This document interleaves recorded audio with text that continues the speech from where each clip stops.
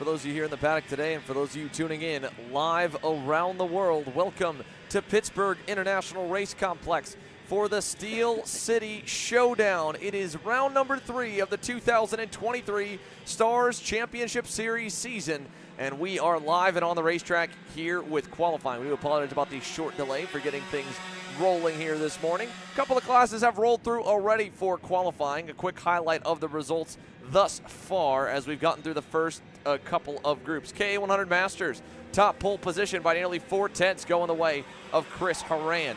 Microslift qualifying going the way of the Team GWR Energy driver Colton Schneegenberg by 2.5 over Emerson Lane. And in Pro Masters and Rock Masters qualifying, Matt Machiko topped the boards over Evan Batt, Justin Kelly, and Joe Ruck. Matt Machiko and Evan Batt both 2/10 up on the rest of the field and a 10th apart.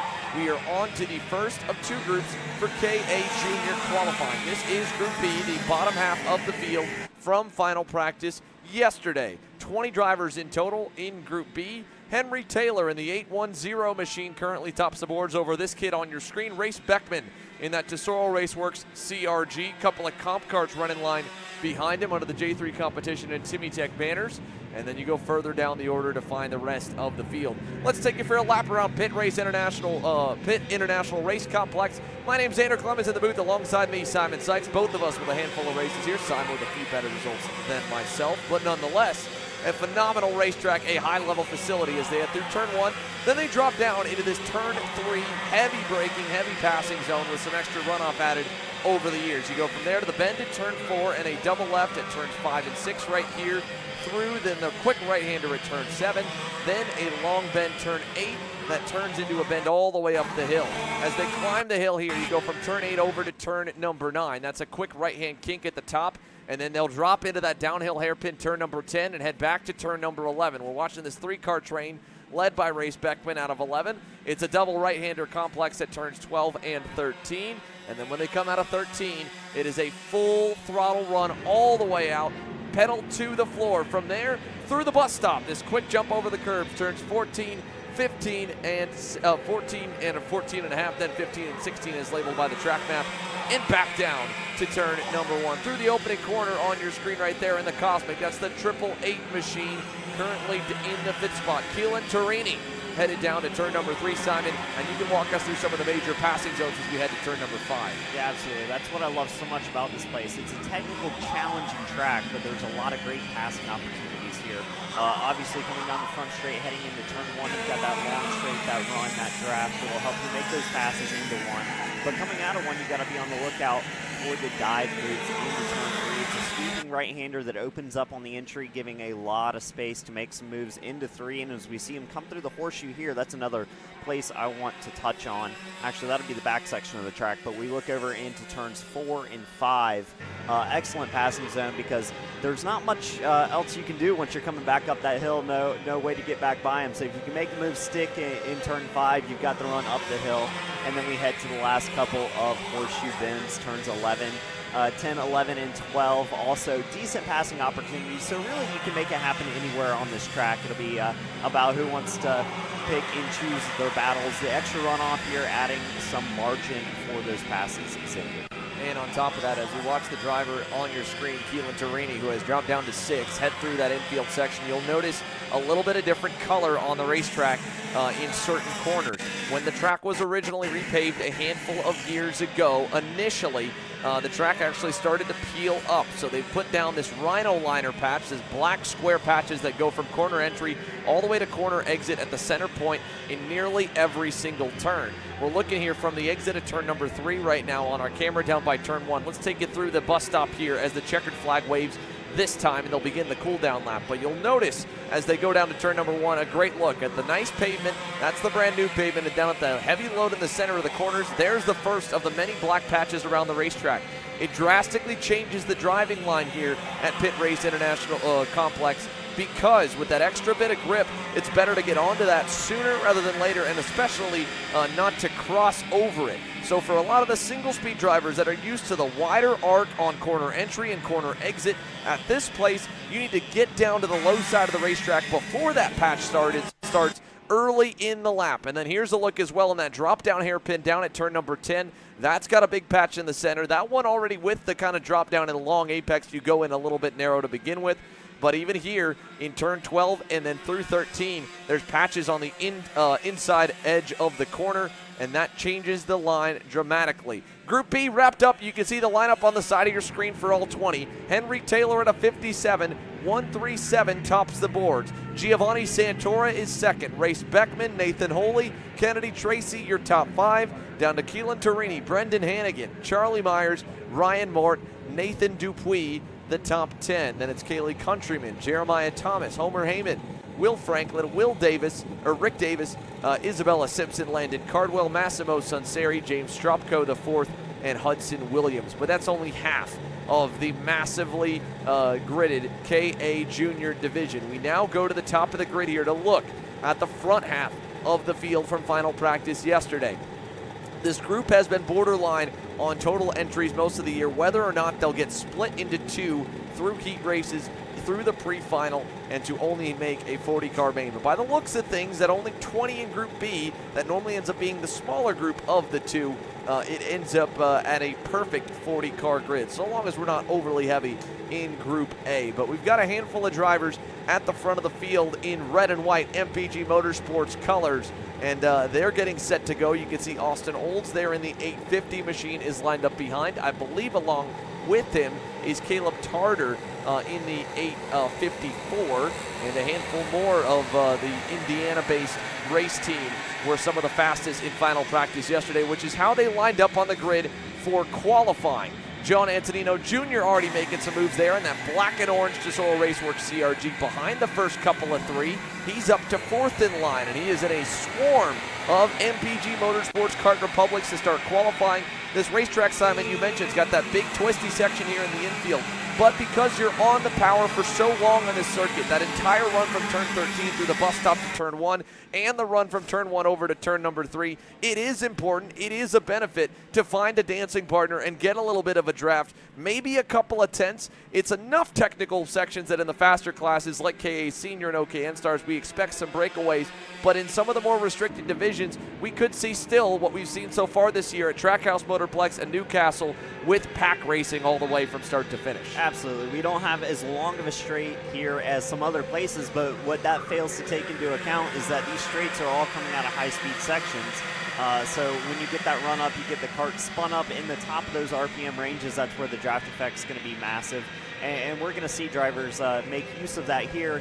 Also, a technical enough track that if you are fast enough on pace and you can get this midfield right, you can break away from the field, get yourself out in front and try and check out. But as we look onto the track for qualifying here, KA Stars, KA Junior Group A, you see the top 2 MPG karts already working together, trying to space themselves out, put in some lap times early. John Antonino sitting there behind them, running those 2 down, wanting to get into that MPG draft train. Yeah, he already worked his way around Landon Boer, the rookie who is making his KA Junior debut. That's 4th in line on the all-blue suit and blue helmet. Leading the way is Caleb Tarter in the 854. Behind him, the taller driver with the blue and white helmet. That's Austin Olds. It'll be tricky for us, just as the viewers at home, to pick apart the differences of the MPG Motorsports drivers, but you can see Olds there is 2nd in line. The front of the 2, well, was the front of the 2, was Caleb Tarter in the 854. Both drivers had strong runs at Newcastle Motorsports Park over the last month, between the likes of the U.S. Pro Kart Series a couple of weeks ago and about a month and a quarter ago back to the Stars Championship Series King of the Castle round, the midway point of the season here upon us now as we get past round 2 and into round number 3. They'll head down the hill once again to turn at number 10, and you'll see them drop on through. Austin Olds now in the black and white suit there leads them. Then it goes back to the blue and black suit of Caleb Tarter and the black and orange Tesoro Raceworks CRG of John Antonino Jr. Now, while these 3 were the first 3 out of the pit lane because they've taken a bit to get going, they are not the fastest. You can see on the left-hand side of your screen, Olds is 9th, Tarter is 10th, Antonino Jr. is 7th, but this will be a great lap for Johnny. Let's see, top of the boards for John Antonino Jr. as he pulls up to the rear bumper of Caleb Tarter, a 56.64. Landon Boer has followed him up to 2nd, and Jackson Deal also on the MPG Motorsports camp behind him. He was and still is in the 3rd spot until the next group comes on by and they shuffle around. That is a big time at the top of the boards, at 92 of J.J. O'Neal, putting down a 56 flat. That's a half-second clear of the rest of the field currently. And I also want to say that this Group A had those tires fired off quickly in this qualifying. That first flying lap by at least the top 5 drivers already cleared the best laps of the Group B time. So quick out of the box here early, but it's J.J. O'Neal with a 5.5 gap over the field. 2 laps into this quality and 3.5 minutes remaining. So this is this first group here now once again separated. Austin Olds, like you mentioned, Simon, feeling like he's got a little more pace to get away from Caleb Tartar or at least try to punch his own hole in the air. It will be quick enough to move him up for a few moments here, a little bit higher on the leaderboard after this pass. And next lap is completed. That lap, a 56.70. That's good enough to go to P7. He's brought Antonino Jr. up to 3rd. He brought everyone else up a little. Landon Boer now getting bumped down to 10th as Jackson Deal moves up the order to the 9th spot. But they continue to shuffle. So this is only, again, this first grouping heading up the hill. If we're able to shift a little bit further back, we'll find some more fast drivers like the likes of Max Weiland, that is in the 2nd spot. And again, a burner lap at a 56 flat for J.J. O'Neal. That is 4.5 tenths up. That's about as perfect as you can probably time the draft to get yourself a good run here in qualifying. I don't know if we'll see that bested by anyone in the session as this continues to roll on with a little bit under 3 minutes to go. Up the hill, over the bus stop, chicane, through down the front straightaway. A good run in line for John Antonino Jr. What does this lap look like as he gets pulled forward? Decent, but still not great. He'll drop down to 5th. Rowan McCurdy will actually move up the order a little bit on the 831. He's the 5th driver in line there. Another MPG Motorsports Kart Republic pilot. So he's 5th in line there with the white helmet at the end. And that's, again, the benefit of running behind everyone, letting them do the hard work, let them push the way, let them punch the hole in the air. You ride at the back of the train, you're going to get the biggest benefit because at the end of every straightaway, that draft will pull you all the way forward. It's pulled Rowan McCurdy to 4th now, and a couple of drivers have still gone a little bit further up the road from him. But for Austin Olds, John Antonino Jr. right now, if they can drop to the back this lap, they'll have a shot for one more. It looks like they're going to stay committed, though, to leading the train and seeing where it lines them up for the heat races. And if they are split as per the original schedule, it's still not a bad starting spot. 9th would then mean a 5th place starting position on the odd side of the heat races. 10th would be a 5th place spot on the even side as Antonino goes by on Austin Olds, and now he'll command the train with 1:15 to go. But again, this is the lead group headed down into the corner. They're going to pass further back in the line. That'll be McCurdy going by on rookie Landon Boer. So Rowan McCurdy moves himself up to 4th in the train. And granted, with the passes into those Rhino Patch sections like turn number 3, you don't lose a lot of time. That gap on the open may be a car length, which is another added benefit of that extra grip at the center of every corner that you have to enter the line narrow to begin with. And if you enter narrow to pass someone, you're still going to hit that Rhino Patch early enough. You can carry a lot of center speed. Yeah, John Antonino making that pass into turn 1. It didn't hurt him that much, but he only got the draft for the first straight of that lap. So I'm not sure where this will line him up, but obviously a big draft from J.J. O'Neal to click down at 56.0, and we've seen some 56.4s, 56.3s behind that, but no one coming close yet. This will be the last lap of the session for this group as they cross the line with 20 seconds remaining. They'll head up the hill into turn 3. It's John Antonino followed closely by Austin Olds. Got a sea of MPG karts behind John Antonino as he'll lead the field across this last lap. Jackson Wolney improving to a 56.345. That'll put him up to the P2 spots just ahead of Davin Roberts in P3. Still J.J. O'Neal out front. It'll be checkered this lap. Here they come down in the drop down to turn number 10. Austin Olds has pulled up a little bit closer to John Antonino Jr. They might be on something decent. If Caleb Tartar gets a big run, he'll be okay. These guys right now have fallen down the order to 12th, 13th, and 14th, and 15th for Landon Boer. That's just the downside of leading the train. Rowan McCurdy's lap only 2 tenths better. It's put him all the way up to 5th. Here comes Olds with a big run towards the line. Checkered flag. He'll push Antonino across. Do they go any better? Not really. About the same for everyone in that group. Tartar improves to 11th. He'll push Olds back to 14th. Antonino Jr. back to 13th. Let's go back over to the start-finish line here if we can for the last few that'll cross. J.J. O'Neal's group still yet to go. That's a big pack coming across. O'Neal does not improve. Davin Roberts does. He stays 3rd. A few more pulling into the scale line early at the end of this session. But my goodness, that burner lap early in the session from J.J. O'Neal, one of the Pitt Race local heroes here this weekend, who we don't always get to see on the national scene. But how about that repping your home racetrack, put 3/10 on a stacked field of KA juniors with Jackson Wolney, Davin Roberts, Max Weiland, Roman McCurdy, the top 5, Sebastian Rice, Cole Wilson. Then it goes to Isaac Malka, Mason Walters, and Carter McMurray, who ties Mason Walters in qualifying at exactly .539 off the pole. It falls back to the second best lap, and again, it's only 9 thousandths back to Caleb Tarter, another 11 thousandths to Jackson Deal, and then a half-tenth. I mean, it got super tight, and that shows you how close the field is. You take away J.J. O'Neill's lap, and you've got 3/10 for about the top 15 drivers. So this will be super entertaining to watch as the day rolls on. From the Steel City Showdown here at Pitt Race International Complex, we've got the Mini Swifts on grid and set to go green when we come back.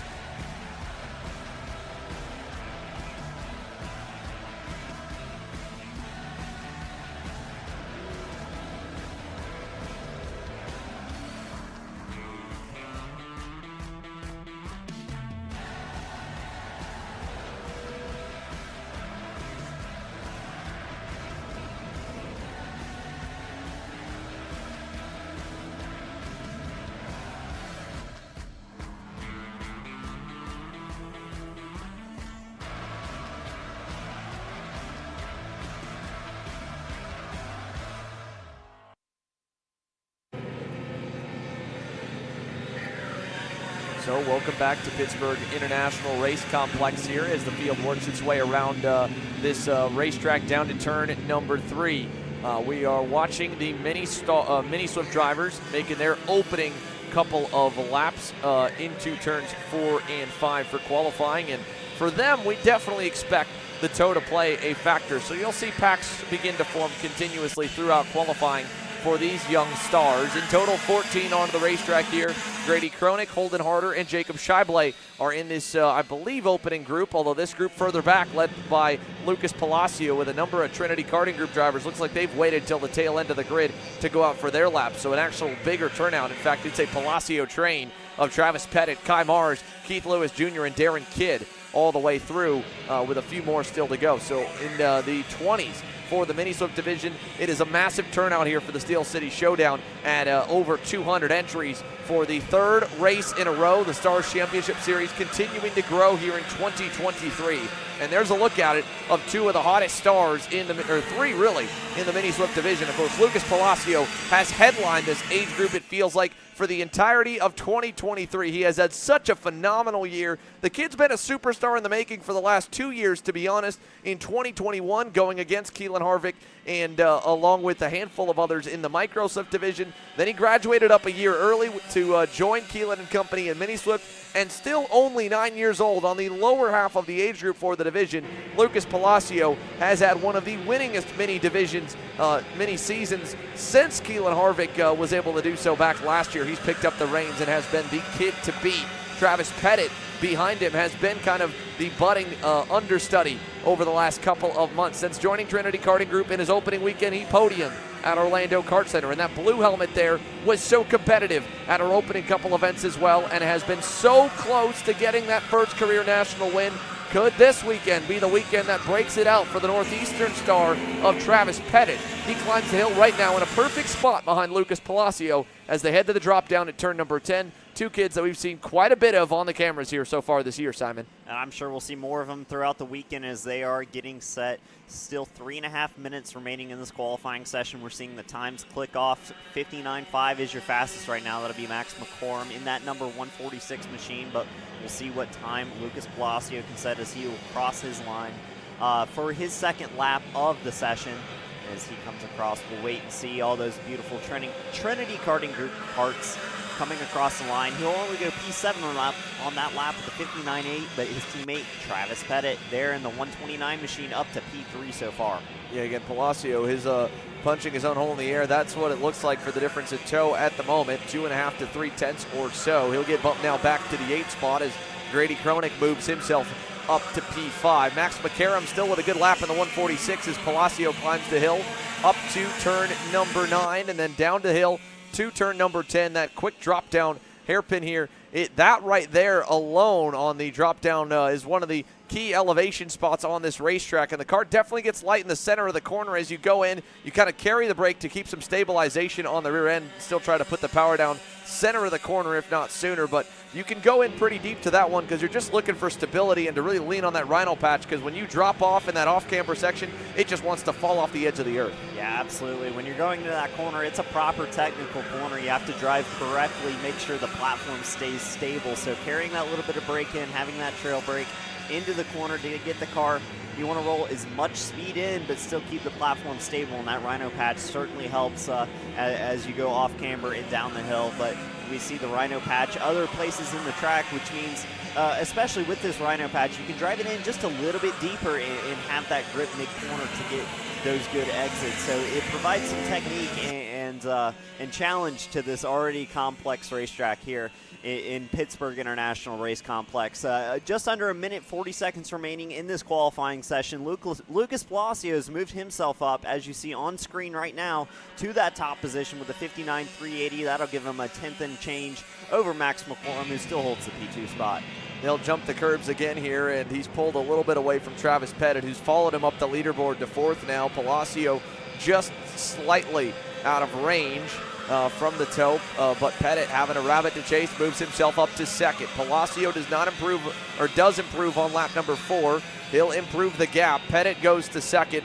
Max McCarrum gets bumped down to 3rd, but by going out at the back of the group here, they will probably come up 1 lap shy compared to everybody else in terms of total laps on the circuit, and everyone, it feels like, is going quicker and quicker by the lap. Most drivers, in fact, almost all drivers inside the top 10, their most recent lap, their quickest one thus far in the session as the grip continues to come down here at Pittsburgh. 40 seconds to go. The update on your top 10, Marco Sammet on the BJR MDR LN kart moves himself to 3rd. Another Northeastern star in the 175 goes to P3. He's a little bit up the road on the racetrack. There he is there, edge of the screen, headed out of turn 3, going to turns 4 and 5. Here's Pettit and Palacio across the line. They'll get in for another lap before this session comes to a close. That lap by, no improvement for either one of them. Palacio slows a bit, Pettit slows a ton with a little bobble, so no major changes. But for this group, they'll be one of the last ones to get a lap on in as the lap time comes down to 0. Let's see if we can pick up a handful more of other drivers as we go through the lap coming to the checkered flag. Let's pick them up here. How about Tyrone Kemper Jr. on that Fernando Alonso kart just ahead of Marco Sammet. This is the final time by. 2 drivers right now. Kemper Jr. down in the 16th spot. We have Sammet on a perfect positioned lap here. He's on the bumper as they come down the straightaway to the checkered flag for the final 2 drivers. Sammet will jump all the way. 2nd is the best he can do. A 10th off of Lucas Palacio in the LN kart. He'll split Travis Pettit. Max McCarrum checkers in. He will do no better than 4th. Harder 5th. Balog 6th. Chablais 7th. Grady Kronick 8th. Let's pick back up those Trinity Karting Group Kart Republics. They're headed in the back section of the racetrack right now. Coming towards, I believe, probably turns 11, 12, and 13, if not already. There they are, top of the screen. Just came through. Top of the screen, headed through turn 10. We'll see him as they come across. One thing I want to touch on is Lucas Palacio. not taking advantage of the draft, running out front by himself, still setting those quick times, figured his solo pace was going to be there, and it was. He did 3 laps in a row in the 59.3 range. No one else able to find that kind of pace out there, even with the draft. So, yeah, it's going to be a challenge for these other drivers to keep up in the heats if he starts to break away, gets that gap out front like we're so used to seeing him do. But as the order comes up here, a strong result from many drivers here in the mini Swift category. Swift Stars Qualifying is wrapped up. Order on your screen. It was Luke Palacio, Marco Salmon, Travis Pettit, Max McCorm, and Holden Harder, your top 5. And then you go back, Balog, Scheibele, Kronik, Mars, Kidd, the top 10. You can see the rest of the field there going on through. But from the famous water tower here at Pitt Race, again, you are watching the Steel City Showdown here on Kart Chaser. Full coverage continues to roll throughout this entire day and into tomorrow. Qualifying coming up on the midway point right now through the divisions, then 2 full rounds of heat races this afternoon, along with 3 finals and main events on Sunday. It's a beautiful Saturday here in Pittsburgh. Highs expected around the low 80s. It's going to get even hotter on the racetrack as well. Don't go anywhere.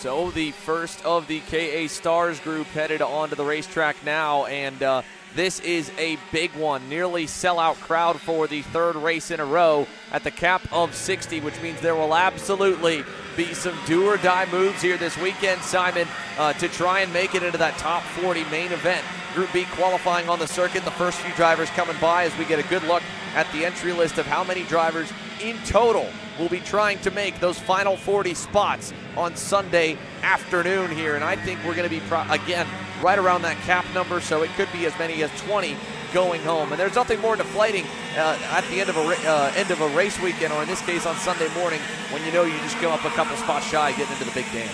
Yeah, especially with these knockout formats here, this Group B. The slower group in practice, but they'll see qualifying and try and make an improvement on that and see if they can't work their way up, move themselves up the order to get them to safety away from the knockout zone, because once it comes to that time, I'm sure it's no holds barred with plenty of places to pass on this track. It'll be tough and challenging for those the last chance qualifier here tomorrow morning. As the drivers roll across for the first time by, it is Garrett Davis currently P1 with a 56.8, just a touch quicker than we saw from the KA junior drivers earlier. Yep, and again, that's just the opening lap. We're watching the first couple of drivers that got released on the racetrack. I believe one of them might be Scott Oliver. He's in that 943 Magic Kart USA machine, second of the 2 that have gone out to begin their laps here on the session. One of the OTKs, many Tony Karts here in the field for KA Stars out in front of him as well. There's a number of names in the order that are worth talking about here as we go further back. Let's find the 915 and the 942. About the 942 of Mason Surgener, who has been improving from a driver that was typically outside the cut line of LCQs not long ago, has been now slowly moving his way up the order. He was having to fight his way out of it, I believe, in Newcastle, but he was able to make the show there. Of course, that one had some final lap theatrics with a pass for that transfer spot just a month and a quarter ago. He actually will now go to the top, 56.74 here in the slow group, so good start.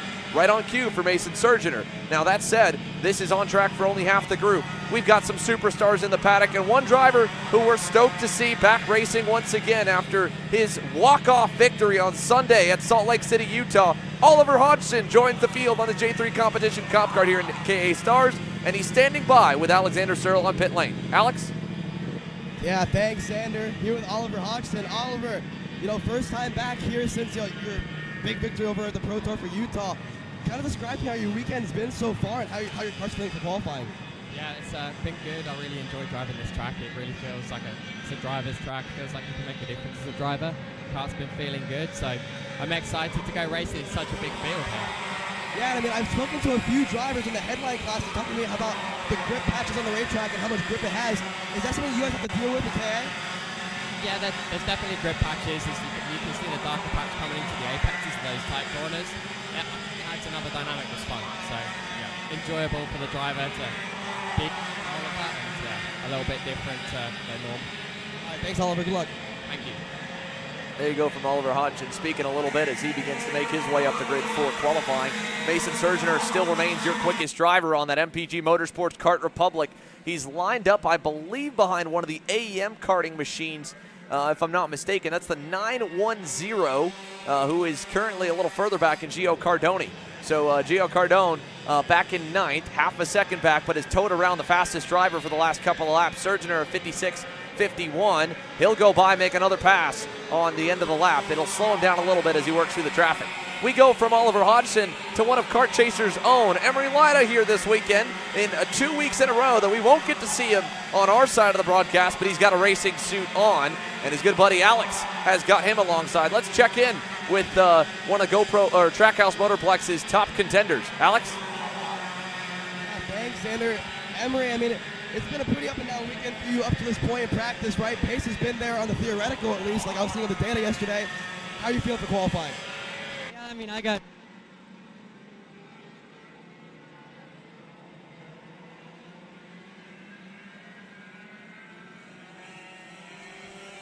Yeah, and obviously you were telling me before this session here, Emery, the grip patches have been, throwing you off just a little bit. How much has that been bothering you?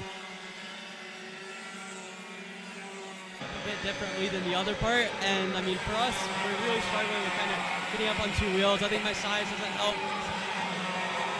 We're working on it, and I think we're pushing the rest of the weekend. All right, good luck, Emery. Thank you. Apologize a little bit about that quick loss there, but again, you hear it from Emery Lida, being a taller driver on these dyno patches, anywhere where there's high grip is always tricky because the higher center of gravity wants to make that kart basically tip over. And that's exactly what he mentioned there, going up on 2 wheels through some of the higher grip sections. How about a look at Garrett Davis there on that Alonso kart, the blue and gray suit, headed down the hill, then back to Mason Surgener. Here's a look at Garrett Davis on the yellow and blue helmet. And he is currently 7th right now on the 937, but by his lonesome. And looking at the difference, a couple of tenths, 3.5 back from the pole, coming to around 30 seconds and some change to go. A few more coming on through. How about Massimo Sanchez-Lara there in that Tesoro Raceworks CRG? He's currently P5. Here they come to the bus stop for Group B. This will be the final lap around. Who's going to get one more lap in? Who's going to get the checkered flag? This group looks like they will all get one more lap in, which is good news for them as they head down the hill to turn number 3. That will be the end of time here on the session for the final group of KA Stars as they come through. Mason Surgener still holding that top spot, a testament to the knowledge and experience under that MPG tent to coach him all the way up, and we'll see how he progresses throughout this weekend as Group B finalizes their cool-down laps. As Ben Lida coming home in P2 of the session so far. 991 machine doing well there. Carter Thompson P3 in the 951. Gavin Isaacs P4. And Massimo Sanchez-Lara coming home P5. Well, right now he's got one more shot to go quicker. This group did make it in before the checkered, so the bottom half of the top 10 have either pulled in or hit the checkered flag. Surgener will not improve. Neither will Lida. Here comes this big group. Back half of the top 10 trying to go up. Any final lap improvements? No one going to get any heroics on the final lap around. They will lock into those spots there. Mason Surgener on the MPG Motorsports Kart Republic tops the boards in KA Stars Group B qualifying. And we'll stay live here as we get set for Group A, but let's pull up the results here from Group B. So Surgeoner by a 1/10 over Ryder Thompson, Isaac Sanchez-Lara, as you mentioned. It's about a 1/10 back to second, 1/10.5 back to third, and then it tightens up for about a 1/10.5 all the way through the rest of the top 10 to Liam Kerper, Scott Oliver, Garrett Davis, Logan Mueller, and Seth Stowe's Timmy Tech Comp Kart. And then you go back down the order. Gio Cardone, Presley Whitney, Matt Darlison, Brenna Schubert, Jake James, Lavisa Landon, Jared Dunkovich, Eric Goldstein, Ian Morrison, and that will probably put around Jake James to Lavisa Landon, borderline at the cut line roughly from what we can estimate. Just a couple in total off of the total at 25, which means 10 will miss the 40 driver main. There's the five drivers from this group. The back half from 16th back to 25th, you'd imagine, are outside looking in on pace.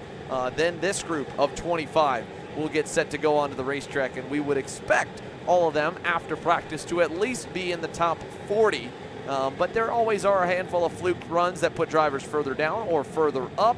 Here's a look from the grid. Let's go through who was quickest from final practice yesterday in KA Stars. At the end of it all, of course, it was a really good run for a couple of Pittsburgh-based drivers. Anthony Rivera and Race Liberante were quickest in their group at a 56 flat from Rivera and a 56.13 from Liberante. And then from the original group there, James Overbeck and Oliver Hodgson were quick in theirs. Of Overbeck at a 56.2, Hodgson at a 56.07. Now they've lined up where they wanted to, which was my mistake from the grid, as all those drivers have elected to go out a little further back. On the screen here as we get set to go green with this next session, you've got Spencer Conrad's Team GWR OTK on the outside in the 977, and one of the many BJR MDR pilots on the inside in the 924 LN kart. There is, I believe, one of the Pro Kart Concepts Tony karts there headed out. There's Oliver Hodgson on that blue and yellow fluorescent comp kart. He's in the middle of a swarm, which is, again, to me, very interesting to see that the veteran here and former Miami International final champion has decided to go out in the middle of the pack versus maybe go out at the back or the front to find a little more separation, Simon. He's already made a few passes trying to work himself into a position where he can get the most out of the draft here. We're seeing the tires, especially in that last group, peak lap 2, lap 3. No one really improving there at the end, so it'll be interesting to keep an eye on this session. The number to remember is a 56.51. That was your top time in KA Stars Group B. So that is the time to beat so far. We'll see as these drivers roll through on their out lap, headed through the final couple of corners to start their first flying laps as we get a good look of Oliver Hodgson and James Overbeck heading through, getting set in this long line of karts here, Xander. Yeah, here you can see Oliver Hodgson in the middle of that pack. One driver's going to pull out of line. That's Mick Gabriel. They're pulling out. He did not want to lead that pack around. They're side by side. Look at them all the way up the hill to turn number 3. More drivers pulling out of line, a few staying in, trying to find space. Cooper O'Clair on the comp kart, a couple of karts ahead of Oliver Hodgson, wanted to make up some ground, so he went by one more driver. There's Sam Avrutsky in the mix of it. But Spencer Conrad all the way at the very front with that white front bumper on the red and black Nitro Kart livery GWR OTK has decided to lead everybody around for the opening couple of laps as Hodgson makes another move down there at turn number 10. But for Spencer Conrad, he's at least got clean air and he's not worrying about anyone else really diving on by. While these guys, I mean, there is a car length at most between everyone in this group, and it's probably going to be a clean lap around laps 5 or 6 when it shuffles out, but these first few, still going to be a lot of passes. Here comes one, I believe, from Hodgson, probably down at turn number 3. If not, no, it'll be turn 1. He wants to go even quicker, and he'll try and go on by the 918. That is going to be a driver a little bit further down on the opening couple of laps. If that is indeed the 918, it looked like it was to me. It might have been the 916 of Jaden Kraus. Race Liberante, one of the smarter drivers I feel like here in qualifying. He's decided to say, forget all of you guys. There he is, bottom of the screen going through turn 3. So this entire swarm heading up the hill to turn number 9. And then if you go all the way back on the racetrack to the infield turns 4 and 5 right now, the MPG Motorsports Kart Republic driver, Race Liberante, said, forget all you guys. I'm not playing any of these games here. I'm going to go out way back. And he just went half a second better than everybody on the racetrack. There he is right there on the blue and white suit. It certainly worked for Lucas Palacio in that Swift Stars division, going out without a draft, seeing what he can do. He's even finding the tail end of a draft on this lap. but already on his first flying lap, beating out the best of Group B. James Overbeck now going to the top of the boards. He'll go P1 on that third lap as we have more side-by-side action. Alexander Searle, what do you have for us? Thanks, Xander. Talent, we're back here where it all started for you here at Pitt Complex. I mean, first of all, how good does it feel back at your home racetrack?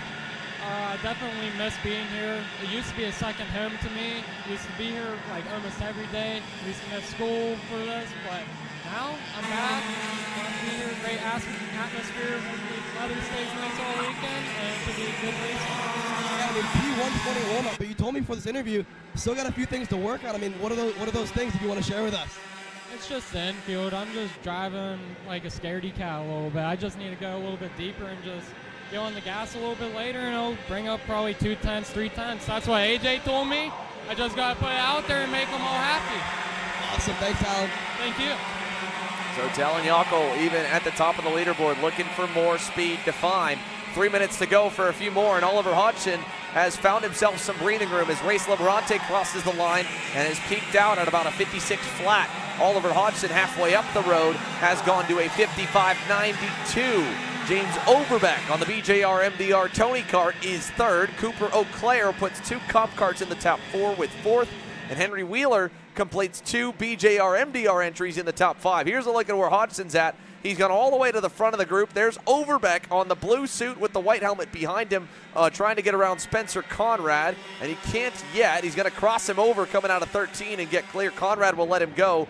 Hodgson about to be leading this pack here because he's gone all the way to the front of it. It's taken a few laps to get that breathing room, and now he'll go all the way to the front of the grouping with a decent lap getting through traffic. I believe that might be Jake James. He just got his way around into turn number 1, but I may be mistaken. No, Drew James, sorry, in the Tony Kart.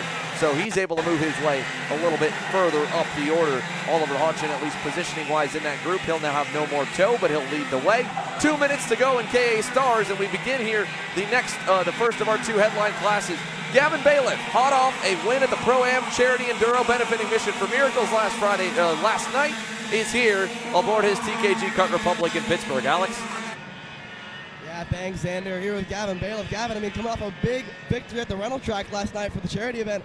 I mean, how are you feeling for this qualifying session here? Feeling good. Yesterday we were P1 in the final session, so we've got some good speed on this Kart Republic and the power plant. Coming off the rental kart win last night, feeling pretty confident this time. Might not pay to win this one, but we'll be good. Yeah, this morning we're up, 3 tenths off here. I mean, you need to fight for qualifying. Oh yeah, for sure. Morning warm-up, we were on used tires, and I think most guys were on new, so I think we're right there pace-wise. Used tire, new tire. I think we'll be good. Yeah, man, I spoke to a few guys in the headline classes. They say that there's not much of a difference for new and used. Have you guys found the same thing for you guys? We gained quite a bit on the used tires yesterday, probably about 4 or 5 tenths. So I'm not sure where the difference is there, but our kart's pretty dialed on used, pretty dialed on new, so I think we'll be good there. All right, good luck. Thank you. All right, there you hear it from Gavin Bailiff as KA Stars Qualifying comes to a close. A minute to go. Here's Oliver Hodgson. James Overbeck is on, I think, this time here for a really, really good lap, Simon. Trailing the fastest driver, towing up to him. Look at the closing rate through the bus stop. Big lap. Is it enough for the pole? James Overbeck across the line. Not enough. That time by. Both of them a little slower. Cooper O'Clair, in fact, actually improved to a 56.1. So Overbeck pulls up to the bumper of Oliver Hodgson, who slowed down a little bit and did not go quick enough to go back. Race Liberante still finding some more speed. He had a 56.04, still a 10th off the pole, but it's closer, and it's given him a couple thousandths over Henry Wheeler, who improved on that lap as well. So Overbeck is 5th, 2 tenths back. It's Hodgson, Liberante, Wheeler, O'Clair, and this is going to be the run to the line for everybody here. Headed down to turn number 10, the final lap underway. I believe checkered should be this time by, if not pulling on in. Let's see. Looks like they may have slowed down a little bit, or either he lost time to Hodgson or this was it. Down to the wire, out of 13. Do they come in? No, Overbeck made a mistake. This is the run to the line right here. Oliver Hodgson pulled away. Final shot to try and extend the gap and make himself safe atop the leaderboard at the line. Nobody going to improve. How about Anthony Rivera? What a move from Anthony Rivera. The Privateer Energy all the way to the top of the boards. 55.91. He's at the end of that group there on the blue and red machine, towing off a Cooper O'Clair. And talk about a stunner in his first ever season in KA Senior on home turf, a father-son duo, Anthony Rivera to the top of the boards over the Miami International final champion Oliver Hodgson. Race Liberante jumps down to third, Wheeler fourth, Eau Claire does not improve in fifth. In fact, hardly anyone gets any position change on that final lap. But for this kid, this is huge. First career national pole on home turf. Anthony Rivera will lead a 50-plus driver field into the scale line at the end of qualifying with an absolute heater on the final time by the stripe, Simon. Talk about a statement and a big boost of confidence. What a lap. We'd see the draft in leverage all session. It was Oliver Hodgson who made the most of it early, and even he ran a 56.011 on the last lap, leading that train, but it wasn't enough. Anthony Rivera, fresh off a hot season so far in the junior categories across all the different series, comes here in KA Stars and puts it on top. What a drive from the 921 machine at Anthony Rivera. That is super, super cool to see for a local hero to be able to put it on top. He's made a handful of national starts this year, kicked off the SCUSA Winter Series, and then a handful of other national events, including, I believe, the opening 2 Stars Championship Series as well, but didn't make nearly as much noise as he has here as a track that he's got some extra laps on. And now we go from him to the grid for Pro Stars Qualifying, the first of the 2 headline divisions, getting set to roll. On the far right-hand side of your screen, on that red and yellow #1 plate, Vincenzo Saraceno, the reigning champion, has had somewhat of a quiet and consistent 2023 season. No wins yet in the opening couple of rounds. A podium, I believe, back at round #1, but nothing really to be seen at King of the Castle, as he had to come from the rear after an issue in the pre-final and only could make his way to the back half of the top 5 and midway through the top 10. He's looking for more here on his Vermont Kart Company Factory Maranello here this weekend, and he's got his teammate in Josh Conker, the Rock Stars champ and 3rd in Pro Stars in 2022, who is also looking for win #1 on the year. Annie Rule running behind the 2 of them. She's aboard the Magic Kart. All 3 were competitors in our Pro-Am Charity Enduro last night, benefiting Mission for Miracles, and while neither one of the 3 were able to get it, Josh Conker was the original on-track winner, but after all the donations and boosts and extra parts came on in, well, the win was handed to Team Bailiff, and Gavin Bailiff's Trinity Karting Group Kart Republic's a little bit further back than these guys, but we expect a little bit of a different dynamic in qualifying in Pro Stars, knowing that they're on the softer MG yellows. Every race this season, it's been lap 2 or 3 that's been the money lap, and from there, you pull in to save the rubber, Simon. Absolutely. These softer compound tires, you have to get the most of them quick, so you want to get them up to temperature, get your lap, and either pull in or just cool them down. You can't go out there and run all the laps hard, and they're just going to fall off too much by the end of the session. So we'll look for the driver to put some laps in early and see where it stacks out. You see Vincenzo coming across your screen. On now is Annie Rule as she comes through turn 3, headed to the double left-hander in the horseshoe here, middle of the track. And I think that's Josh Conker already driving all the way to the rear bumper of Vincenzo Saraceno on this first line lap. Yeah, in fact, he is here. He's only 4 car lengths back from Vincenzo as they'll drop down the hill. Now, again, a couple of drivers, bottom of the screen there, look like they're still going pretty slow on their outlap, may do 2 warm-up laps on the tires before they begin to push. These drivers looking like they're getting set. Saraceno starting to pull away now as he begins to get set for what will probably be really, lap 2 as the goal lap, the prime lap they want to hit all their marks on. But there's 16 corners at this racetrack here and a lot of room for error to blow an apex. On the opening lap, Conker at a 52.54. Robbie Bajoso on the Magic Kart, the veteran, the multi-time national champion, and one of the captains of the Magic Kart USA Checkered Motorsports Camp, has also decided to make his once-a-year start here this weekend, and he goes to the top at a 52.27, puts Conker and Saraceno down, who were probably about 80 or 90% looking at the way they were driving on that opening lap. This lap looking like it's a lot better for the Canadian back there in second in line and second on the board, Simon. 4.5 minutes remaining. Josh Conker 2.5 tenths back. We'll see Gavin Bailiff move himself up to P2 on that last lap. That was lap number 1 for the driver. He went out a bit late out of the pits, got himself some clean track, and now we see back to the front of the field, Josh Conker running really close to Vincenzo Saracino. He immediately backs off. He has just disappeared out of our screen, immediately getting out of the throttle, exiting turn 1. Still Robbie Bedoso improving last time by lap number 2 of 51.999. Only driver to crack the 51-second bracket so far. Ian Quinn up to P2. He will run a 52.191, putting him just about 2 tenths behind Robbie Bedoso to start the session. Yeah, let's see. Here comes Gavin Bailiff through turn number 13 there on the GKG Kart Republic. He'll come towards the bus stop. That green and white machine with the red and white suit headed down the front straightaway now to turn number 1 is Gavin Bailiff. Here he comes down into the corner. There's Colin Daly. Bailiff, I believe, 1 cart ahead of Colin Daly. Then you go back to the GFC right there. That is the 222 machine of David Carmody. Here's Bailiff coming to turns 4 and 5, and that lap was good. You heard it from him. Gavin Bailiff happy with the way the pace was in warm-up on the used rubber. New rubber looks good for the 264. He goes to the top. Justin White to second. Bedoso back to third. Talon Yockel is fourth. It's a 10th spread halfway through the session. Let's go down the pit lane here and hear from more. In fact, our top qualifier. What a day. What a performance so far from Anthony Rivera. Alex? Thanks, Xander. Anthony, privateer, first national pole position. First of all, describe your emotions to me right now. Feel pretty fast. Feel pretty good as well. Yeah. I know I have the speed right now, so it feels good, yeah. They put such a lap together. I mean, just walk through the lap and, the mentality to put a lap together like that. So at the beginning, I was hoping I could work with someone, but there was just too much battling going on, so I knew how to, back off because I didn't have that many laps to go. So luckily, I was actually in the right spot where I was in the end of the pack. So that's when I pulled it off on the last lap. All right, congratulations. Thank you. There you go from Anthony Rivera here. Congrats to him on the top lap. Now things have shifted again. Gavin Bailiff went quicker on another lap by 51.887 for the Kart Republic. There's Talon Yockel out of turn 13.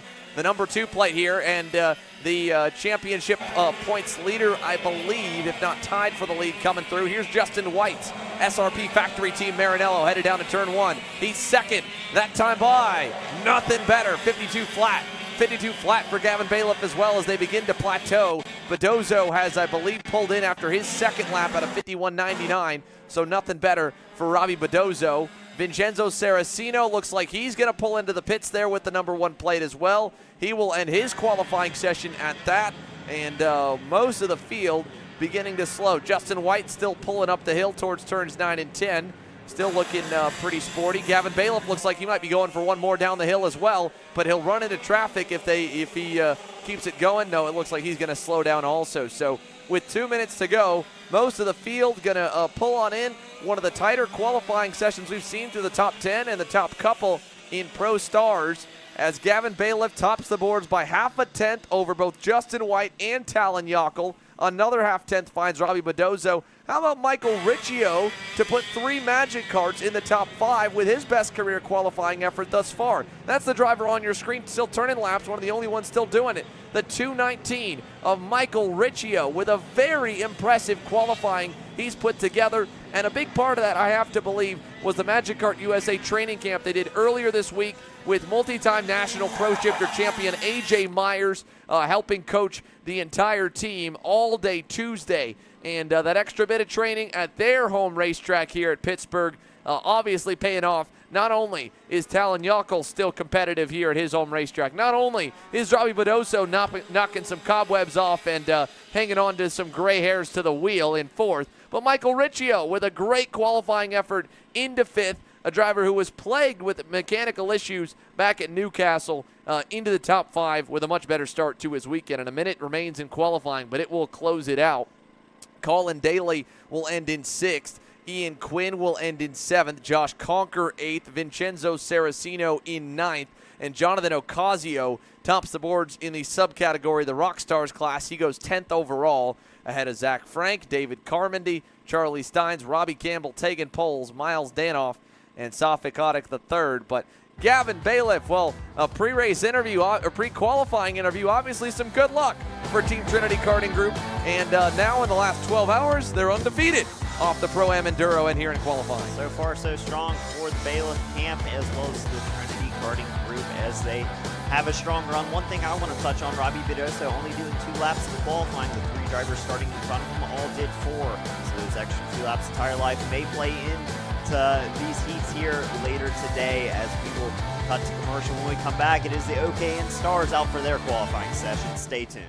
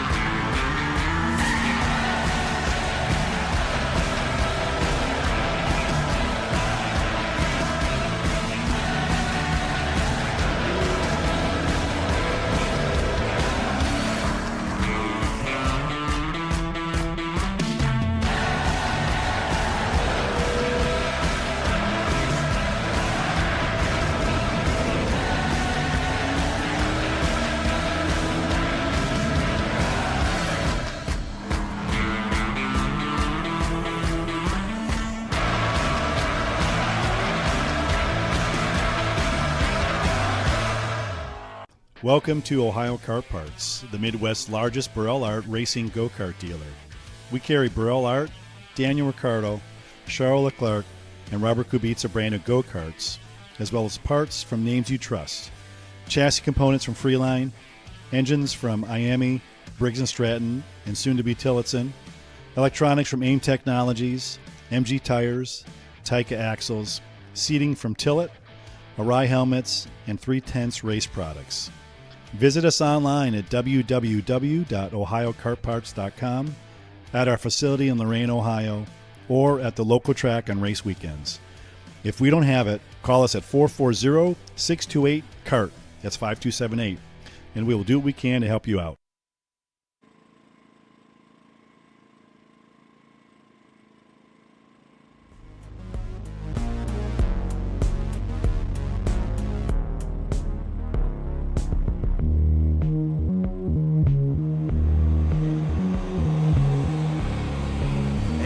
Coming to life for OKN Stars as the bump starts off the grid, get the field fired up. And this one especially fun because Josh Conker is going to have one of the busiest weekends out of any driver in the grid, doing double duty in back-to-back classes on the lineup from Pro Stars to the fellow headline division OKN Stars. As Zachary Clayman DeMello was slated to make his Stars Championship Series debut with the Vermont Kart Company Maranello team, but he was unable to get his travel restriction and his visa set up to get here to Pittsburgh, I believe. Some travel complications took out ZCD, the 2019 SCUSA Super Nationals champion, and he will unfortunately be probably watching this one from the sidelines back home. But he's got Josh Conker, who will be leading the Carblos Racing Engines and Vermont Kart Company team around in the single-speed class as well as in Pro Shifter. And we'll see what Josh can do getting in to the OKN package for the very first time. As they head down through turn number 1, let's look at a handful of the field. How about that red and black Gillard of Alex? Oh, way off the racetrack for one of the GP chassis. That was a big off for the number 6 of Eli Fox, who had already had a rough start in his Stars debut back at Newcastle Motorsports Park. Eli Fox on that GP Fury racing machine going a little bit wide.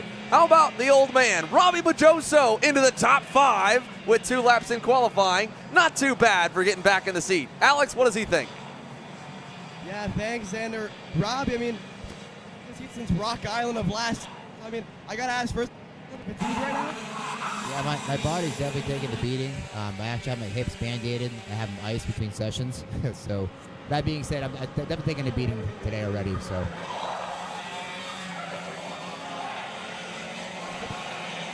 The mentality change you gotta have to, drive around? I mean, there's no way really driving around. You kind of have to deal with it. So, you got to make the best of the situation. I don't think there's any way of alleviating the grip on the track this weekend. It's just knowing how to drive through it. So, hopefully we figure that out, and I think a lot of our teammates have been figuring that out as well.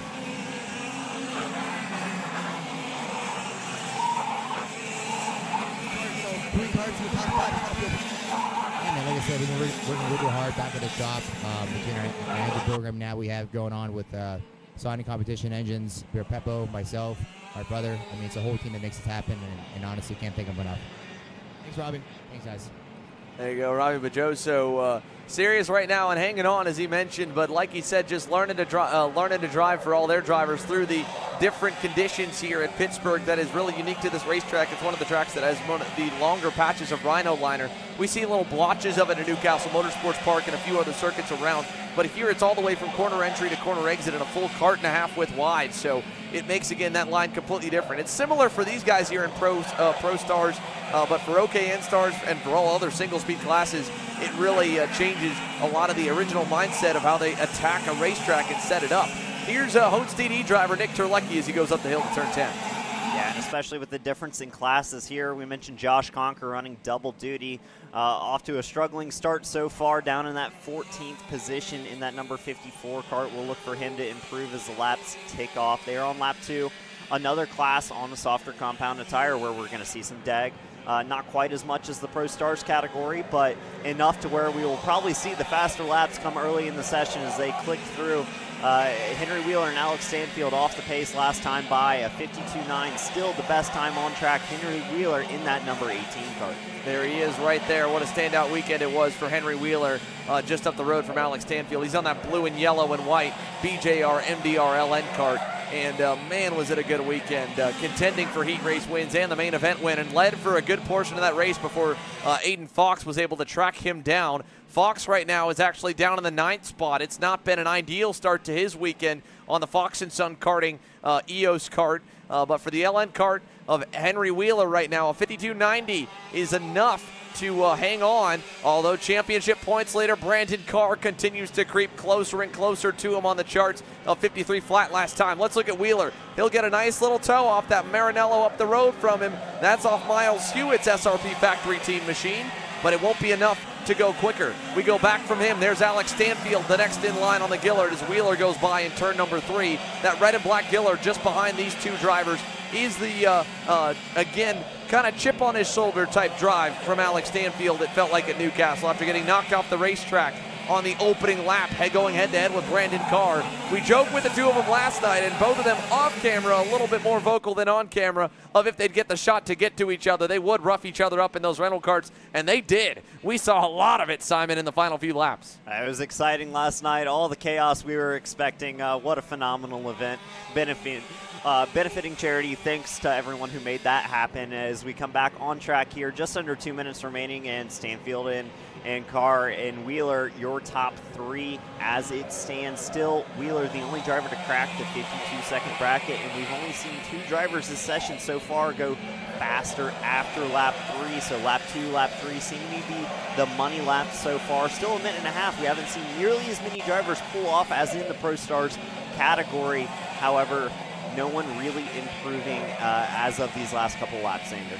Yeah, no, they're all staying about the same from lap 2, lap 3. Here's Stanfield up the hill, still digging for more as they go over towards that drop-down hairpin at turn number 10. Now he'll get a little bit of a tow off the back of that SRP factory Marinello of Miles Hewitt just up the road from him through turn 11, or turn number 12, 11, and then over to 12 and 13.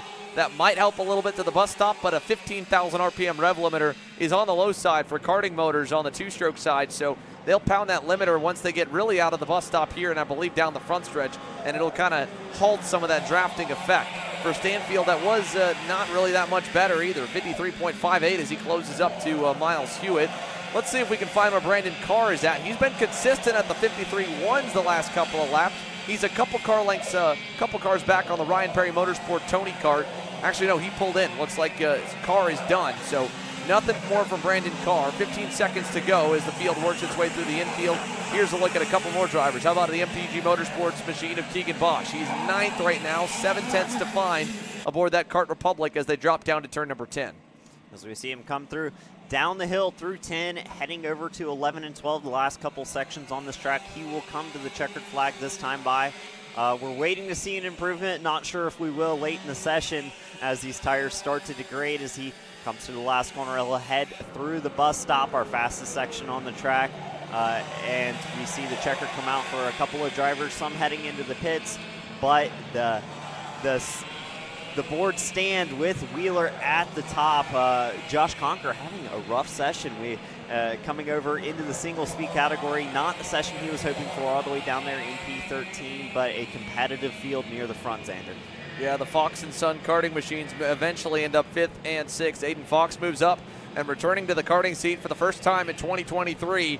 National race winner Nate Cicero goes 5th, but both of them within hundreds of each other, 4/10 off the pace of Henry Wheeler's BJR MDR LN kart. Carr, Stanfield, and Duchak ahead of them with a good run on the Modena DR of Wesley Duchak.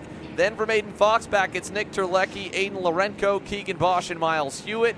And more speed to find for the likes of Julian DaCosta. We saw Eli Fox pulling in on the Fury Racing GP kart. Josh Conker on the Maranello, 13th, 1.2 to find. And Adam Roberts in the number 37, back in 15th, 2.5 seconds to find as well aboard the Vermont Kart Company Maranello. For the 15 OKN Stars here, Henry Wheeler once again on top over Brandon Carr and company. Julian DaCosta taking a little nap, unfortunately, after a not an ideal qualifying session. Didn't get to complete a single circuit around Pitt Race, and so he'll have to wait on the recovery vehicle and get himself psyched back up for the heat races. The good news is he's got a little bit of time to mentally reset, as we've got the lunch break coming on now here, folks. When we come back in about 30 minutes here at 12:30 p.m. Eastern, 9:30 a.m.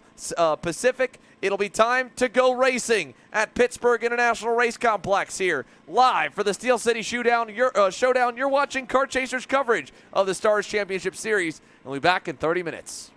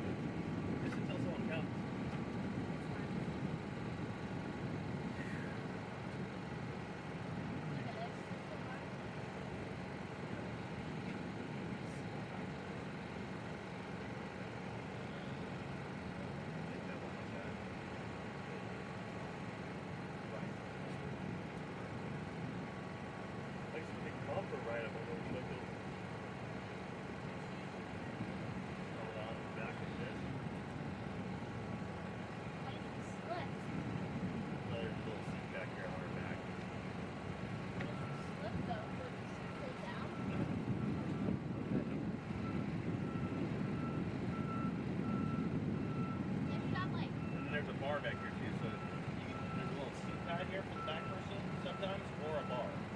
So you can hold onto the bar like this, or you can hold onto the person in front of you. Because if you're taking a guy for a ride, you don't want him to be doing this to you, right? That's for girls only. And if I took like Scotty would just hold on like this to the back bar.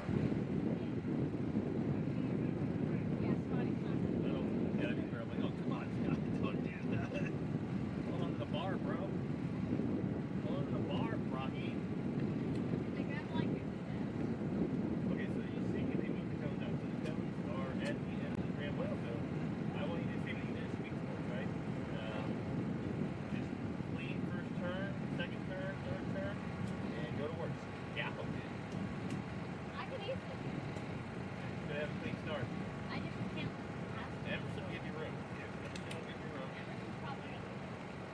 Just make sure you get a good. Not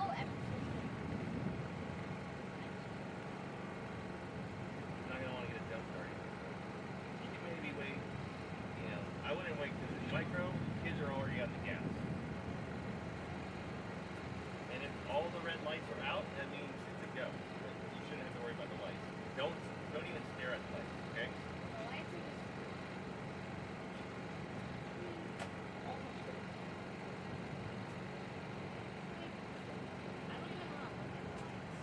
Just focus on being, I want to see this corner down there? I want you to be slow around the corner and then get into the tram lines and you're still slow in the tram lines and then you start, once you get to the first line in that tram line, borrow some shade.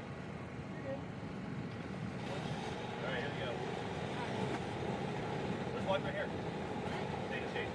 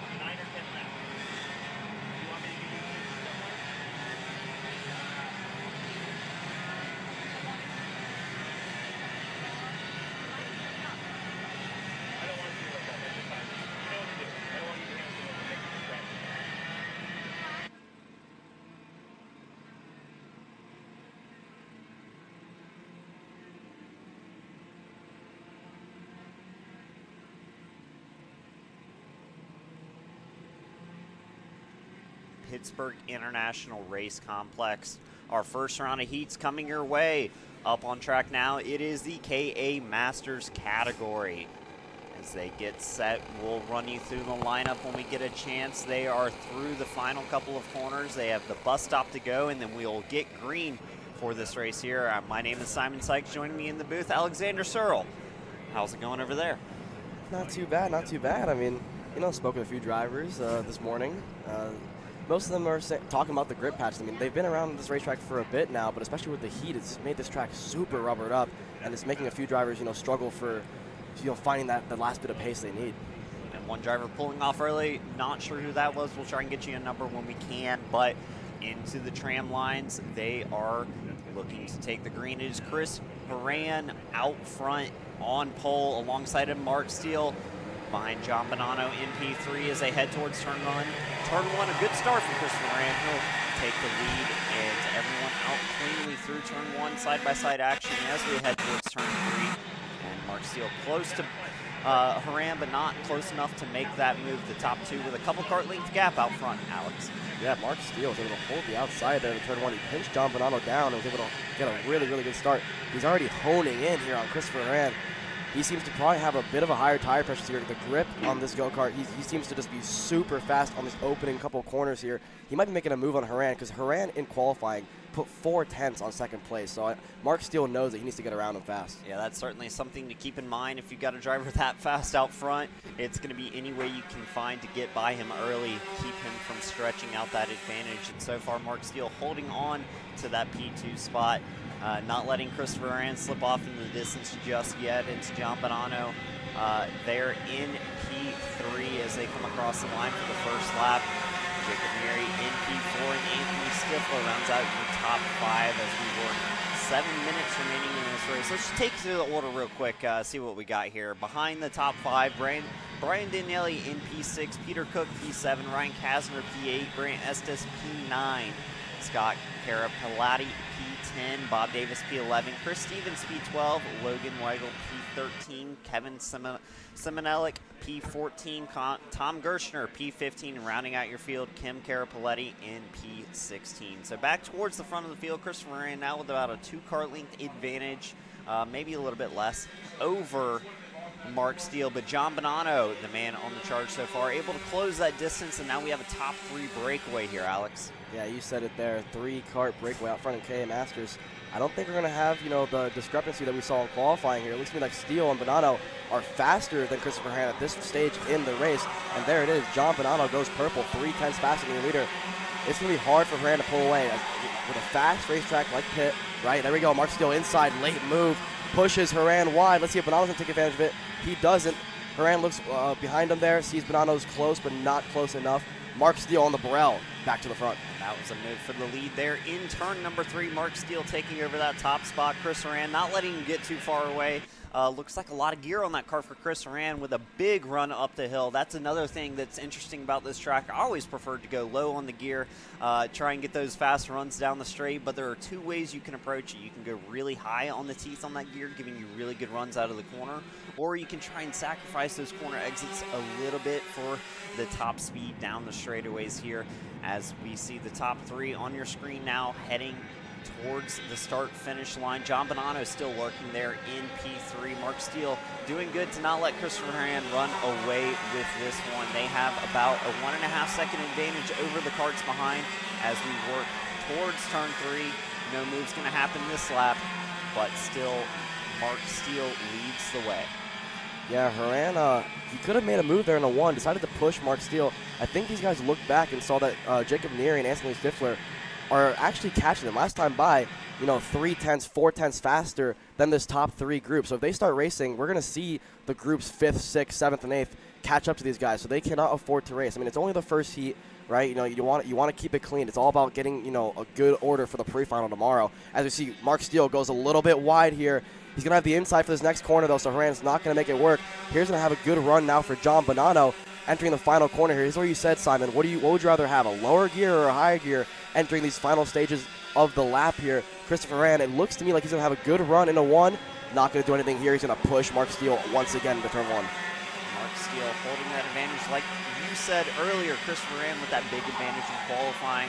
And we see Mark Steele going to work on that carburetor, seeing if he can match that tuning up just a little bit better, maybe lean it out or richen it up, depending on which way he's feeling. Either way, trying to play with some settings on the car as they head through the horseshoe and up the hill towards turn 10. And Christopher Haran has not let him disappear at all over that rear bumper of Mark Steele. Mark with a mistake last lap, went a little bit wide down here in this next corner, turn number 11. We'll see if he does it again this time. I'm sure he won't. As he comes out of the corner cleanly, still running a really wide line out of there that allows Christopher Haran to get all the way to that rear bumper, and we have a fight on our hands. They've stayed in line so far, but as these laps tick down, will the aggression pick up, Alex?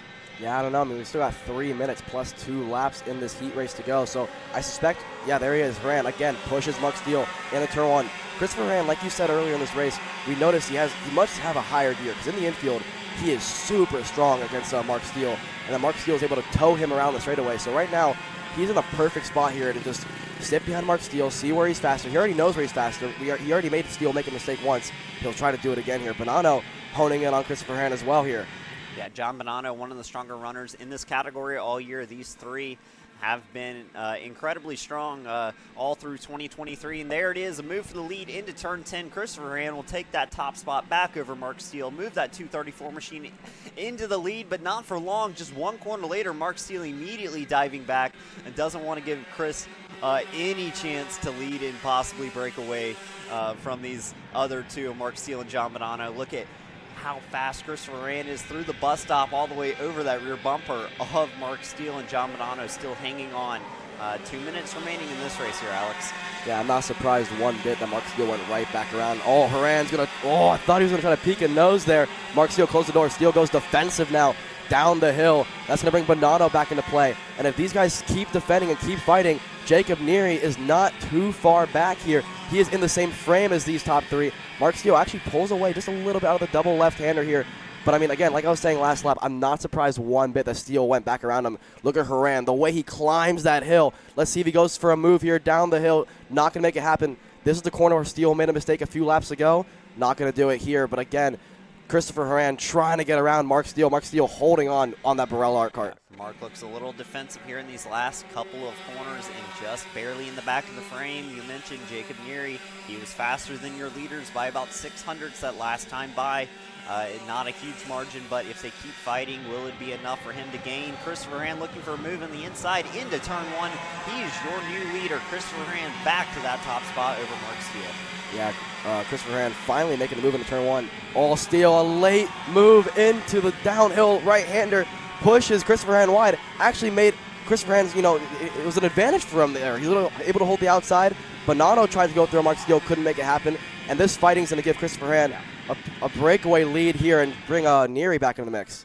Yeah, and if this is the gap Christopher Horan was looking for, just enough to break that draft, try and get away from these drivers. He held that outside beautifully into turn three, using that extra bit of pavement that has been added to this track in years past, going way back. If you got past on the outside of three, you just end up in the dirt. But Christopher Horan able to hold it and take that advantage. Only 45 seconds remaining, and he has about a 5-car length lead over Mark Steel and John Bonanno with only a couple laps left in this heat. All right, the question is John Bonanno push Mark Steel here to try to catch up to Christopher Horan, or does John Bonanno go around Mark Steel? So far, the answer is all Mark Steel. I think Bonanno gave him a little bit of assistance there in a turn three. Mark Steel went really, really wide, full opposite lock. Good save for the Burrell Art driver, but John Bonanno now to P2. John Bonanno is going to want to try and hunt down Christopher Horan out front. The timer has run out, and that means after this lap, we'll have 2 laps remaining. So we run off a timer system. We go to the time limit and then add 2 laps. So at the conclusion of this lap, it will be 2 to go for Christopher Horan. That 224 machine running strongly so far. He has now extended his lead over Mark Steel and John Bonanno, and behind that 2, 3, and 4 all now starting to form a group as Jacob Neary has put his name in the hat, looking for one of those top 3 spots in heat number 1 here of KA Masters. 2 to go signal on your screen. Yeah, Christopher Horan, I was going to say put it in cruise control, but I mean, he goes purple at a 57.8. That's about 4/10 faster than his previous best lap, 2/10 quicker than anybody else we've seen all race long. Really stretching his legs now, showing the true pace of that cosmic go-kart. So what a run here for Christopher Horan. John Bonanno still holding on to Mark Steel right now, but like you said, Jacob Neary, all that fighting, he's back in the mix. As we see Bonanno and Steel coming up the hill, just behind them is Jacob Neary, trying to close up that gap. But Christopher Horan 2/10 quicker than the rest of the field that last time by, and that was 8/10 faster than P2 on that last lap, so certainly stretching out that advantage. 1.5 seconds now as he comes through the last couple of corners. He'll head towards the bus stop and then take the white flag for his last time around this track. Just looking to keep it clean and take home that heat number 1 victory. The action's gonna light up behind him though, as John Bonanno, Mark Steel, and Jacob Neary will be the highest position battle on track on this last lap. Mark Steel closing back in on John Bonanno as they head towards turn 3.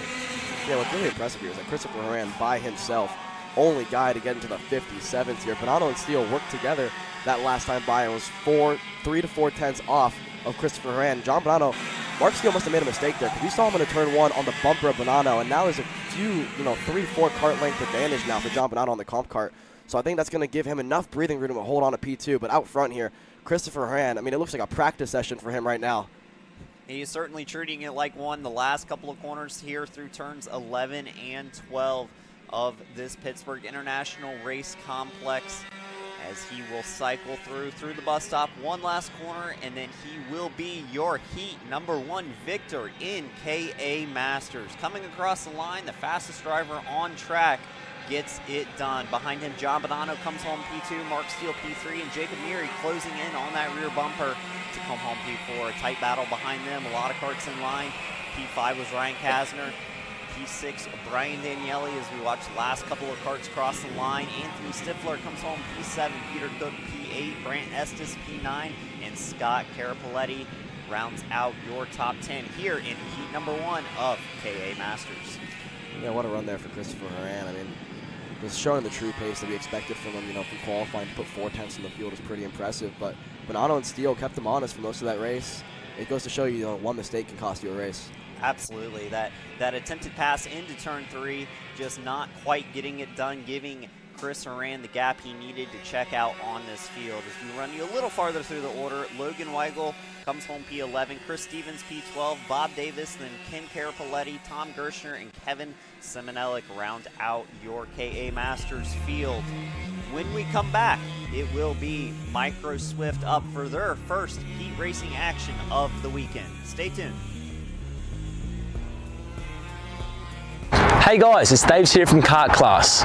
We're at MCC, the Motorsports Country Club of Cincinnati. We're here to show you guys the fastest way to drive this almost 1 mile circuit. It offers both fast sweeping corners, some fast chicanes, and a technical switchback that leads into a long main straight. Let's find out where to brake, where to accelerate, and where the best places to overtake. So let's get stuck into it.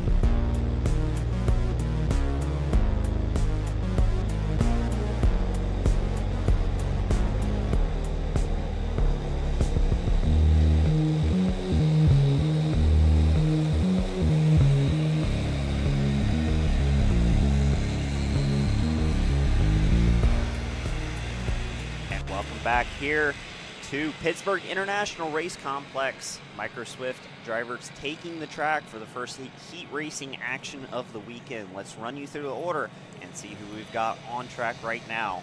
Starting in row number 10 in P20, rounding out your field, Benjamin Moyer. And alongside him, Liat Simonellik will be P19. Moving up into row 9, George Zeminski and Ari Eberhardt, P18, P17 respectively. Moving up to row 8, Drake Williamson. Inside him is Easton Kabinski. Into row 7, Griffin Vukic and Austin Taylor. Row 6 will be Bryson Scales and Riley Dobelier. And inside your top 10, driver in the outside of row number 5, and that number 67, Danny O'Gara. To his inside, Sterling Mulata. Up into row number 4, it will be Caleb Smith and Christopher Lavoie. Into the top 3 rows, outside row number 3, Anthony Mazzuculo. Inside him, Lawrence Pyramin. In your top 2 rows, outside in that number 4 spot, Cade Wolf in that number 54 machine. Jake Manilio on his inside in that 3rd starting position. And onto your front row, the number 50 of Emerson Lane will be your outside pole. And leading this field to green as they come through the bus stop, Colton Schniegenberg in that number 16 machine. That energy Kart setting the fastest time in qualifying by a whopping 2.5 tenths as they get set to take the tram lines and look for the green flag to start their racing action this weekend. Colton Schniegerberg, Emerson Lane, and green flag into turn number 1. All clean so far. And Colton Schniegerberg with a massive start gets quite a lead heading into turn number 3 as they cycle through. Behind them, it is fighting throughout the field, Alex. Yeah, what a start from Cade Wolf from 4th to 2nd there. It looks to me like Emerson Lane just didn't go. Jake Manalio immediately found himself in the P2 there, but he got bumped by Cade Wolf there, and Cade Wolf was able to get around him. So move the Comcart driver to P2. Jake Manalio P3 and Emerson Lane down to P4 already, but what a lead already on this opening stage of this lap here. Colton Schniegerberg, it's got to be at least a second already. It's a pretty substantial lead on this opening lap. If he can gap it out, maybe he has a chance of breaking the draft. This is one of the categories with the most draft effect on these karts. He's going to need more than that to break the draft. If the drivers behind work together, they will for sure catch him as they work through lap number 1. Colton Schniegenberg, your leader, will run you through the order as they come through. It is Colton Schniegenberg in that top spot. Cade Wolf, Jake Manalio, and Emerson Lane following from 2nd to 4th, like you mentioned, Alex, and Anthony Mazzuculo rounding out your top 5 early in this race. Wow, what a run. Like you said with the draft, it wasn't enough to break the draft because down that straightaway, Cade Wolf was absolutely flying. He has already closed the gap to a kart length to Colton Schniegenberg. It is a 4-kart breakaway here in Micro Swift, and they're getting ready to climb the hill here. Cade Wolf on the bumper now of Colton Schniegenberg, and here comes Emerson Lane after the poor start here. Let's see if he makes a move on Jake Manalio. Not going to make it happen there, but here comes Cade Wolf.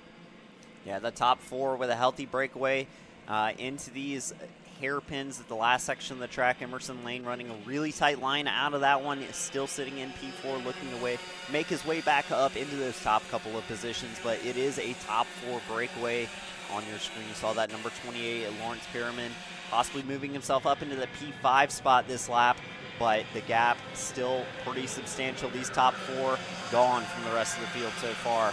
They have almost a 2-second lead over the rest of the pack as they work towards turn number 3. It is still Colton Schniegenberg leading the way out of turn number 3 into the horseshoe. The double left-handers here. Cade Wolf close in tow, Alex.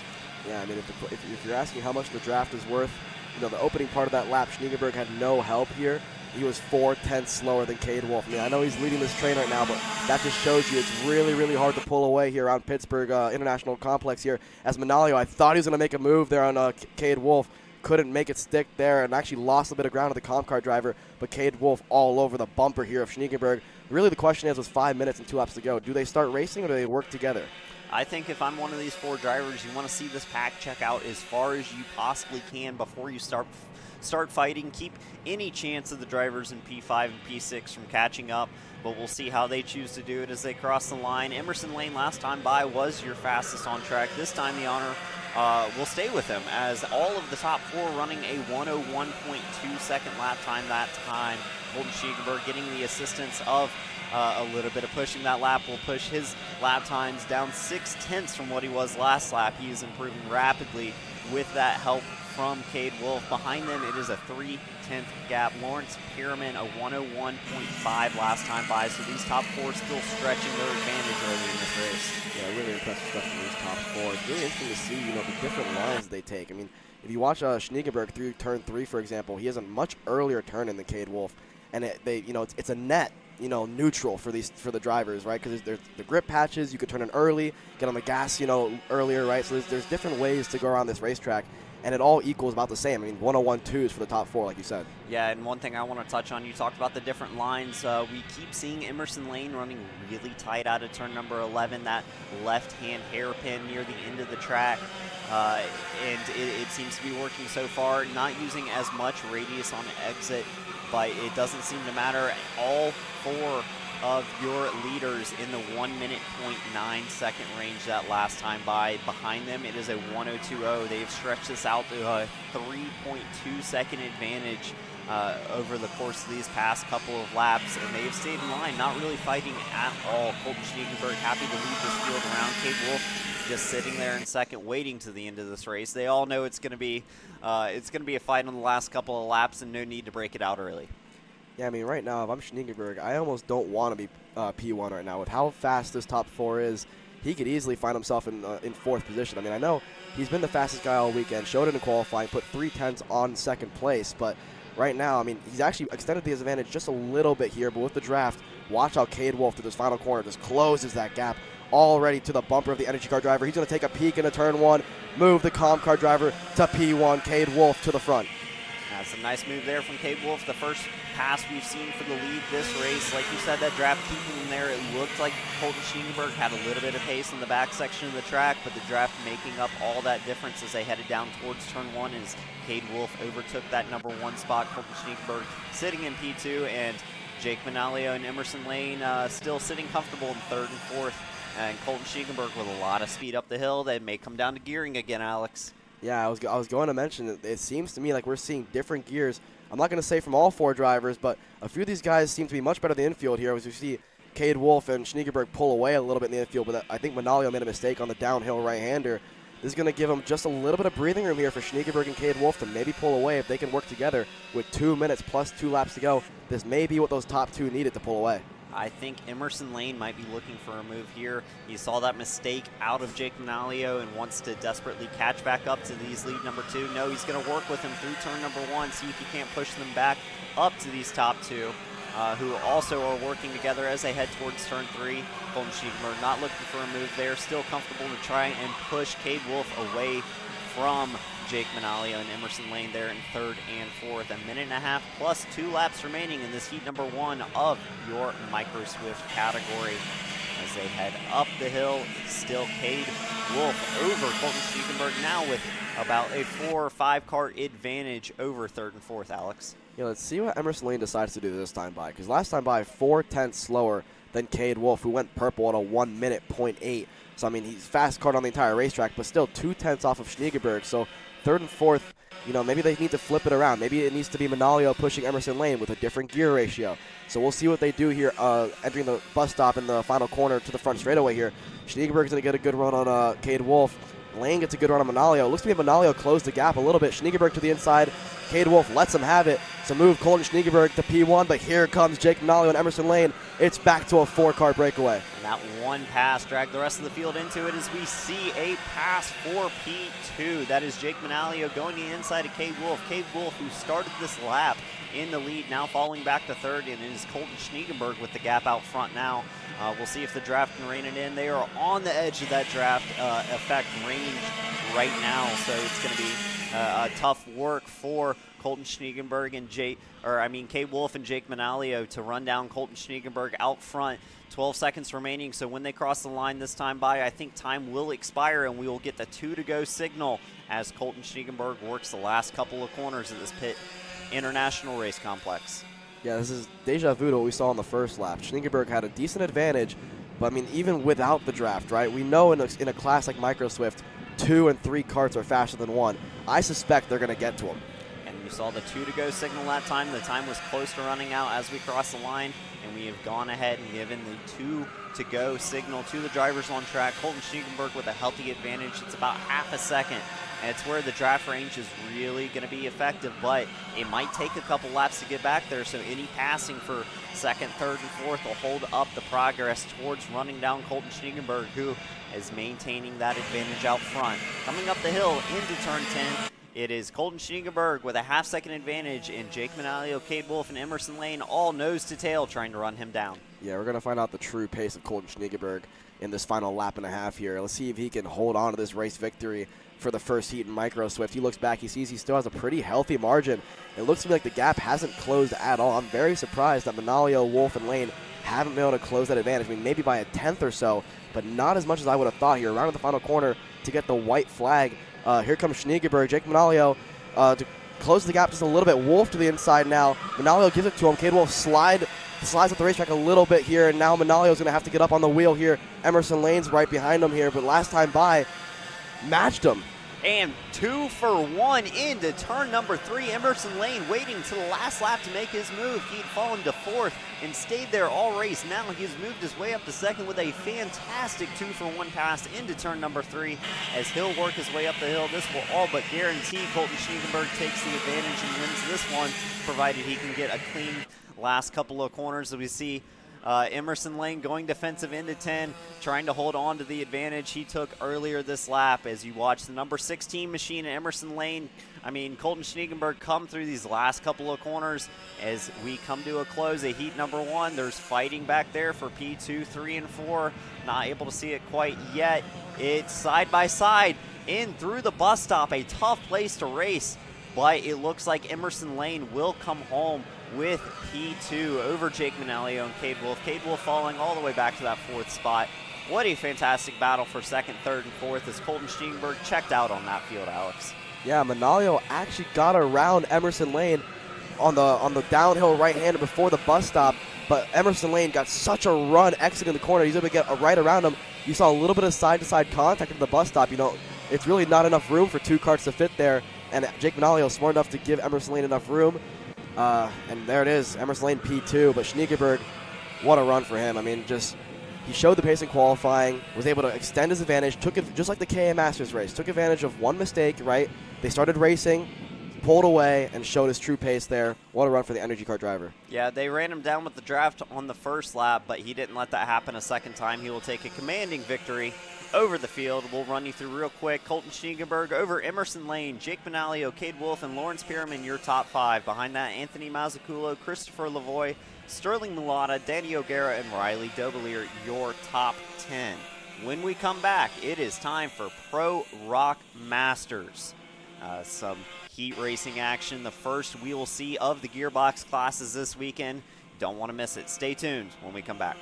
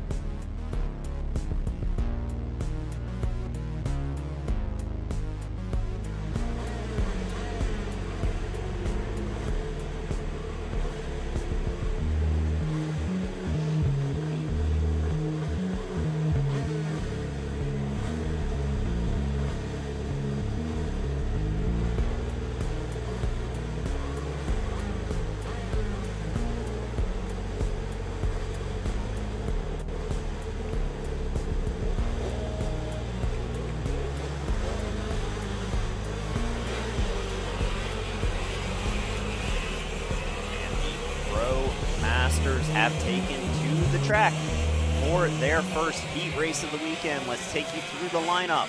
14 carts, 7 rows. Rounding out the field, Ryan Estep will bring them from the rear. Hugh Templeman to his inside.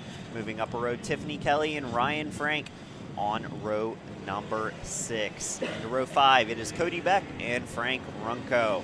Moving up to row number 4, Brad Danoff and Robert Fiege. Into row number 3, Michael Rivera and Michael Gouache. The Michaels making up row number 3.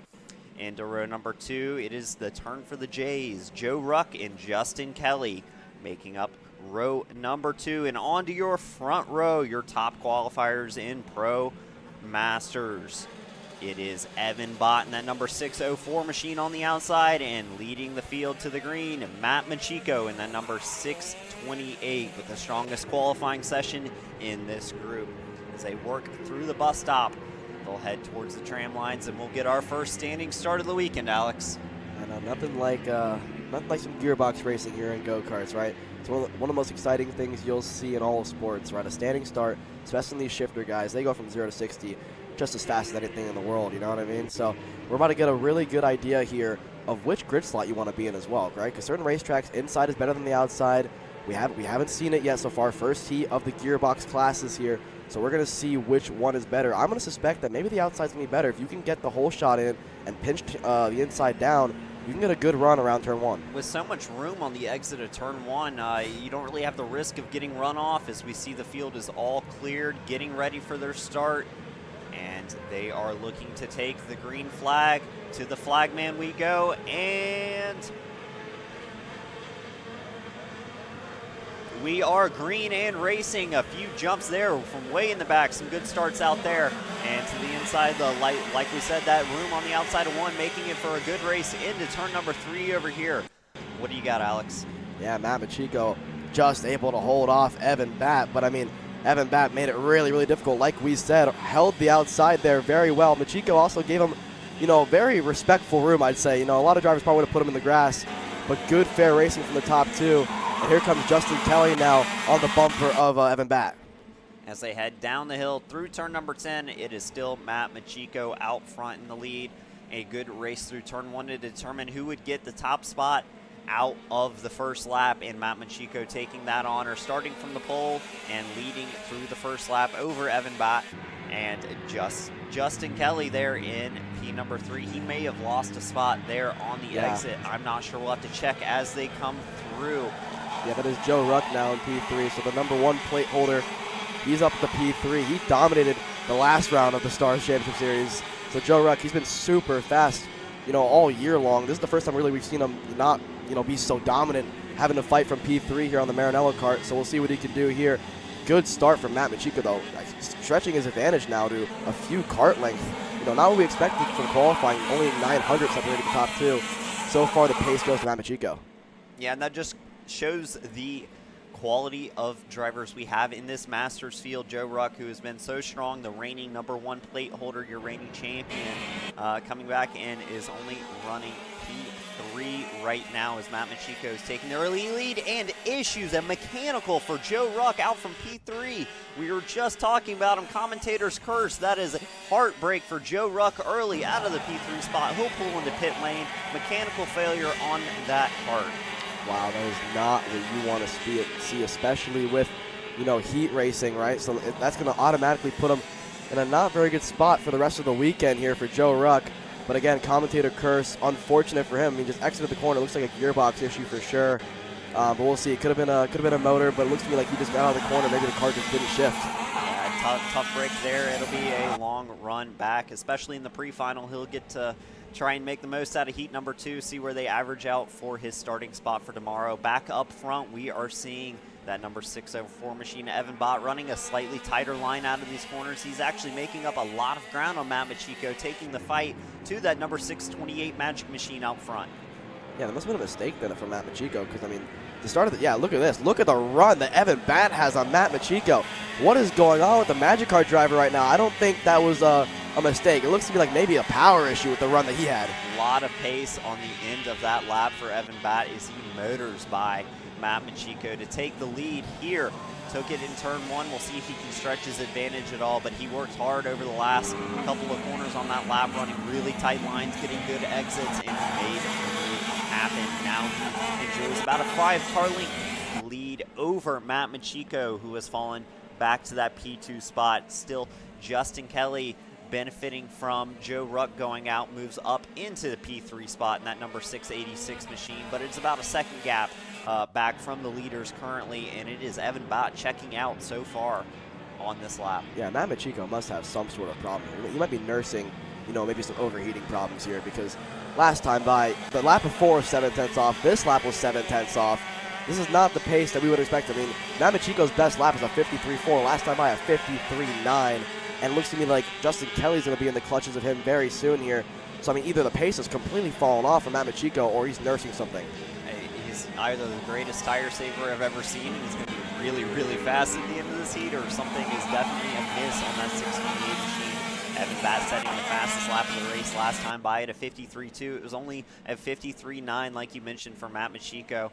Justin Kelly 4/10 faster than that, so you'll start to see Justin Kelly approach Matt Machiko. We'll see if he can get the move done for P2.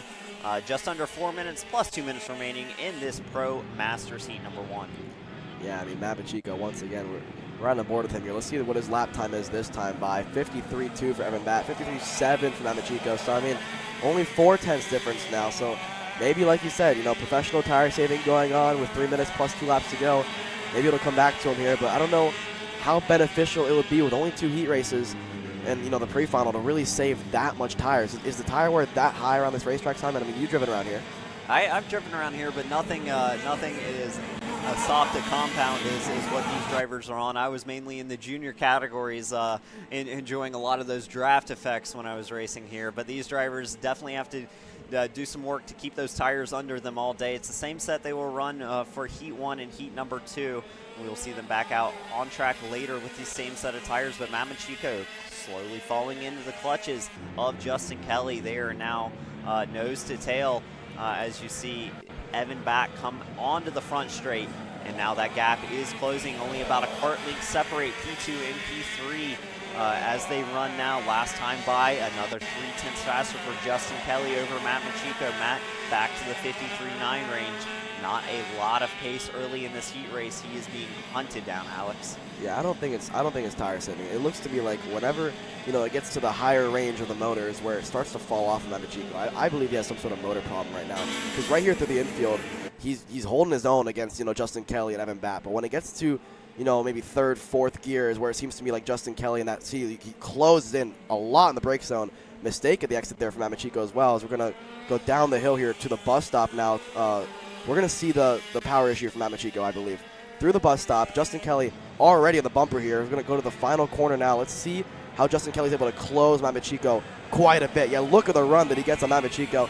I think he's having some sort of issue on the higher part of this motor. He's within a kart length now. You saw Justin Kelly working the steering wheel hard through the bus stop. That little bit of aero wash in these faster karts, making it harder to follow the closer you get to the driver in front of you. So Matt Machiko, it certainly looks like he's holding up Justin Kelly just a little bit right now. Just over a minute plus 2 laps remaining in this race. We'll see if Justin Kelly can make that move, but it is Evan Bott who has checked out on this field by 2 seconds now, out in the lead. His best lap at 53.2, his last lap at 53.3, so incredible consistency out of the 604 machine. And the battle on track really is heating up for P2 and 3. That is the fight we will be focusing on. As you can see, the gap still closing every lap, Alex. Yeah, here comes Justin Kelly down the front straightaway. Once again, not close enough to Matt Machiko. Machiko doing just enough to hold off Justin Kelly. Last time by, Evan Batt 53.5, Machiko 53.7. So, I mean, consistent for Matt Machiko at least for sure, but just not the pace that he had in the opening stage of this race. So again, maybe if we could talk to him at some point to find out maybe what happened, or maybe it is, like you said, professional tire saving. I don't think that's what it is, though. Let's see if Justin Kelly, with 33 seconds plus 2 laps to go, I don't suspect they'll get to the flagman before the time runs out. So there should be 2 to go next time around here. This is the closest we've seen Justin Kelly through the infield. Through the brake zone, he closed in a lot through Machiko. Machiko doesn't make the mistake that he did 2 laps ago. Justin Kelly still trying to find every bit of ground that he can on Machiko. going to the bus stop now. That he's really close now, Simon. He's certainly all over that rear bumper. Feeling the pressure is Matt Machiko with Justin Kelly closing in behind. If I had to make a prediction, I would say turn 3 would be the passing place. He was close enough last lap, but stayed in line. You saw the 2 to go signal this time by. 2 laps left in this race, and the fight for P2 and 3 far from over as Justin Kelly continues to apply the pressure to Matt Machiko. Yeah, Matt Machiko still doing a phenomenal job here to hold off the Maranello driver. Through the infield is where he is shown in that Magic Kart USA go-kart there. Little mistake there from Justin Kelly. Gets a little bit sideways climbing the hill, but he's really close. Let's see if he makes a move down the inside. Doesn't make it happen. Machiko holding him off here. Justin Kelly, this is where he's really, really strong on the brakes. There he is, closes the gap once again. Oh, Machiko sideways on throttle there. Oh, man, what a save there from Matt Machiko, but Justin Kelly all over the gearbox of Matt Machiko. This will be working Justin Kelly's tires a bit harder than Matt Machiko. The closer he gets, the harder he's going to have to work those tires to make this move. The white flag in the air this time by. The battle on track for P2 and 3. Evan Bott checked out in front.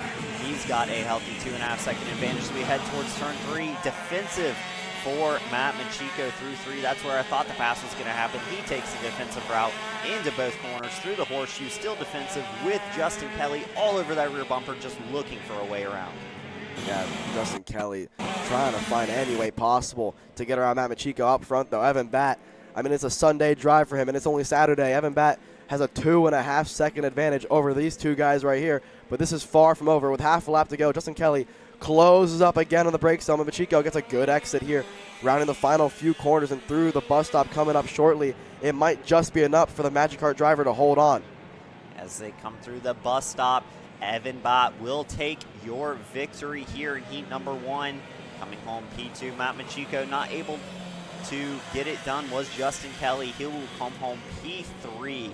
And a tough break for Joe Ruck. Like we mentioned, that mechanical early in this race will take him out of contention. He'll be on the back foot the rest of the weekend. He'll still get a starting spot for race number 2, or heat number 2, but in the pre-finals tomorrow, it averages out, so we'll have to see where he starts. Behind that, let's see, we had Evan Bott, Matt Machiko, Justin Kelly, your top 3. P4 was Brad Danoff. P5, Michael Rivera. P6, Robert Fiege. P7, Cody Beck. P8, Michael Gouache. P9, Frank Runco. And closing out your top 10, Ryan Franke. The last couple of drivers, Tiffany Kelly, P11. Hugh Templeman in that number 1 plate in the Rock Masters category in P12. And Ryan Estep, P13. Like we mentioned, Joe Ruck, unfortunate break early for him. He will come home P14. And that will take you through Pro Masters. Up next, the first heat of KA Junior. This will be Group B. Exciting action, a big field of drivers coming your way. Don't go anywhere.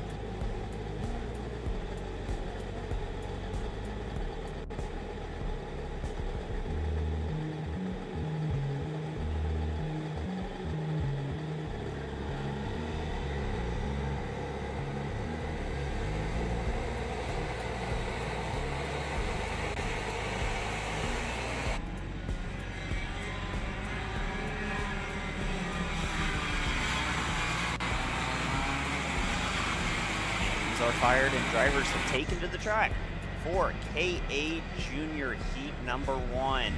Now we have the fields intermixed from those two groups. This will be the drivers qualifying in the even positions taking to the track right now. So leading your field off on pole, the number 896 machine of Jackson Wolney will lead the field off. On his outside, Max Weiland in that number 818 machine starting P number 2. Sebastian Rist in that 811 machine starting P3, and Isaac Malkwit in P4.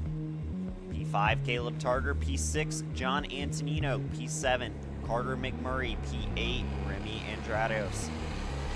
P9, Mason Kuhn. And rounding out your top 10, Ben Hernandez, as the field comes through the bus stop and they will get ready to take the green flag for their first racing action of the weekend, Alex. Yeah, so this is going to be Group B racing. They seem to be going really, really quickly here for the start of this race. Yeah, you see Justin, our flagman, tell them to slow down here. They're going to get the green flag anyways, though. Here comes Jackson Wolney, leading them to the green here. Jackson Wolney's going to hold them off. Max Whalen's going to go around the outside trying to get to P2 there. Not going to make it happen. What a start from, I believe that was Isaac Malkwit. Isaac Malkwit from P4 all the way up into P2. Big crash off the start into turn 3. Several karts around. I saw the 854 machine. That is Caleb Tarter in that MPG go-kart. The 840. McMurray. That's Carter McMurray and another driver out at the exit of turn 3. Chaos to start this heat race. Yeah, wow. I mean, that's not what we want to see there for those drivers to make their weekend pretty difficult here, but already defensive from Jackson Wolney to hold off Isaac Malkwit. Malkwit had a rocket of a start there, like you said, from P4 to P2. We saw that in the last race, too, from P4 to P2. Malkwit, a crossover move going down the hill, is going to give the outside for the left-hander, and that's one of the MPG drivers off. Another MPG driver. That looked like possibly the 886 machine. We'll have to double-check on that. As they come through that. Yes, that would have been Charlie Myers, who was starting 14th. And look to the inside, Isaac Malkowitz, who started P4, already taking the lead on lap number 2 of this race, Alex. Yeah, Max Whalen and Antonino going at it there in the turn 1 as well. So move Whalen to P3, but back to P4. Antonino with a crossover move. What a move for the CRG driver, John Antonino, to P3. Wolney from 1st to 2nd in that first corner. Isaac Malkowitz, the guy on the move right now. Isaac Malkowitz with an excellent start. Started P4, qualified 8th overall in qualifying, but leads this field through in this first heat. If he can keep this up, he'll secure himself an amazing starting spot for tomorrow's pre-final and final races. But so far, it is he and Jackson Wolney taking out just to a couple kart length advantage over John Antonino, who is charging hard in P3 over Max Weiland in P4. Yeah, but the more these guys race, the more they make the group larger. It was 4 karts last time by. I believe it's going to be 5 this time by, maybe even 6. Yeah, here comes the 811 of Sebastian Rist. So Sebastian now, he's up making it a 5-kart train, but the fastest kart on the racetrack, Mason Kuhn, up to P6. He started pretty far back into the field, I believe. Didn't he, Simon? I think he did. That is an impressive lap so far. And Carter McMurray getting back going also with a 57.7 that time by. An impressive lap for that driver in the 840 machine. As we come up to the top of the hill, still Isaac Malkowitz off his excellent start leads this field around for just about almost 5 karts in this lead group, headed through the last couple of hairpins before they come to the front straight. This group expanding minute by minute, Alex. Yeah, I mean, it's a 5-kart breakaway out front, here in the KA Junior Group B race. It's about to be 6 karts. The more these guys race here, it's one of those classes where it's really, really hard to pull away. Like we've seen throughout all the heat races, Jackson Wolney's going to peek a nose, may not have enough, throws it on the inside in the turn 1. Jackson Wolney to P1. Here comes the CRG of John Antonino, and he's going to get help here from Max Whalen. So from 1st to 4th goes Isaac Malkowitz. Isaac Malkowitz back to his original starting position in the course of 2 corners, losing 3 spots. Jackson Wolney taking advantage, was thinking about it a little bit, and look at John Antonino getting aggressive in the horseshoe, trying to find a way around Jackson Wolney. Yeah, Antonino got a really, really good run to the double left, thought about it, really nowhere to go for him, and he had to back out of it. But it's a 5-kart breakaway out front in KA Junior. This is what you expect from these KA guys. Oh no, contact between those 2 drivers. One of them lost a tire, I believe. John Antonino and another driver had contact. That is the magic number 819 machine. I believe Max Wayland. Max Wayland losing the tire, the 818 machine, that tire going about 10 feet up into the air. Unfortunate contact there near the front of the field, and as more action happening into turn 1, as you see Isaac Malkwood taking back that P2 spot over John Antonino, who may have damage on that cart, I believe. Yeah, I think he has a monster toe issue here. That cart will not turn right. It didn't make it to turn 1. Turn 3 was the same issue. He's struggling to turn right now, which makes sense because it was right side contact to Max Wayland's left front, which went flying in the air. Really bizarre incident. I haven't seen that in my years of karting. I don't even know how that happens. Would it have sheared completely from the axle? That is an interesting crash to be sure. I'd love to get another look at that, but John Antonino still struggling as he will continue to drop down the order. It's still Jackson Wolney and Isaac Malkwood, who has moved up to that P2 spot, leading the field away. They are now nose to tail, trying to check out from the rest of this field.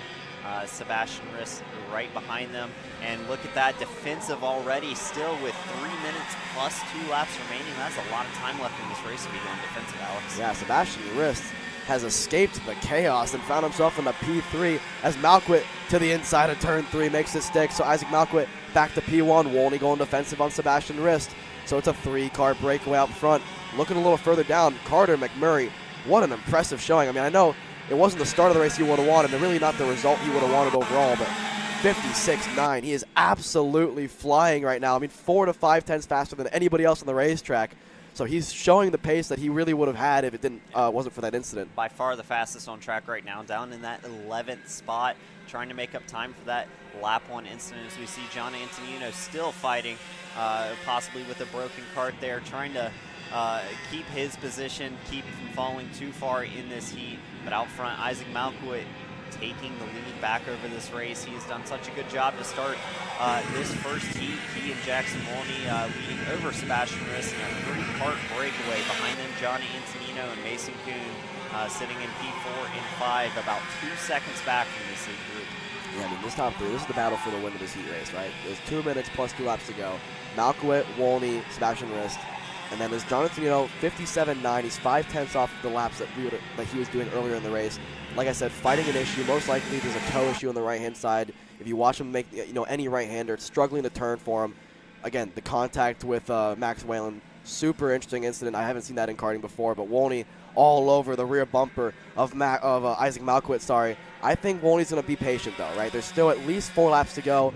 It's a 3-car breakaway. They know that there is there's nobody else contending for this victory right now. You say that, Alex, but he's been aggressive and defensive this entire race, and he will stay in line through this lap, but we've seen him both make those moves early and go defensive early in this race so far, so I wouldn't wait long for the action to start to heat up here in KA Junior, the first of 2 groups in heat number 1. Still Isaac Malkwood, Jackson Wolney, and Sebastian Riss, your top 3 just checked out on the rest of the field right now. Yeah, the class of the field right now is these 3 plus Carter McMurray, who's actually found himself in a P8. I gotta say, when the incident happened, I did a check on where he was. He was 10 seconds off the leaders. It is 8.2 for Carter McMurray. So I mean, if that didn't happen, who knows where he would have finished in this heat race. But that's a positive showing for him, as there's an inside pass for Jackson Wolney, but a crossover incoming from Isaac Malkwood. He's gonna be on the outside for this right-hander, not gonna make a stick here. Jackson Wolney, like you said, Simon, not going to stay patient. To the front goes Jackson Wolney with 3 to go. Yeah, and neither he nor Isaac Malkwood seeming to be content to run P2 right now, both changing spots for the lead. And just as I say that, Isaac Malkwood back to the inside and will not let Jackson Wolney lead for more than a couple corners. He'll take that lead back and try and hold it clean in this race. As the timer clicks down, we'll hit the end of time this lap and get those 2 bonus laps. So 2 to go next time by. Isaac Malkwood going slightly defensive there on Jackson Wolney. He knows he has to, because Wolney has peaked the nose there a few times this race. So Malkwood, being smart about it, had to defend a little bit from Wolney. Knows that Wolney is aggressive, right? With 3 to go here, climbing the hill. Now they're going to go downhill. Malkwood has a bit of an advantage over Wolney. Not going to make a move there. Let's see if Wolney decides to peek it here like last time. Not going to make it happen. Malkwood holding off Jackson Wolney here, and Sebastian Riss waiting in the background, lurking. He's been super smart all race long, escaped the chaos, found himself in the 3rd place here. Let's see what he can do with 2.5 to go. 2 laps to go. I'm sure the action, if it hasn't been hot enough already, will continue to heat up as the sticks are in the air. The final couple of circuits here at Pittsburgh International Race Complex. Jackson Wolney looking for a way by Isaac Malkowit. All the while, Carter McMurray moving up through the order after that early incident. He's still setting fast laps of the race. One lap ago, a 56.8 to the leaders 57.6. Now, given they are fighting, but that is a massive difference in pace. Now only 6.9 seconds back from the lead up to P7. So look for him in the next couple of heat races into the pre-final and final to have a lot of pace to show these drivers. But out front still Isaac Malkowit, Jackson Wolney, and Sebastian Risch just quietly sitting there in P3. Hasn't made a move yet. I'm interested to see when he's going to decide to take a piece of this action. Yeah, Sebastian Risch made a mistake there, dropping down the hill there. So loses a bit of ground to Jackson Wolney here, but the draft's going to keep him back into play as they're entering the white flag lap here. Does Malkowit go defensive or not? He slightly does. Middle of the racetrack for Malkowit. Wolney pushes them through here. Let's see what Malkowit does climbing the hill here. Through turn 2 and up into turn 3. Does he stay defensive or does he do a normal racing line? Absolutely. He goes fully defensive here. Crossover incoming from Sebastian Risch. Doesn't make it happen. Wolney goes defensive now. Has to block for P2. That's going to give Malkowit a bit of breathing room here climbing the hill. That may be enough. We'll see how the rest of the lap plays out. But Isaac Malkowit out to his biggest lead so far. Just a couple of car lengths. It's been a close race all the way through. And now Sebastian Risch closing in on that rear bumper. Jackson Wolney in the top 3, still dicing it out with just under a half lap remaining. These last couple of corners, got a left hairpin and then a right sweeping corner that will lead you to the bus stop, and then the checkered flag for Isaac Malkowit. It doesn't look like Jackson Wolney is going to be able to contest it as he makes it through the bus stop. Right, left, long right, onto the front straight, checkered flag in the air. Isaac Malkowit, the 875 machine, will take home heat number 1 victory in this group of KA juniors. Just behind him, Jackson Wolney and Sebastian Risch all forming an excellent race there at the end. 5 seconds clear of their nearest competition. John Antonino holding on with that possibly damaged cart to come home in P4, Race Beckman P5, Mason Kuhn P6, and an amazing recovery there from Carter Murray, driving it all the way back to P7. Nathan Dupuy P8, Caleb Tarter P9, and Jeremiah Thomas rounds out to the top 10. Yeah, what a run there for Isaac Malkowit. 4th or 1st in the opening lap. You know, fell back to 4th. Then the bizarre incident there between Antonino and Wayland, you know, helped Malkowit get back to the front there, but he held off Jackson Wolney for the larger portion of that race there. He deserved that victory. Wolney P2 and Sebastian Risch, a really solid, clean P3 finish there. Antonino 4th and Race Beckman rounds out your top 5 in the KA Junior Heat 1 Group B. When we come back, more KA Junior Racing, this time for Group A. If that was anything to go off of, we're in for another entertaining race here in just a few minutes. Don't go anywhere. The action continues to heat up here at Pittsburgh International Race Complex, part of the Steel City Showdown. Stay tuned when we come back.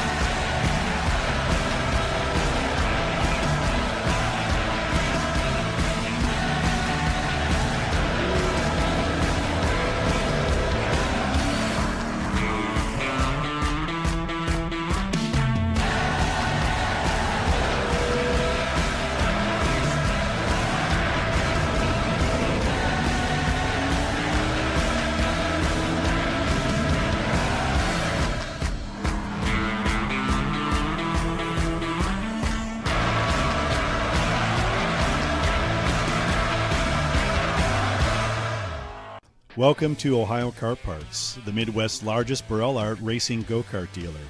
We carry Burrell Art, Daniel Ricciardo, Charles Leclerc, and Robert Kubica branded go-karts, as well as parts from names you trust.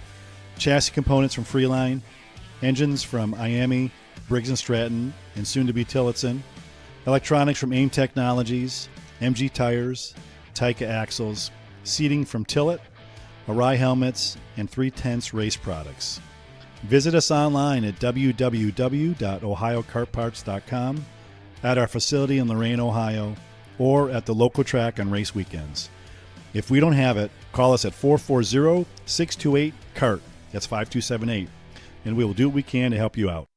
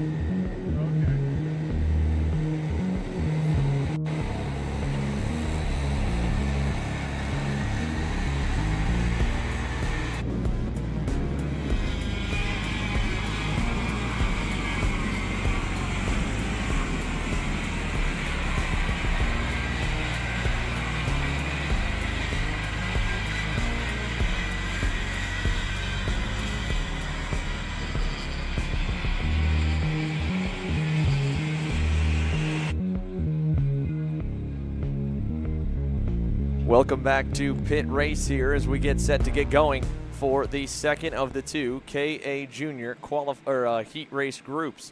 Once again, as we are live for all of you on YouTube here, this is the first of two rotations through the entire class lineup here for the Stars Championship Series Steel City Showdown at Pitt Race.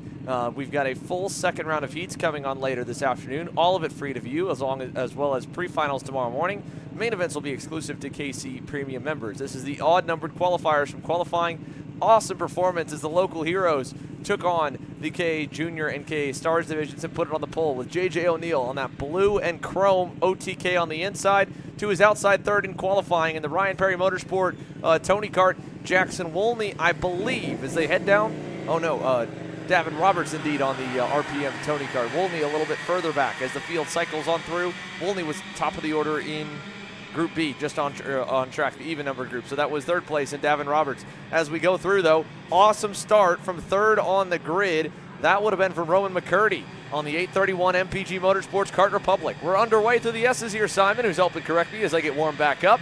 Takes a second to get going. Takes a second for these guys to get going as they're single file up the hill. It certainly does. We saw a lot of action on the last group. Jackson Molney, Isaac Malkowit going at it pretty heavily throughout the race. We'll see if these drivers follow suit. The early lead going to Roman McCurdy, starting P3, working his way all the way up into that top spot early, just like Isaac Malkowit coming from fourth to lead the opening lap of our last heat. But we're already seeing side-by-side action into the bus stop for the lead, Xander. That was tight there. J.J. O'Neill will lead lap number 1 as he forces McCurdy to blink and back out, and now Davin Roberts wants second.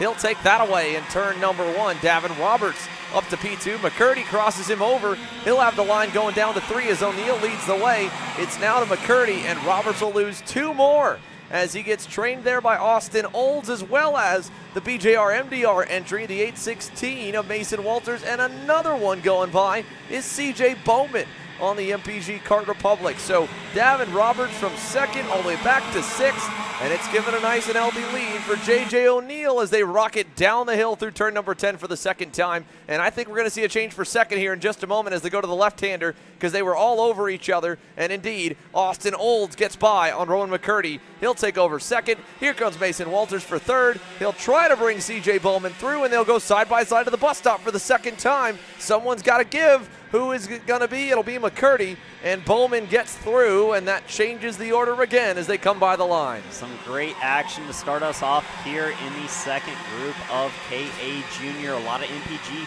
kart machines up near the front of this field. A lot of action for second all the way back to about P10 now. This is pretty well one big line, but J.J. O'Neill with that such an impressive qualifying session. About 3.5 tenths clear of the field early in that session. Did it on about lap 2. Has now found himself at about a 9/10 to 1 second lead out front early in this heat number 1. But he's got Austin Olds trying to chase him down there in that MPG number 850 machine, Xander. Yeah, Austin Olds getting a little bit of a gap now with Walters having to make that pass a lap ago right here into turn number 12. So Austin Olds a little bit of separation. We'll get a good look at how quick he is compared to our race leader here coming through the bus stop. J.J. O'Neill then back right here to second, third, and fourth. Olds there on the red and white. The blue and yellow of Mason Walters is third in line, fourth in line. C.J. Bowman, who's up a couple spots as well. And Walters sets the fast time by 3/10 better than the race leader. Olds a 10th better than the leader. So they'll make up that gap now down to just shy of 0.8 of a second as they go through the infield turns 4 and 5. Back from Bowman again, it's Roberts who has gotten back around Roman McCurdy. In fact, McCurdy's fallen all the way back to the 8th spot. It's Jackson Deal on the MPG Kart Republic moving up into 6th. Cole Wilson on the 821 into 7th. But you can see now as they fit more and more into frame, J.J. O'Neill has company on the way. The blue and red and black machine will be under fire in about a lap or 2 as Austin Olds continues to charge, and the gap goes all the way back to Jackson Deal in the top 6. Here they go from the side shot and then back up front to the bus stop. This will be 3 complete, just shy of 5 minutes to go here in heat number 1. As they cross the start line that time, it was a 57.0 for J.J. O'Neill. It was a 56.7 fastest lap of the race almost by Austin Olds. He and Mason Walters, the 2 fastest karts on track there in P2 and P3. And look at that, it was Mason Walters going by Austin Olds in that Lando Norris number 816 machine, trying to run his way down to J.J. O'Neill out front. They were faster last time by, but the passing certainly is going to help them close the gap. We'll see if they can hook up and work together now to run down that 892 kart that has enjoyed a healthy advantage to start this heat race. Yeah, been a good start for J.J. O'Neill. For Mason Walters here, now getting clear on Austin Olds. Sets up for turns 12 and 13. That pass kind of pushed them backwards a little bit from the forward momentum they were having towards the original race leader in J.J. O'Neill. Let's pop the curb to the bus stop again. We'll put 4 complete on the board. And Mason Walters continues to set good times. That time last time, even with the pass on Austin Olds in turn 3, about a 10th better than the race leader. He is already tracking him down quite a bit now here on this lap. as they pass for fourth. How about it for Davin Roberts? He'll get by on CJ Bowman and move Davin from the outside of the front row back to fifth and sixth. Now back up to fourth through the infield section. And if you see that 894 machine there just behind that fight of Davin Roberts and CJ Bowman, Jackson Deal, who ran the fastest lap of the race. Purple last time by at a 56.6, so the back end of this lead group faster than the front so far. It seems to spread out just a little bit. JJ O'Neill with about a 3 kart length advantage over P2 and P3, and then another couple kart lengths back on to 4, 5, and 6 as they work through towards the bus stop with just under 3 minutes plus 2 laps remaining. We'll see what the times click off this time by, but Mason Walters and Austin Olds certainly starting to run. JJ O'Neill down a 56.7 to a 57.0 last time by, so a 3/10 advantage to P2 and P3 as they hunt down the leaders in here. Yeah, and on the old racetrack there, being that far back without the runoff at turn number 3 before the resurfacing about 5 years ago, they might have been able to dive him right there. They weren't close enough, though, with the higher speeds carried through the corners, not only with the Rhino liner on the inside of every apex, but also the added runoff that has increased the speed and shortened the braking zone. They'll still be a little bit too far back at turn number 10, but they should be on to JJ when they get out of 11 and towards turn number 12. Mason Walters on his way forward, a winner already this year, trying to go for 2. He'll pull within a car length over to the double right-hander at 12 and 13. They pulled away from the group behind. They're going to be nose to tail down to the bus stop at maybe turn 1 and maybe turn 3. We're going to have a challenge for the lead here in just a few moments, Simon. A 3-way battle for the lead heating up here, and we'll see a look to the inside. He comes back and then he makes the move again. Mason Walters will bring Austin Olds with him, and both of them will pass JJ O'Neill. And look at that, Austin Olds straight back under, and will make that move for the lead under Mason Walters. They are fighting hard here, and they have brought 4, 5, and 6 back to them. Now there's a 3-kart group with Austin Olds leading, Mason Walters and JJ O'Neill dropping to 3rd place. That was a slick move by JJ O'Neill to quickly cross over Mason Walters with the momentum, get himself back clear. Austin Olds and him have worked together in both formations with either one in the front, and it's been fast either way. Walters pointed to Austin that time and said, hey, let's keep going forward. Let's break back away from the drivers behind us as we're coming down towards the end. They're low on laps and low on time. This will be basically 3 to go when they come by because they won't have enough time for another lap, I don't think. At the stripe there, a minute plus 2 to go into turn number 1. Back to the lead for Mason Walters with help from O'Neill, who ends up pushing him through so far he nearly gets alongside. But this is the downside of getting past in 1. The freight train lines up on the inside of 3, and what a diver from CJ Bowman. Davin Roberts bailed out of that one. He ends up the biggest loser, goes back 2 more spots as now Bowman going side by side with Jackson Deal, who is able to navigate his way up to 4th. And that has brought the likes of Ben Hernandez and Cole Wilson up to this group. Hernandez there in 7th, Wilson in 8th. As Mason Walters leads them out of turn number 10, it's now 8 drivers here in the lead pack. And they will come to 2 to go this time by, but the action already looking like it's the last lap. A 3-wide move there into turn 3 where it opens up so much on entry, gives you so much room to make those dives, and we certainly saw it inside the top 6. There was some MPG on MPG violence last lap, but as they come through past the line, it is 2 to go this time by. Defensive from Mason Walters, JJ O'Neill to the outside, going to fall in line, and Austin Olds has made up that gap and now is all over the back of JJ O'Neill as we head towards turn 3. Who's going to make a move? Defensive for most of the drivers inside the top 5 as they come out single file, Xander. Good move from CJ Bowman to go up to 4th there on that gold helmet there in the middle of the fray. My mistake, I missed over Landon Boer. Ben Hernandez has caught that pack as well, but it was Boer that's moved himself up now to the 6th position and climbing. Landon Boer on the move, the young driver there in the all-blue suit on the MPG KR. Down the inside for Walters to defend. O'Neill opened up. He'll pay for it. 2 spots by.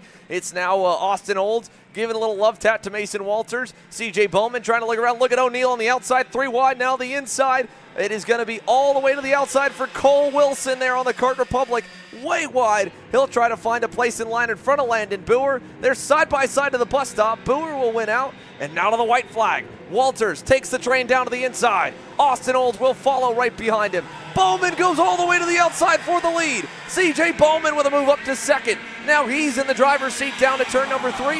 He'll go high, wide, and handsome again. Still wide, way wide. Bowman side by side with his teammate in Olds. That'll hurt Austin. He'll lose maybe a spot as to the inside for Jackson Deal. He gets a little bit of a love tap behind from Moore, and they're 3 abreast back for third as they all try to cycle through up the hill. Crazy racing here on the last lap. It turned into a 9-kart battle for the lead group. And Austin Olds using every bit of road he can, trying to hold on to position. We saw J.J. O'Neill fall into the grasp of the top 5, top 10 drivers as they all work through these last couple of corners. Out front, Mason Walters charging hard. It has been a battle from the start to the finish here, Xander, as we come across the checkered flag this time by, and it is Mason Walters and CJ Bowman coming home your top 2. Austin Olds P3, JJ O'Neill P4, and Jackson Deal your top 5 in an exciting KA Junior Heat, Xander. Good stuff from Jackson Deal. He ends with the fastest lap of the session at a 56.68 with a real burner time with just a couple of laps to go. And on through turn number 1 we go. Let's take a look back at how they, again, sorted themselves out. A photo finish for third between Olds and O'Neill. Then back from Jackson Deal, Cole Wilson. Davin Roberts falls down to 7th. Hernandez, Giovanni Santor, and Landon Boer as high as 5th. He drops down to 10th as that pack continued to add more and more contenders all the way through. Rowan McCurdy from the 3rd spot goes all the way back to 11th. Kennedy Tracy picks up 1. 3 gain for Massimo Sunseri in 16th.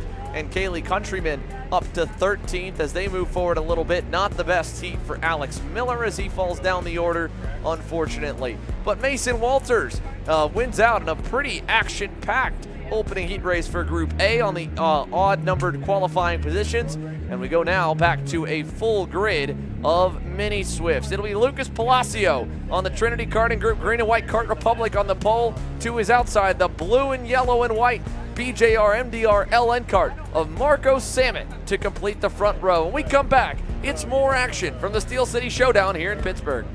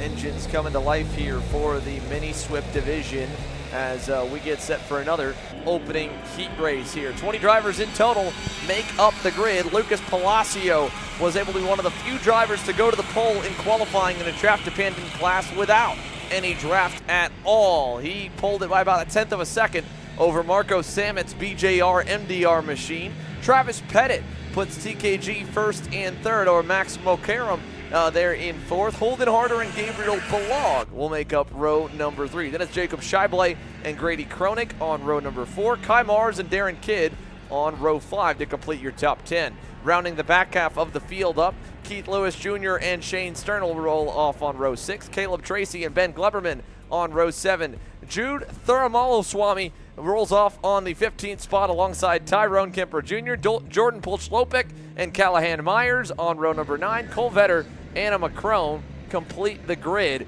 for the Mini Swift division here. But Lucas Palacio again putting the field on notice with him being able to run as fast as he was by himself, most of them trying to run a couple of toe laps. So we'll see if he can get away early and break away from the pack, or will they be able to keep him within reach. It's been the story of the season and the story of Lucas Palacio's probably last year and a half of racing action as being one of the drivers to beat, if not the driver to beat. Well, he starts from the easiest place to try and get it done. Pole position on the inside in that green and white TKG KR. To the outside on the blue and yellow MDR LN Kart. It is again Marco Samet.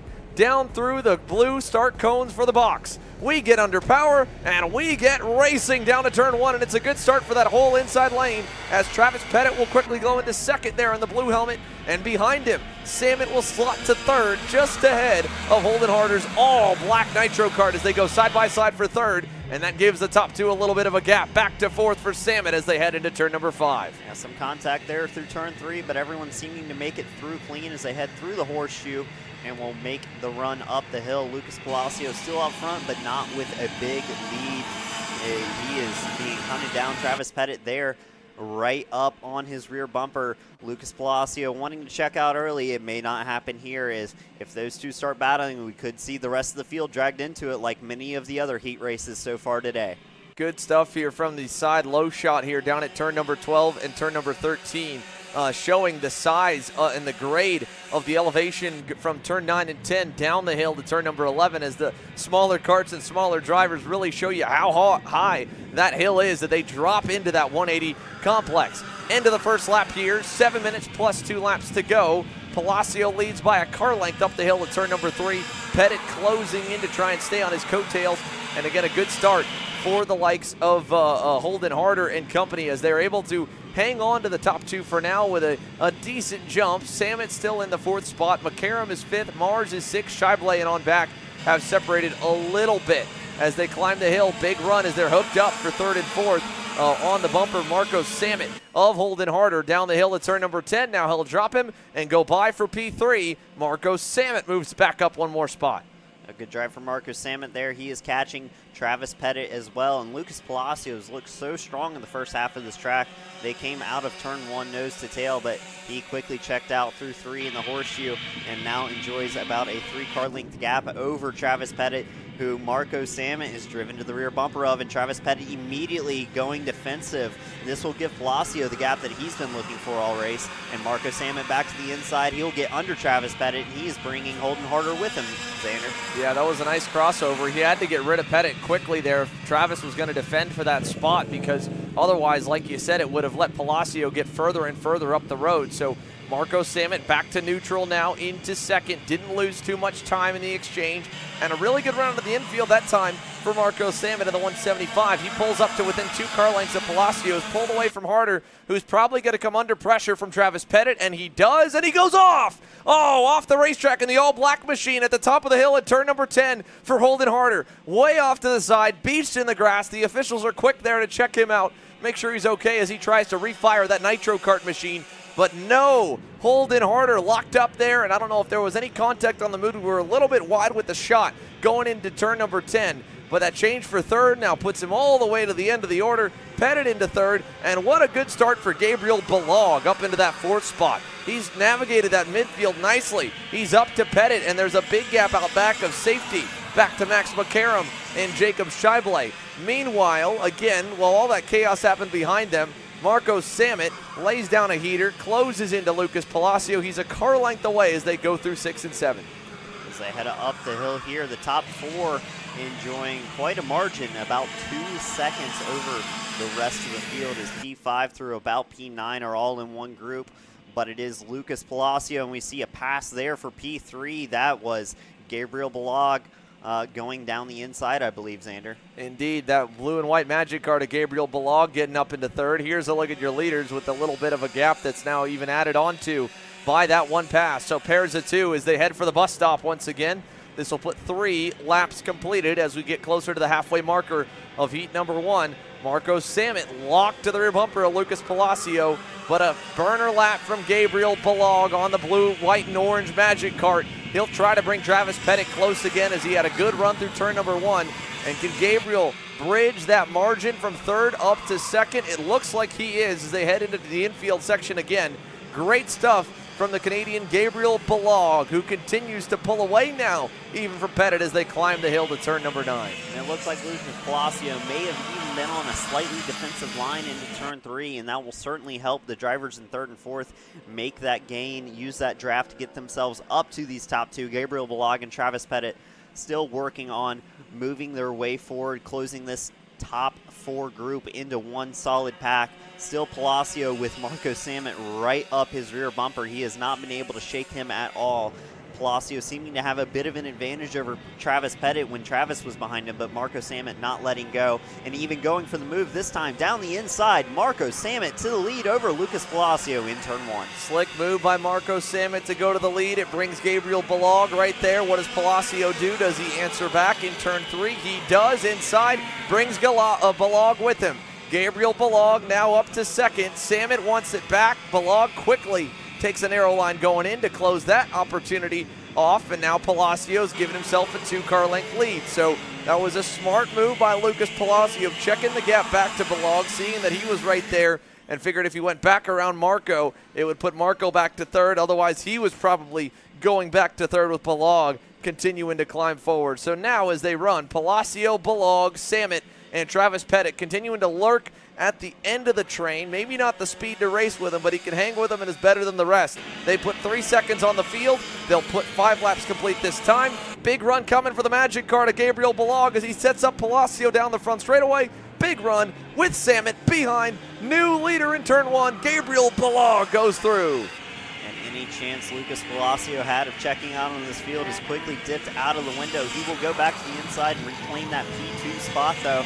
But it is Gabriel Balog who is taking the advantage out front.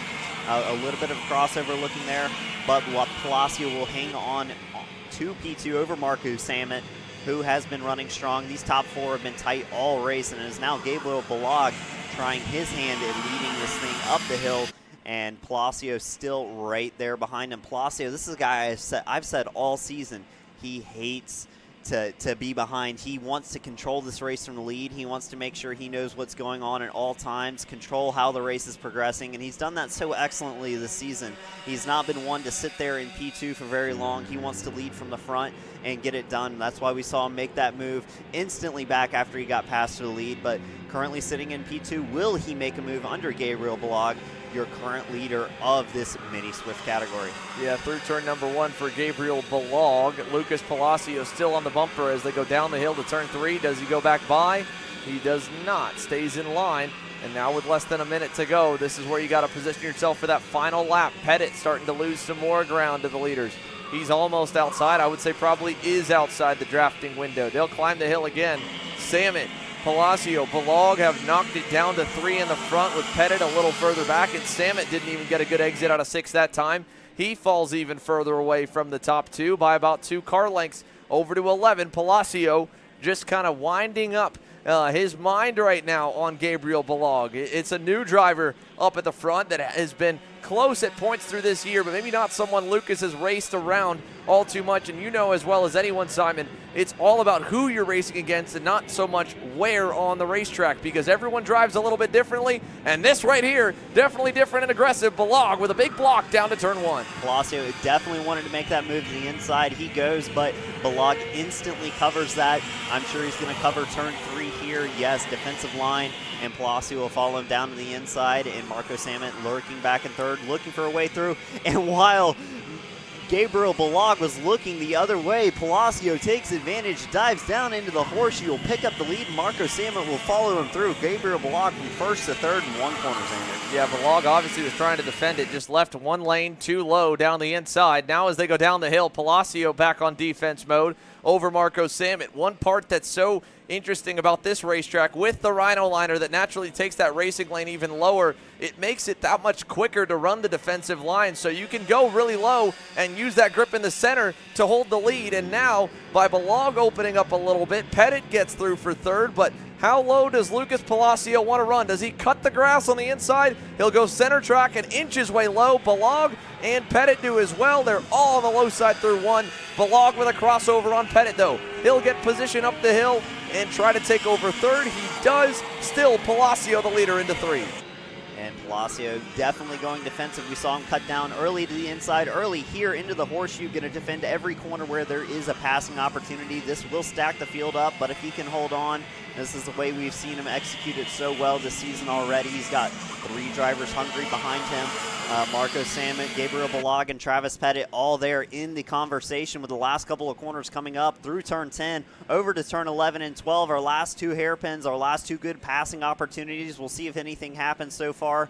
Palacio not feeling the need to defend as hard with a slight gap behind him, and he will come through the last corner ahead of Marco Samet, Xander. They'll head to the bus stop, final time. You can sometimes see some slingshot moves onto the front stretch, but it always gets close because the line is so close to the end of the final corner. Samet's going to get a run. It won't be enough. Checkers in the air. Lucas Palacio, Heat 1 winner in Mini Swift, over Pettit, who edges out Balog at the line in a photo finish. Grady Kroenig with a good drive up a couple spots to end up in 5th. Scheible 6th, Kymar 7th. McCarrum falls down the order to 8th. Darren Kidd 9th. Keith Lewis Jr.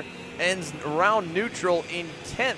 Over Gleverman, Tracy, Kemper Jr., Callan Myers. There's Jordan Pulch-Slopic behind Cole Vetter, who gets by him late in the going.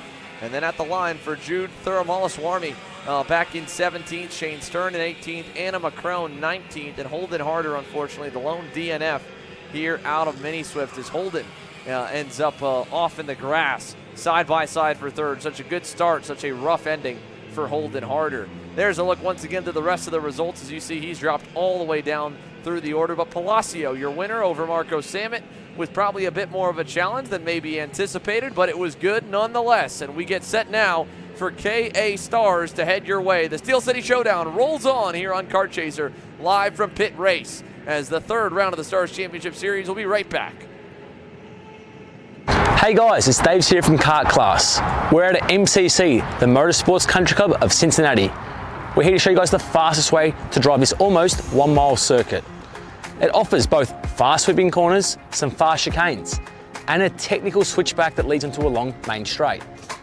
Let's find out where to brake, where to accelerate, and where the best places to overtake. So let's get stuck into it.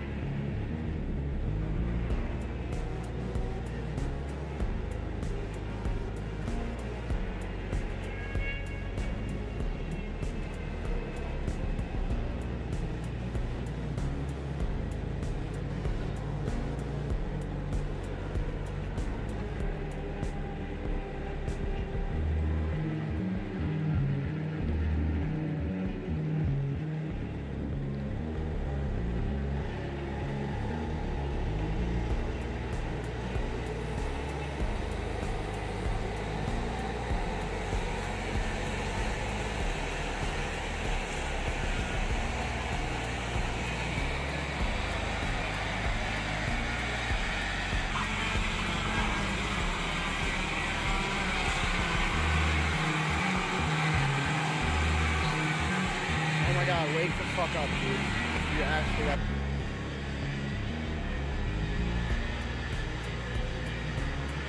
OKN Stars onto the racetrack here for the first of two groups in their split setup here. And again, this one will have the biggest divide overall. 25 drivers will make up each of the two heat races as the field works its way around. Oliver Hodgson, you could see on the pole after going second overall in qualifying. He'll be joined on the front row by the Mark Steel Motorsports Bureau Art of Henry Wheeler. James Overbeck and Spencer Conrad will make up row 2. Then it'll be Rafe Shaw and Emerson Reed on row 3.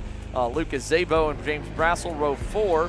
And then Mason Surgener and Ryan Bierman 18th and 20th in qualifying overall. They'll be on row number 5. The last half of the field, couple drivers were laid off the grid. They'll have a rougher start on this one, but it's the J3 competition factory pilot Oliver Hodgson leading them to green. You can see at the back there, Finnegan Bailiff had an issue in qualifying. He starts tail end Charlie. We're green down to 1, and what a jump on the outside for Henry Wheeler. That'll be good as he'll slot into second instead of in third. And down the line to turn number 3, Oliver Hodgson leads Wheeler down deep into the braking zone for the Brit as he uses the Rhino patch to give himself about a car length lead. As they head through turn 3, we saw James Overbeck there slotting into third place side by side through the horseshoe just a little bit farther back inside the top 10. But out front, it is still that Oliver Hodgson out front in this pack of KA Stars. This is the first heat of 2 coming your way as they head down the hill through turn 10, all single file.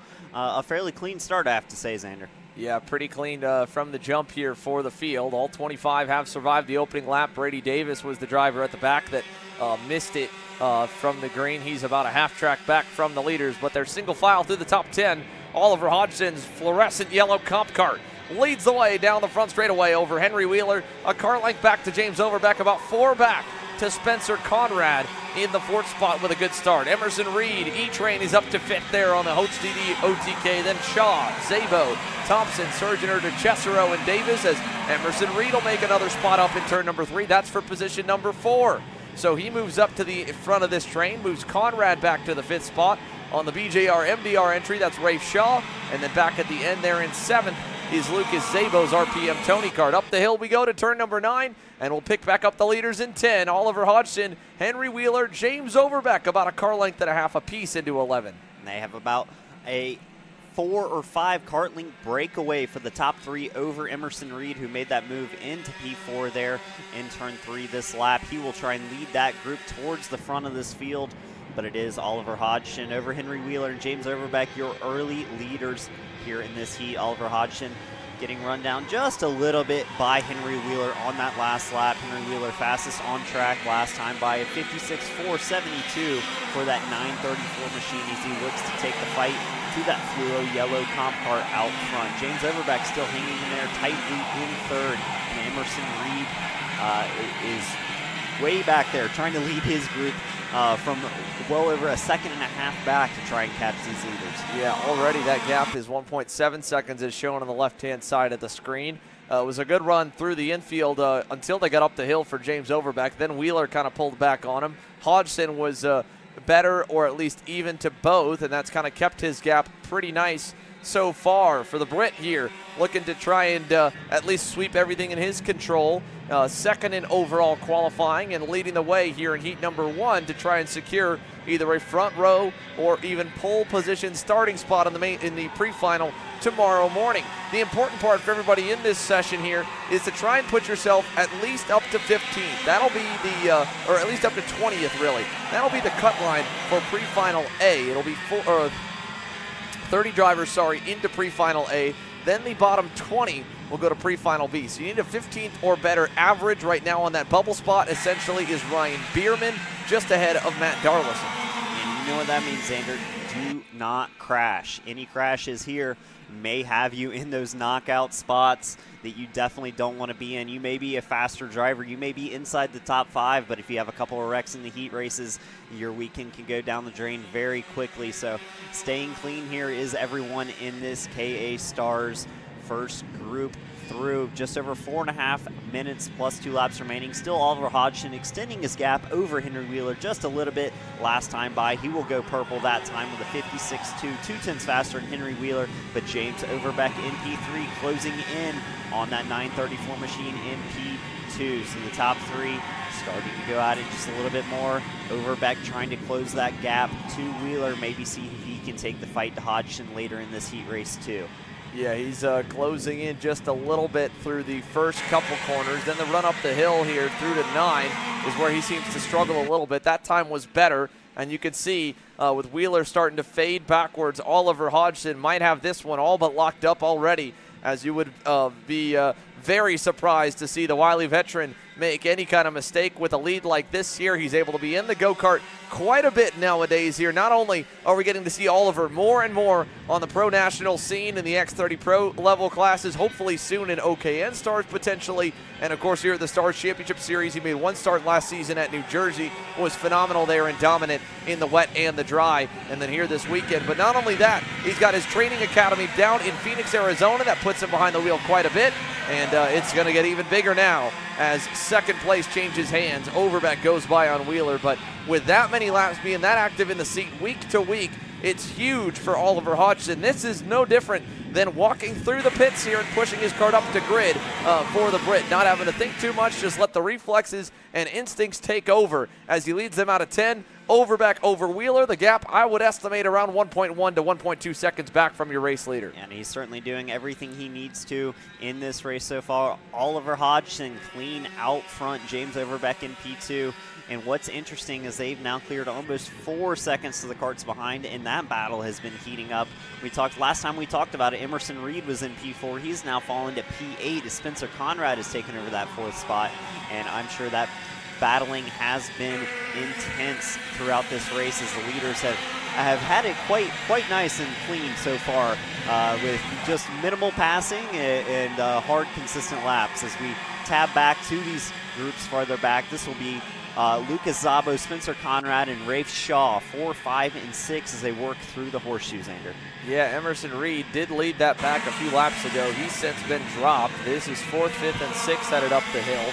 Back of the screen's the next grouping of them, so as they drop into turn number 10, you can see them kind of lined up nicely behind Lucas Zabo, who is up net about 3 to 4 spots from his original starting position. So good stuff in the works right now for the Ryan Perry Motorsport Tony Kart driver.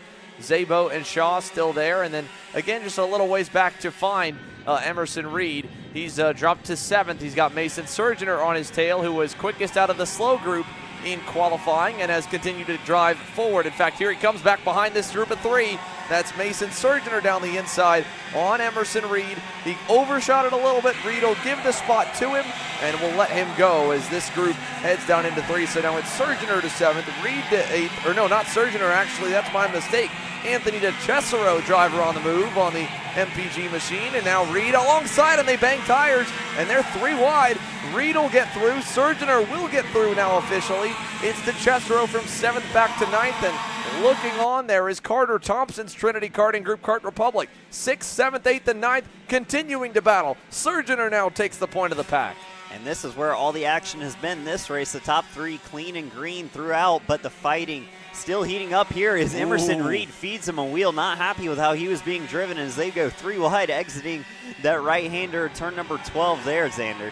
Yeah, so now here's 4th, 5th, and 6th. If we go back from them, we'll find some more action.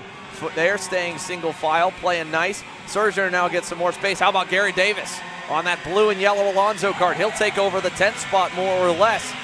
Getting around a handful. Carter Thompson, I think, up as well. James Brassel into the top 10. He's in 9th ahead of DeCesaro. So all that in that middle group right there. You have Brassel on the orange suit and DeCesaro back behind him in the MPG Kart Republic. Meanwhile now, the timer's hit 0. Here is your leader, Oliver Hodgson, on the J3 competition comp kart. That lead is up to 1.5 seconds. It'll get near 2 seconds by the drop of the checkered. An easy day's work right now for Oliver Hodgson. Overbeck's pulled away from Wheeler. Here's a look back to that group. Look at this here. Brassel on the outside. DeCesaro got back around him. So James Brassel on that magic card in the bright orange suit.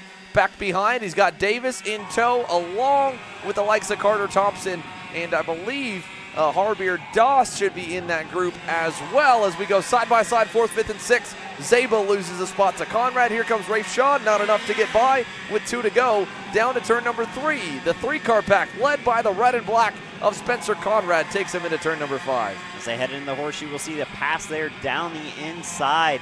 That LN machine making his way through as they'll head back up the hill here. The fighting has not let up from the start of this race all the way through for the latter half of the top 10. Inside the top 3, it's checked out now. Oliver Hodgson is gone. James Overbeck clear into P2 with a half-second gap over Henry Wheeler. But that action has been nothing compared to what we're seeing from 4th all the way back to about 15th here. And I want to watch this right here, back where Emerson Reed was on the golden, white, and black machine, back in that 3rd grouping, about 7 deep.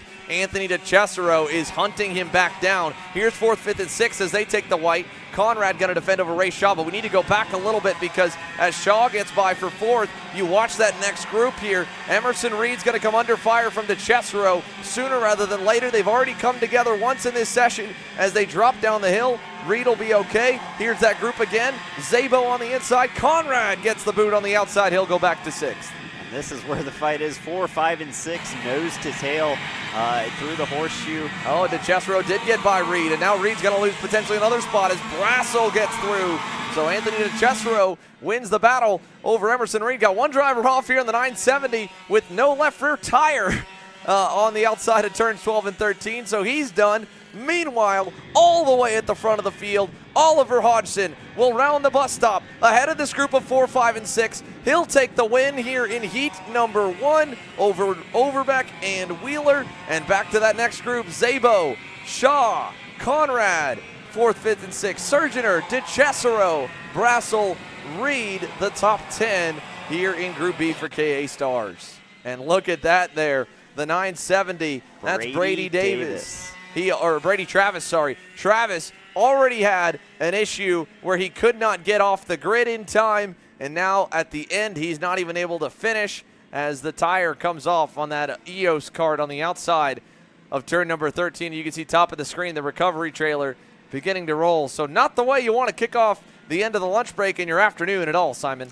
Definitely not. A tough break for Brady there. And a lot of hard racing throughout the field. A really nice, clean top 3. They had really nothing to worry about that entire time out to the early lead, and it was that action from behind there. That's where it all started to heat up. Well, it was Hodgson, Overbeck, Wheeler, your top 3. Behind that, Zabo, Shaw, Conrad, Surgeoner, DeCesaro, Brassel, and Reed, your top 10. Exciting action in that one, and it's only going to continue from here with the next group of KA Stars getting in their carts and getting ready to take to the track. And how about this here, the odd number group getting set to go. What a day for Anthony Rivera on that blue and red energy. He gets set to lead a national field to the green in KA Senior for the very first time. So a rookie pole man will lead him off when we come back from Pit Race.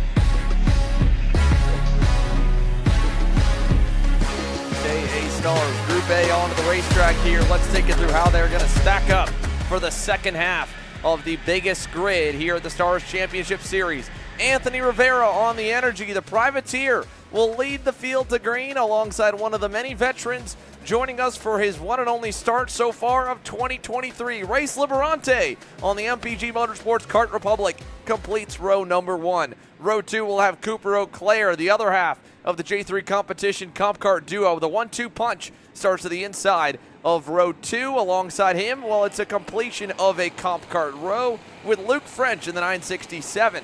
Row number 5 going back, rows 4 and 5 at least, with Drew James and Mick Gabriel there, row 3. Then row 4, you'll have the likes of Brandon Adkins and Lucas Smolik. Row 5 has Emery Lida and Tanner Bunny on the inside lane. And the rest of the pack begins to form. 25 deep, got to get to the top 15 to make sure that you're safe. And as Simon said, you can't afford a wreck. Well, let's see. Can they all make it through turn 1? Through the box and under power. We're green down to turn number 1, and Rivera will get away with the lead. 2 by 2 from 4th on back. Race Liberante. Crossover move on the rookie.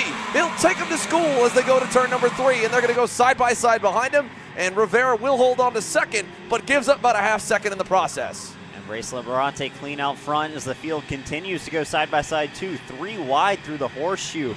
Everyone seeming to make it through. It was tight racing through there, but it is Race Liberante taking the lead over Anthony Rivera, who sits currently in P2, about 6 car lengths back from Race, who is checked out early in this one. We'll see if anyone can run him down. Race Liberante spent the majority, pretty much all of 2023 on the other side of the fence. Now, how rusty is the veteran here? He's able to get on the racetrack a good bit for testing and driver training, but not in a race scenario until right now. He'll lead at the end of lap number 1 on the MPG Kart Republic as they round the bus stop, and Cooper Auclair is all over Anthony Rivera as they go down to turn number 1 for second.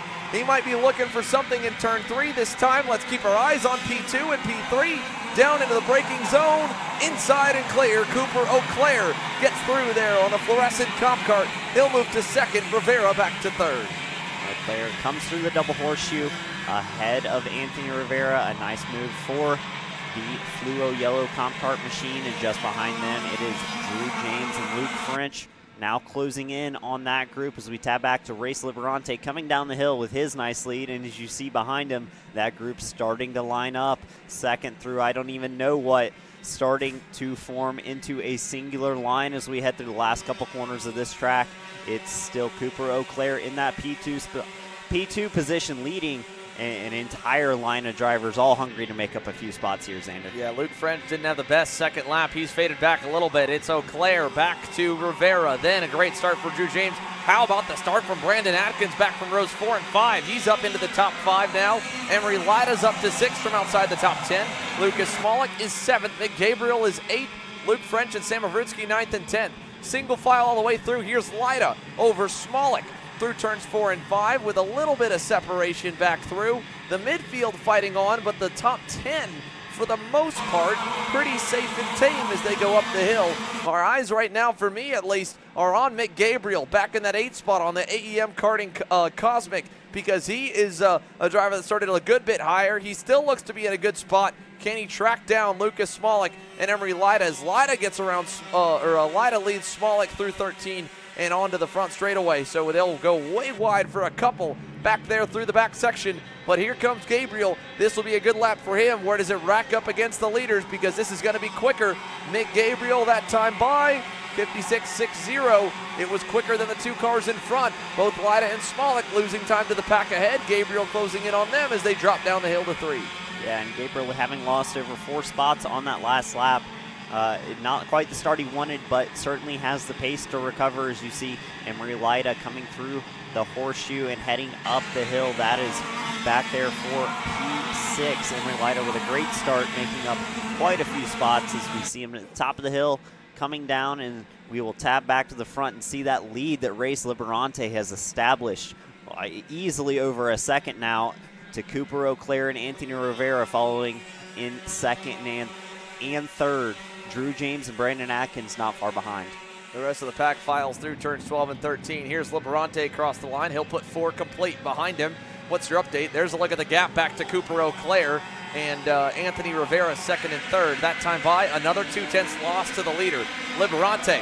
Fastest driver on the racetrack in the 56.374 lap time that time. Eau Claire is 1.4 away, best of the rest. He hit a 5.1 that time, a 5.0 for Rivera, but 2/10 off the pace, or at least a 10.5 off of Race Liberante as they climb the hill. Gabriel's already picked up one back in that 6th, 7th, 8th group as it's twos all the way down to them. So Eau Claire and Rivera, they're second and third. Then you go back, you got Drew James and Brandon Adkins together, 4th and 5th, headed through turn number 11. And back from them, that group of three with Lucas Smolik, Mick Gabriel, and Emery Lida. Smolik's gone around, and Gabriel has followed Lida back into the 8th spot as they come onto the front straightaway. Here's a look again at second and third. Eau Claire and Rivera just kind of working together for now. No passes yet inside the top 5 down to turn number 1. And very similar to the other half of the KA senior heat races here. In this case, though, not the pole man. It's off pole and Race Liberante, who has gotten to the lead and has started to pull away. Gabriel getting around Smolik back there. He's up to 6 now, and second and third still just trying to track him down. There's a pass for 4th right there. That's Brandon Adkins. P4, P5. Adkins takes his OTK up 1 spot higher as he gets around Drew James. Atkins with a nice move there. What I like to see is how well Anthony Rivera is working with Cooper Eau Claire. It seems like he has maybe a bit more pace, but they're still getting run away from now, out a 1.5 behind Race Liberante.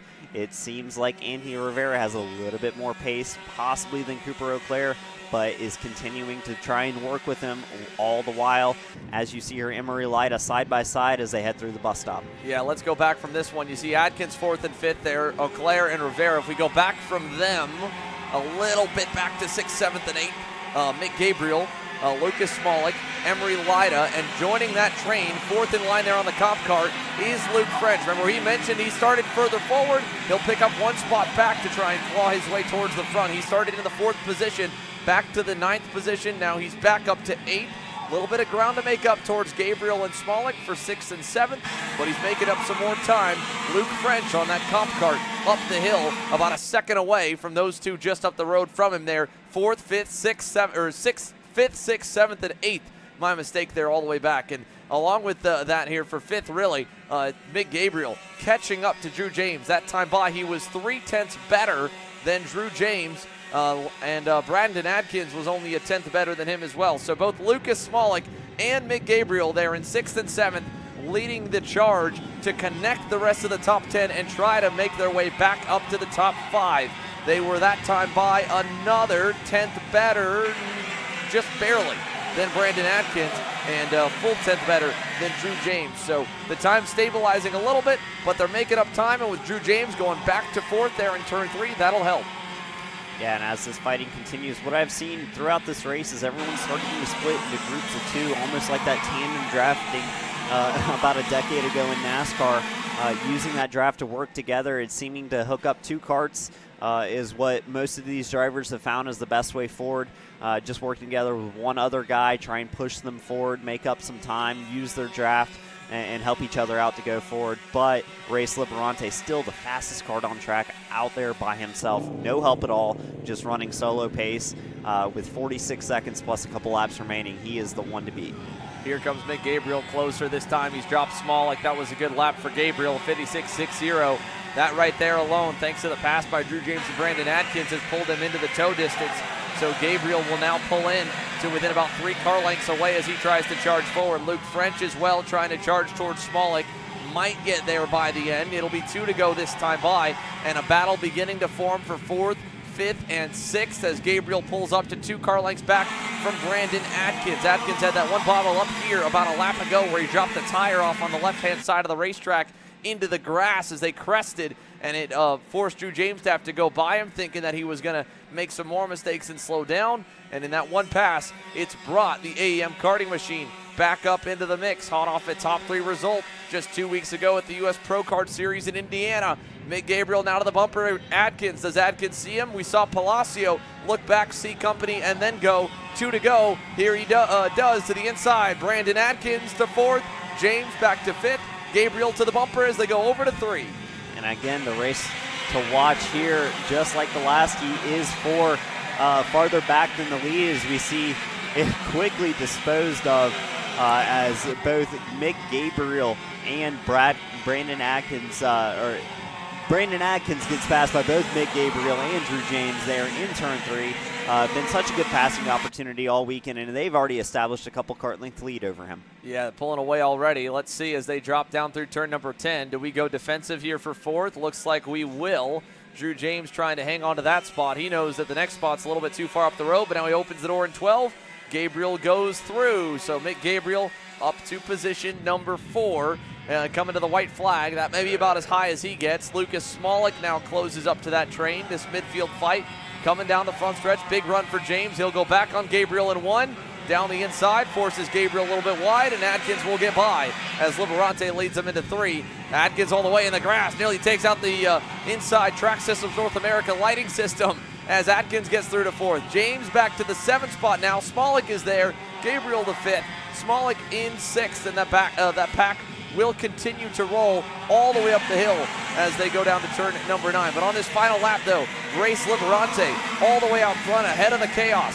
Here he comes coming into turn number 11 this time as the leaders go through turn number 10. Liberante towards 12 and 13. Spoke to him earlier this morning. Said he was feeling pretty good. We've got a hot rod this weekend, were his exact words. And as he looks back, there's nobody there. Through the bus stop for the final time, Race Liberante will go flag to flag in heat number 1 for Group A in KA Stars. Eau Claire and Rivera 2nd and 3rd. Here comes that next pack. Nothing really changing too much. Adkins over Gabriel for the top 5. Smolik, James, French, his forward drive ends in 8th. Emery Lyda 9th. Tanner Bunny rounds the top 10. But Race Liberante, an impressive opening heat race as the veteran shows no signs of rust there. A 1.5 second margin by the end as he slowed the pace down to save a little bit of rubber. Let's go through the rest of the results here for the 27 drivers in Group A that make it up. Going back to Tanner Bunny there at the end of the top 10. Couple movers and shakers. Again, we mentioned Luke French. He ends up a net loss of 4, but it's still a good recovery of what could have been a loss of maybe 6, back to 10th or so on that opening lap. And then back from the top 10 as we see the gaps all the way through. We've got Sam Avrutsky there up 1. Jaden Krause up 8 from 20th. That's what you need to do to make sure you're in that safe spot in the top 15. The same for Gavin Isaacs. Massimo Sanchez Lara. Ben Lyda falls back a few but stays in the safety net. Liam Kerper, Logan Mueller, Kyle Raymond, Chris Harrower, Gio Cardone. Outside looking in, Presley Whitney, Jake James, Lavisa Landon, Nick Mercer, Jake Phillips, Eric Goldstein, Paul Castle. Everybody finishes, but a lot of drivers way outside the cut line to make it into pre-final A, and potentially without a superstar Heat 2 would need to race their way into the show in pre-final B tomorrow morning. Another gap here in the coverage. When we come back, it's the first of the 2 headline divisions. Pro Stars for our second standing start, getting set to go green.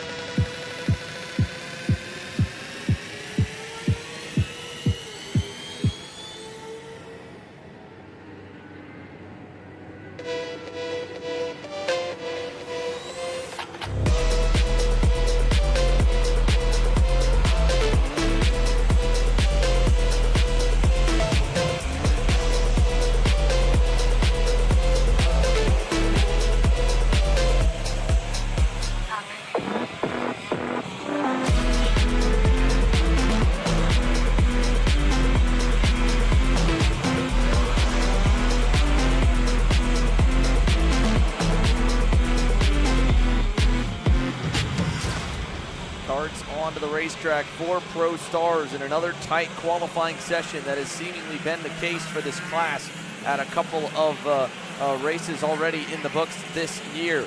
Gavin Bailiff on pole by just half a tenth on the Trinity Karting Group Kart Republic alongside Justin White's Kartworks USA Marinello. Talon Yockel, the number 2 plate, will roll off in the 3rd spot. He was only, again, 6 thousandths of a second off the back of Justin White in qualifying, 54 thousandths off the pole in 3rd. It's the number 2 Magic on 4th, the number 232 Magic. Robbie Bajoso in his lone start in a couple of seasons, I believe, joins his teammate and driver in Talon Yockel to make an all-Magic 2nd row. Then it's Michael Riccio for a Magic 3-4-5 on the inside of row 3. To his outside, it'll be a late entry from the DRT North America camp in factory driver Colin Daly. The flying Jamaican was a couple tenths off in qualifying, 2.5, nearly 3 to be exact. Row 4's got Ian Quinn on the Macron Motorsports comp card on the inside.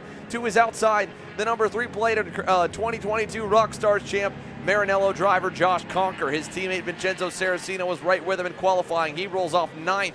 And to the outside to complete your top 10, it's the Rockstars subcategory top qualifier, Jonathan Ocasio. We go to the lights. For the first time in Pro Stars this weekend, who gets the whole shot off the line? We're revved up and set in a little bit of a jump start for Justin White as he rolls slowly to the outside lane. Gavin Bailiff will lead them through turn 3, and White gonna have to fall to the rear for a potential jump start penalty. Gavin Bailiff, Yockel, and right behind Talon, slotting into line. Team co-owner Robbie Bajoso there to P3 in the all black with the red and orange, or the orange and blue suit there to 4th.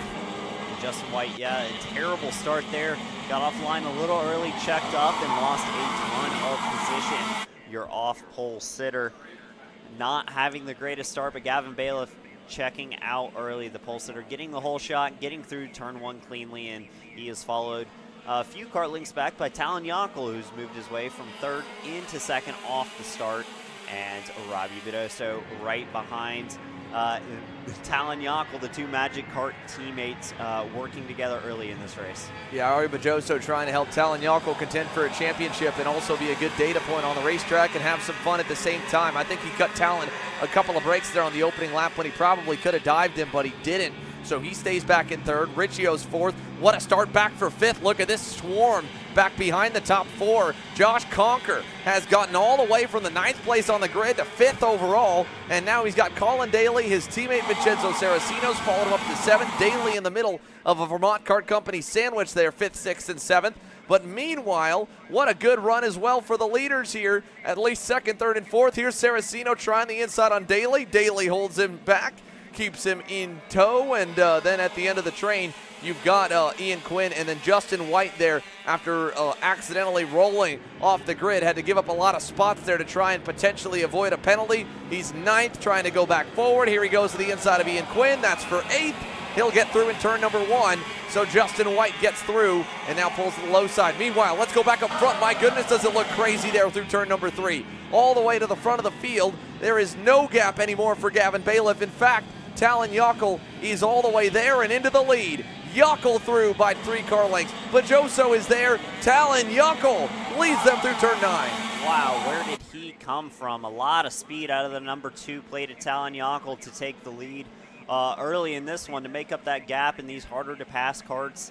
These quick gearbox classes, not easy to get the moves done, but he has worked his way up into that lead and is starting to check out as we see Robbie Bedoso sliding down the inside, and he will take over to the P2 spot, Xander. Yeah, Bajoso gets through, Riccio gets through as well. The Magic Boys are lined the fence and pumped up right now. It's 1, 2, 3 for Magic Kart USA as Gavin Bailiff falls down to the 4th spot. Michael Riccio higher than he's ever been in his career as he moves up into 3rd. Bailiff back to 4th. Saraceno and Conker are trying to get through. Conker's through to 5th. Daly is 6th, and it's a madhouse behind the opening 6 because my goodness, as it exploded in that second pack.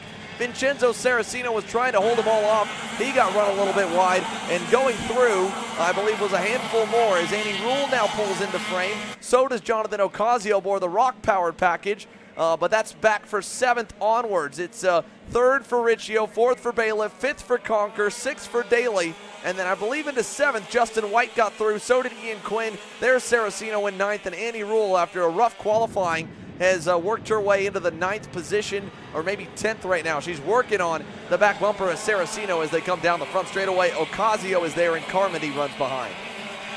Apologies, our ticker's just a little bit off. Talon Yockel is your leader. He currently leads as P10, but he is well out in front of this field over Robbie Bedoso and Michael Riccio. And Gavin Bailiff from 1st to 4th in just a matter of corners. Xander, what do you think about that? I don't know. I mean, Gavin Bailiff shot out of a cannon on the opening lap, and then the pace was not there on lap number 2 on that TKG Kart Republic. He's back on the bumper of Michael Riccio. As we look at this here, how about it for Justin White, the comeback drive after the botched start. He gets through on fellow Marinello. Josh Conker tries to close the door. He does. Conker's going to lose his spot as he fought it all the way into the apex as Quinn slips through, but back up front for Gavin Bailiff. Yeah, not an ideal start here to heat number 1. As up the road, there's Colin Daly, and then you go all the way to the lead pack. Talon Yockel pulling away as, look at this, contact between teammates. Ocasio and Andy Rule side by side in 1. Not going to go by. Rule says, come on, push me, follow me. Don't do that just yet. We're still early in this heat, but Ocasio thought he was close enough to go by. Here's a pass even further. Zach Frank trying on David Carmody. That's in the Eyes Up Body Symmetry MD Beryl Art. And then right ahead of him, Carmody on the GFC for Rivera Racing holds the spot as they climb the hill. Your leaders, though, all the way through. Here's a look at them. Robbie Bedoso pulling up to Talon Yockel there, and they have absolutely dropped Michael Riccio and Gavin Bailiff for 3rd and 4th. And Robbie Bedoso with a lot of pace in that car. He actually is catching Talon Yockel. It's hard to see on the timing, but he is quicker this time by. As they head through turn 1, Robbie Bedoso closing that link down to just about over a car length now. Now for Robbie Bedoso, again, at this point here, team owner, you got your driver in front of you contending for the championship. He's out there for fun here, but he also wants to win when he can get it done. So I don't know how important it is to win this opening heat race. Maybe he'll wait to kind of hold his cards back for that main event tomorrow afternoon and then let loose to try and go after a checkered flag. But in the meantime here, while they drop down the hill to turn number 10, let's go down to pit lane because the other half of our headline star division, the OKN Stars, are on deck, and Alex Stanfield is standing by with Alexander Searle.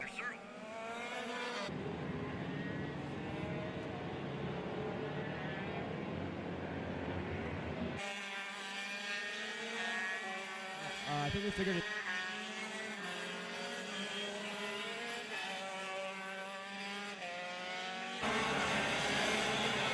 We'll try that again here in a moment. Let's see if we can get them down on the grid here.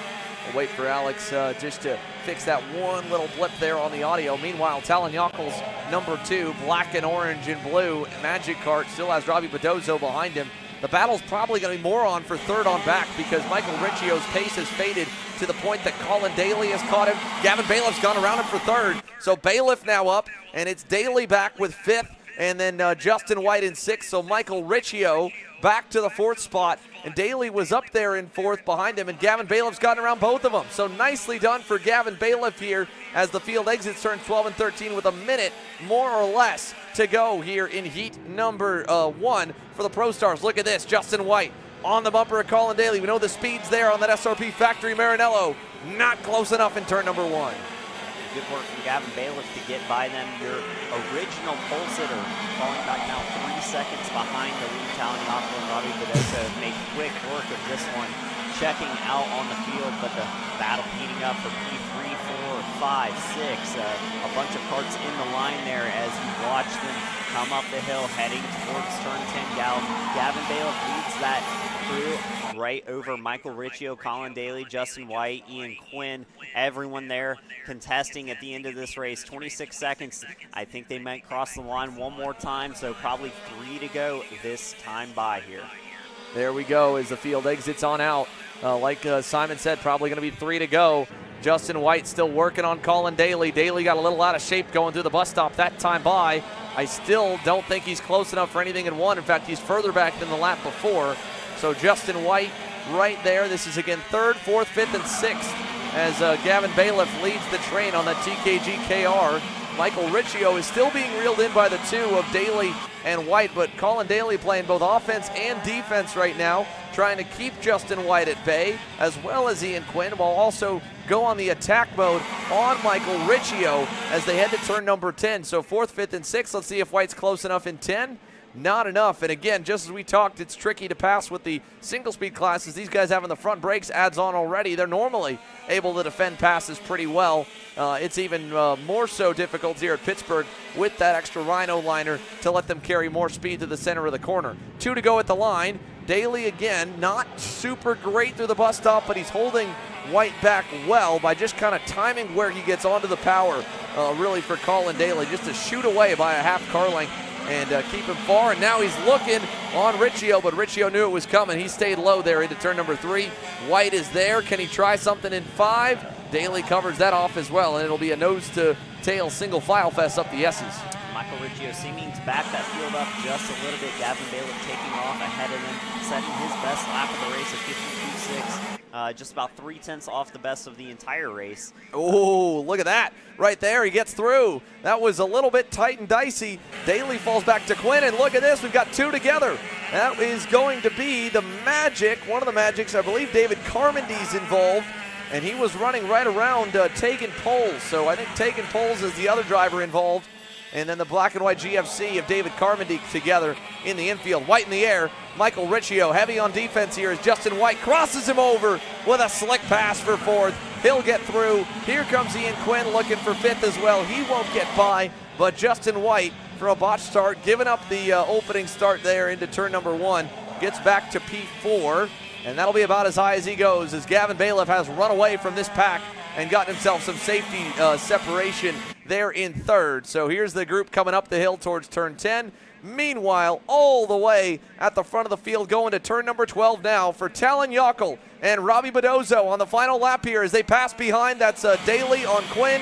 Here we go to the bus stop. The number 2 will be number 1 in heat number 1 as Talignacco comes down the front straightaway. He'll win the opening heat race in Pro Stars over Robbie Bedosa. 3rd to Gavin Bailiff. 4th is going to be Justin White. 5th, Michael Riccio. 6th, Colin Daly. Ian Quinn bangs the wheel across the line, frustrated as he thought he had a shot at Colin Daly and just couldn't get the job done. Conquer, Saraceno rule the top 10 by the end of it as Annie drives her way up the grid after a not so great qualifying, especially in comparison to her Magic Kart teammates. And that last lap crash for David Carmondy and Tegan Poles looked pretty rough where it was. Probably banged tires in the infield here coming through turn number 4 and 5. And you can see the NASA panel on David Carmondy's black and white GFC completely knocked off to the right-hand side. So you can kind of guesstimate how that wreck happened. He was probably on the outside, Poles on the inside, and then the tires just acted like a slingshot ramp that sent them up and over. So all that said, again, it is Talignacco winning heat number 1, and there will be a jump start penalty coming for Justin White unfortunately, even though he gave up some spots, rolling slowly off the line. So that'll move him back down the order. And depending on the severity of the penalty for a jump start, that could move him all the way out of the top 10, as it's only a 2.5-second spread back to Annie there in the 10th spot. But good run for the Magics, Italian Yockel and Robbie Bedoso to the top. Meanwhile, back down the rest of the order, Ocasio in the sub-category for the Rock Stars class wins Heat 1 for his group. Zach Frank in 12th there, Charlie Steins, Robbie Campbell, Miles Danoff the top 15, Safik Haddock the third, rounds it off of the drivers that were able to finish, with Carmody and Poles out of this one. Another heat's coming, OKN Stars next up here from Pittsburgh.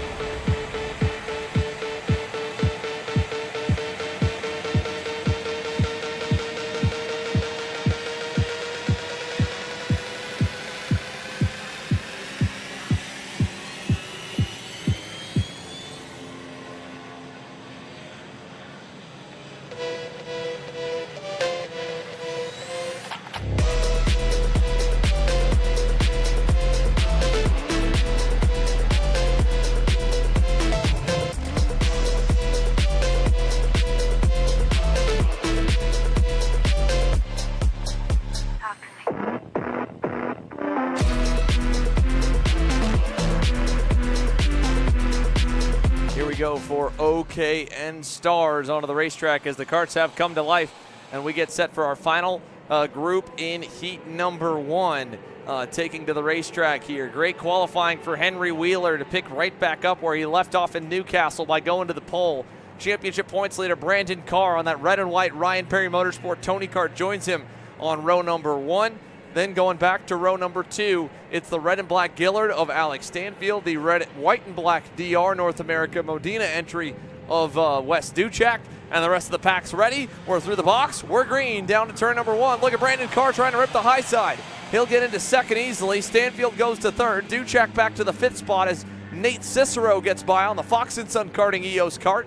And through the opening couple corners we go. Safe and single file down to turn number 4 is Aiden Fox, the round 2 winner, trying to go to the inside of Wes Duchek. He won't get the job done. He'll have to slot back in line and gives up about a half second to the rest of the pack in the process with that attempted pass for the 5th position. They'll climb the hill to turn number 9. Down the hill through 10, it's Henry Wheeler on the blue and yellow BJR MDRLN kart with Brandon Carr right in tow, about a car length back, who bogs it out of 11. And here comes Alex Stanfield to the inside. He gets through with a mistake there from Brandon Carr as the motor just did not get going out of that middle hairpin. Alex Stanfield goes to second. Yeah, he came out of that corner, laid the pedal to the floor, and got nothing. He immediately looks for the pass back on Stanfield, will get that done. So Carr and Stanfield going at it all the while. Henry Wheeler starting to check out front, 2, 3, 4, and 5. Pretty nose to tail. The fighting clean so far. We'll see if it heats up anymore. These two have had some run-togethers in the past. We'll see if that plays into effect here.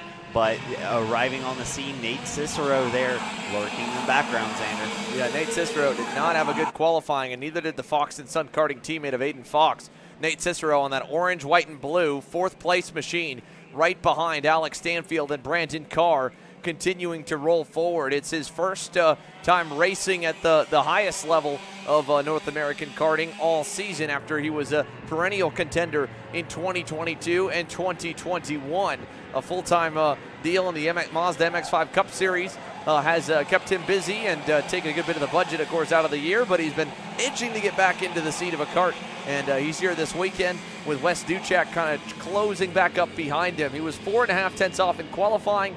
He had a good start here on cold tires. I don't know if he's been able to pick up enough speed over the lunch break to contend, but he's there with Wes Duchek trying to close in all the while. Henry Wheeler going right to work to build the gap over the field. That gap is about 9 tenths at the moment, back to Brandon Carr's RPM Tony kart. And that's how you get it done. Getting a good start in this category is essential, as we see farther back, 3rd and 4th. Stanfield feeling all the pressure from Nate Cicero. Nate has been all over that rear bumper as Stanfield's lost a little bit of ground to Brandon Carr, who started to edge that gap out since he recovered from that mistake out of turn 11 just a couple laps ago. Yeah, so here we go down to 1. 2 car lengths between Nate Cicero. Looks like he's maybe losing a little bit on top-end power to the comparison of Alex Stanfield, but he's maybe a bit better in the infield section of the racetrack here. Good run there through 3, sets him up. Looks maybe not going to do anything in turn number 5, but got a run there on the mid power range. And that's, again, this is a builder's class, just like in Pro Stars with the KZ engines. A formula set by the FIA allows all the engine manufacturers to compete. And what in the world just happened? Brandon Carr and Henry Wheeler just got around. Is that lap traffic in the way? Indeed, that's the 29 Fox & Son machine of Aiden Lorenko, who must have gone off the racetrack, and then I don't know what happened. He was showing his 9th here, but Aiden Lorenko, a lap down, is in the middle of the field now as they go to turn number 1, and Alex Stanfield's like, dude, get out of the way, and he sends him off and into the tire wall.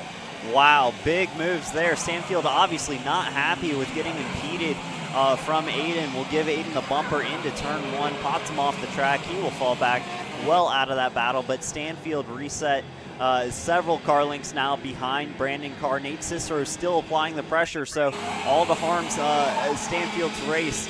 It was not a good moment to lose that gap to Brandon Carr and still feel that pressure from Nate Cicero behind. So I got to correct myself there as Cicero gives a little tap to Stanfield through 11, and it brings Wes Duchek closer. It looked like Lorenko was on the lead lap. In fact, he did score his 3rd across the line last time by. He must have cut the racetrack somewhere. Maybe went wide at turn 3 and cut in through, over through the cut through over to turn number 9. But that was weird that a way that it happened just off camera, and then all of a sudden we got a completely different go-kart in the middle, and Henry Wheeler and Brandon Carr to get around him, and it destroyed the lead that Henry Wheeler was building up. Lost the most out of anyone that time by, but all the leaders got impeded, as you mentioned, Simon. Lorenko drops down the order now to 13th after getting shoved off the racetrack by Stanfield. And here's Aiden Fox. This is him working on the Hodes DD OTK of Nick Terlecki as they go down to turn number 10. This is back for 6th and 7th. Meanwhile, 3rd, 4th, and 5th, Nate Cicero is still riding right behind Alex Stanfield. And Henry Wheeler still getting closed in by Brandon Carr. Brandon Carr probably making the most out of Aiden getting in the way there.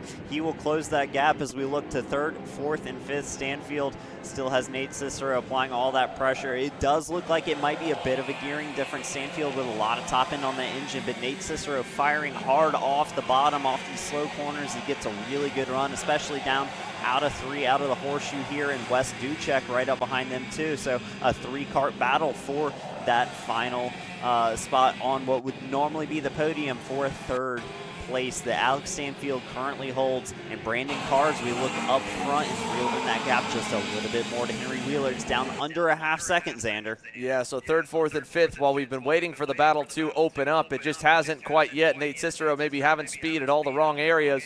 Brandon Carr pulled in within a half second last time, but I don't think it will be this time. Looking at the bottom of the screen, that gap looks like it's gotten a little bit bigger up to Wheeler. So we'll stay 3rd, 4th, and 5th. Cicero trying to make up ground. Here's the run through the bus stop. Good run to the end of the straightaway for Alex Stanfield as Cicero pounds the limiter and falls backwards towards Duchek. Minute and a half to go, and indeed, new fast time out of Henry Wheeler, fastest of the race, and he pulls 2/10 back out on Brandon Carr as he gets back to business. Here's Cicero again, setting up. This time he's going to go inside and clear for Nate Cicero to go to 3rd. Stanfield back to 4th, Duchek to 5th. Still with about a 3-second cushion to Terlecki and Fox. I feel like we've been waiting 5 laps for that move, Xander. Nate's been there the entire time, putting the pressure on Stanfield. Couldn't find a way to get it done yet, but gets a great launch out of turn 3, and will cross him up into turn 4 and 5, the horseshoe in the infield, and now stretches it out just to a couple car lengths as they round through the last couple of corners, 12, and then into the bus stop out front. There at the end of the screen, you could just see the leaders, Henry Wheeler and Brandon Carr, filing through. 48 seconds plus 2 laps still on the clock on this race. Henry Wheeler faster again than Brandon Carr last time by about 1/10 and a half of a second. So now out to almost a second advantage again, about 8/10 there, and the battle still rages on for 3rd, 4th, and 5th as Wes Duchek has arrived onto the scene and is starting to put the pressure back onto Stanfield. Stanfield feeling a lot of pressure this race, always having a driver right there looking to make a move. Yeah, he was up there on Carr for a minute. Carr got away from him. Now Cicero starting to build a bit of a gap as Alex Stanfield fades backwards towards Wes Duchek. And earlier in the year, in both races, he was starting the weekend on the Vortex-powered OKN engine. He switched over to a TM power plant at both rounds 1 and 2. They've been trying to get parts for the Vortex machines. They want to rep the OTK brand and try to stay true to it. But they have just been lacking a little bit of speed, and what was able to get him competitive at the end of both weekends was switching to the TM power midway through. I imagine he may be on one already, but I don't know for certain. If not, I would think that an overnight change might be in the works for the number 46, as again, this is not where he would like to be, where he just seems to be lacking in the infield. Whether it's go-kart or engine, it's a little bit tougher as you kind of lose some of that spec racing parity, and you have more, again, of that formula-style racing, building the types of horsepower. As they climb the hill to 9 and 10, Alex Stanfield under pressure even more so. Duchek got a great run there. He closes to within a car length to 11. Maybe close enough for something, but they're low on laps here. We're coming to the white flag this time by, and Stanfield now knowing Duchek is there, starts to go a little more narrow to try and hold on to that spot. And that'll only bring Duchek closer. He is locked onto that rear bumper, that number 46 OTK machine of Stanfield. Goes defensive down into 1. Duchek going to go high, maybe try around the outside, will back out on the exit, still applying that pressure, going to reset, maybe look for a move into turn 3. He goes towards Stanfield on the defense, will give Duchek the better run out of the corner, defensive into the horseshoe again. Stanfield low lining the entire track, Xander. Yeah, and that's, again, able to do so with the extra runoff, with the grip in the center. Holding it nicely as they climb the hill to 9 and 10 for the final time. A couple more places to hold on to that spot. Meanwhile, look up front, my goodness. Oh, wow, what a move from Brandon Carr. He started the lap half a second away, and he gets by a fading Henry Wheeler on the final lap of the heat race. Brandon Carr, the championship points leader, in a spectacular way, is going to come through the bus stop. he'll win heat number 1 in OKN Stars. Wow, I had this race written off as done. Henry Wheeler looked to be confident out front, and look, at Duchek will get by Stanfield in the end as well, but Brandon Carr from a long ways back hunts Wheeler down on that last lap, makes the best use of his tires, and gets the job done here in Heat 1. So what a drive from Brandon Carr to bring that back for a Heat 1 victory over Henry Wheeler. Coming home P3, Nathan Cicero. Wes Duchek P4. Alex Stanfield falls to P5. Outside the top 5, Nicholas Terlecki, Aiden Fox, Josh Holtz, Keegan Bosch, and Miles Hewitt round out your top 10. And then on from there, it is Eli Fox, Josh Conker down in P12, Adam Roberts, Aiden Lourenco, who had that wild ride in the middle of the race, Xander, and Julian DaCosta will round out the field. And we'll have to go back and take a look at that, because that was one of the wildest things I've seen, and I still don't know how to explain it. Not sure at all. I mean, Henry Wheeler, again, like you said, looked all locked and loaded. Then he started to give up a little bit of time at the end. He was bleeding tenths of a second left and right, and then that final lap just all fell apart for the BJR LN Kart driver. But for Henry Wheeler, he'll have to settle for second and a fast lap time in Heat 1 as Brandon Carr works his way through from the outside of the front row. We go from here to back to the top of the lineup at the Steel City Showdown here in Pittsburgh, all the way back to the K100 Masters that are on deck and set to go green here in just about 4 minutes.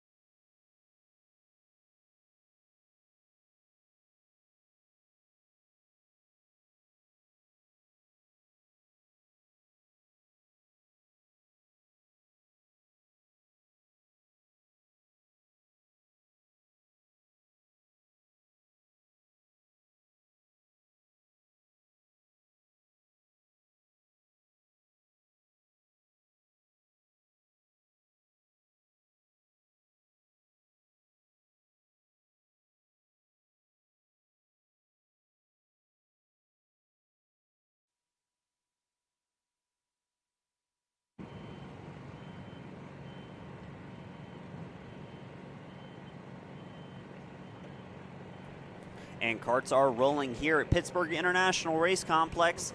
Time to get set for heat number 2, the second round of heat racing for all the classes today. Out on track now is KA Masters, our first group to take to the track. Chris Horan will lead the field off this field of 18 drivers. Mark Steele is outside. John Bonanno, P3, Brian Daniele, P4, and Anthony Stifler, your top 5 as they get into the tram lines and will look for the green flag.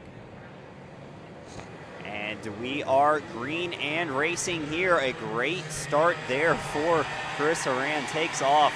P2 going nowhere off the jump. It is John Bonanno who slots his way into P2, just ahead of Mark Steele, who fell to P3. And some side-by-side action out of turn 3, but clean and green through the first couple of corners here. I have Alexander Searle joining myself, Simon Sykes, in the booth for this race. Yeah, thanks, Simon. I mean, a much better start for Christopher Horan than the last race. You know, he was able to pull out a decent advantage already. You know, like we were saying in qualifying, pulled out 4/10 on the field. Heat 1, it was really, really tightly knit for most of the race until, you know, a mistake by Steele kind of extended Horan's advantage here. Let's see if he can do more of the same in the second heat here. John Bonanno going to try to keep him honest. There's Mark Steele. I think is that Anthony Stifler, I believe, in P4, drops Daniele down to P5, and Jacob Neary, not as good as a start as he had in the first heat, down in P6. Yeah, some side-by-side action exiting turn 12 on the first lap, but single file into turn 1 this time by. We'll keep you updated on the times and drivers as they run. It is Chris Horan out over John Bonanno, Mark Steele P3, Stifler P4, Daniele P5. And on back from there, Jacob Neary into P6, Peter Cook P7. We see a pass to the inside here, the 245 of Jacob Neary going by Brian Daniele for that number 5 spot as they head up the hill.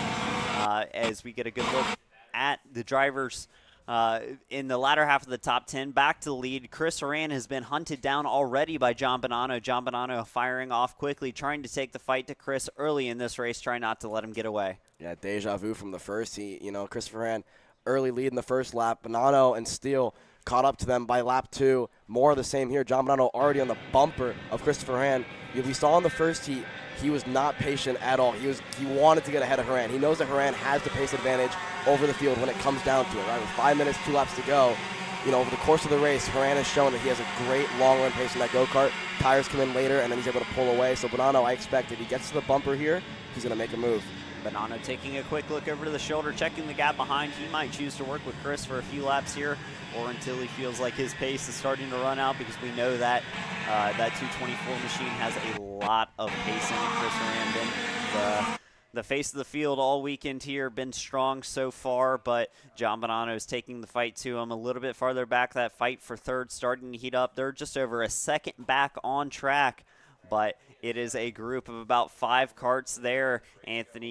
Mark Steele leads Anthony Stifler and Jacob Neary through, as we see the rest of the pack file through turn 12 and in through the bus stop onto the front straight, working lap number 3 this time. That was lap 2 complete. 58.0 for Chris Horan out front. That's 2/10 quicker than John Bonanno. The rest of the field nowhere near as fast as those two charging out front right now, Alex. Yeah, I'm surprised Mark Steele hasn't shown the pace that he showed in the first heat.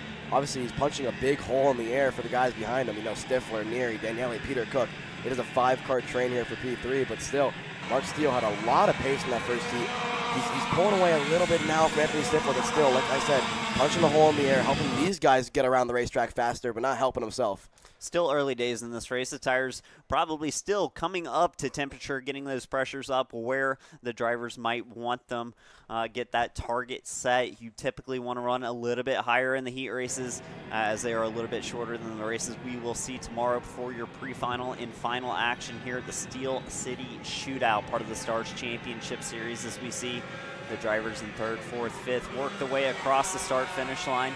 The 269 machine, Anthony Stifler, looking for a move to the inside there. He'll come back, not willing to commit there, as we just got a glimpse of the top 2 out front. And John Bonanno did not make that move early on Chris Horan when he might have had the opportunity, and now he's fallen to a half second behind. That's going to be a tough gap to make up But the fight really starting to pick up for P3, 4, and 5. So we tab back to a little bit farther back to working their way through the horseshoe. That is one card off. That is the 222 machine. Paul Topley, a tough break. He was running in the 13th position. He will go no farther as the drivers work their way out of turns 11, heading into 12, second to last corner, and the last passing opportunity typically on this track here at Pittsburgh International Race Complex. We're working through just under 4 minutes plus 2 laps remaining, and Chris Horan checking out on the field, a 57.8 last time by, fastest of the field, over 6/10 clear, almost 7/10 to John Bonanno down in P2. As we see the side-by-side action heating up, Jacob Neary going to the inside of Anthony Stifler. He will make that move stick in turn 3. Now we have a 5-cart pack for 3rd through 8th, Alex.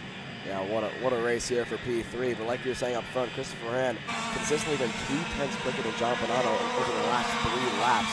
It's really impressive to see, though, because obviously, being 6/10 back or even closer, you're still in that draft window. So Christopher Horan is pulling 2/10 while John Bonanno is still in that draft of Christopher Horan. So it's super impressive to see from Christopher Horan here. But further back, we're seeing Stifler now under fire from Daniele and Peter Cook. So Stifler falling back after a great start up to P4.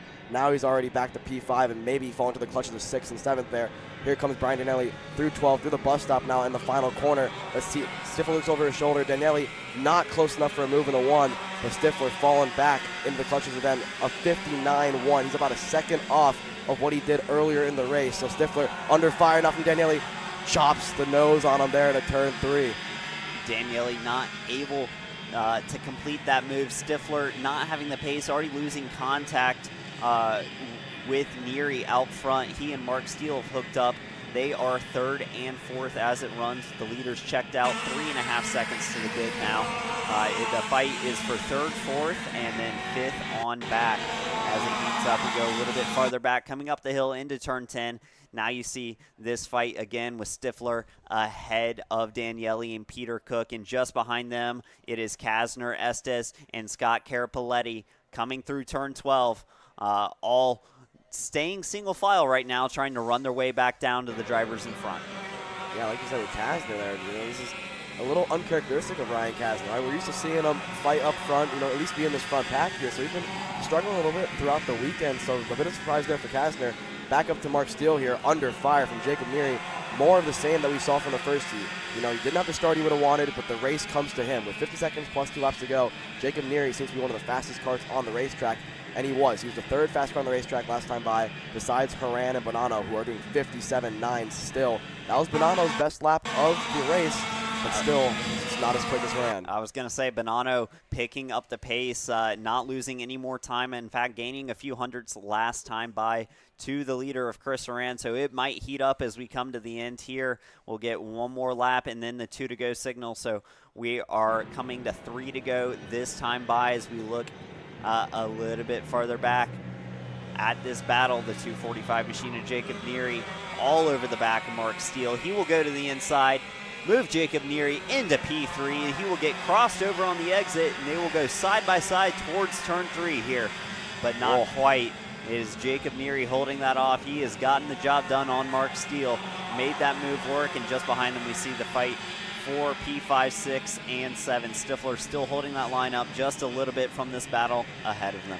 3 laps to go, and John Bonanno went a 10th quicker than Christopher Horan last time by. It is half a second now. It was 6/10. So let's see what John Bonanno can do. Back up front, it looks closer than half a second. Here comes the comp cart of John Bonanno. He is in the draft range now through turn 12 and entering the bus stop. They're going to get the 2 to go signal. Horan looks back here and sees Bonanno is closer than he's been from quite some time through the final corner. Let's see what the gap is this time by. Horan up on the wheel now, so is Bonanno. 2 to go. It is 4/10 of 57.8. He went a 10th and a half faster than Christopher Horan last time by, climbing the hill to turn 3 here, Simon.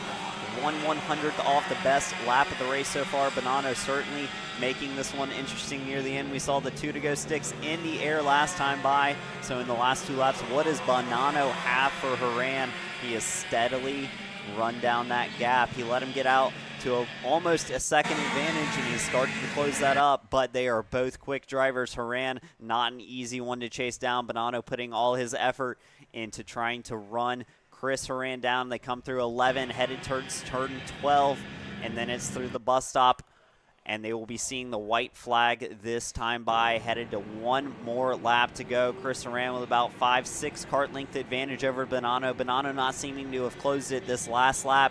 He will come onto the front straight, white flag in the air, 1 lap to go for Chris Haran. Yeah, Chris Haran a 10th quicker than Bonanno last time by. It looks to me like Haran might have this one wrapped up, but as we saw in the OKN Stars class, you know, half second may not be enough, right? We just saw Brandon Carr somehow, some way pick up 5/10 in the last few corners, so maybe more of the same here. Bonanno has put together a pretty good first sector here. You know, it looks to be closer than 5/10. Haran needs to stay focused here, climbing the hill now through the S's. Now they're going to go down the hill. Haran looks back. He has a good enough gap. You don't have to overcook it here. It's, you know, it's not qualifying. Here comes John Bonanno still trying to close that gap as much as possible, but I think Haran's going to be able to hold on.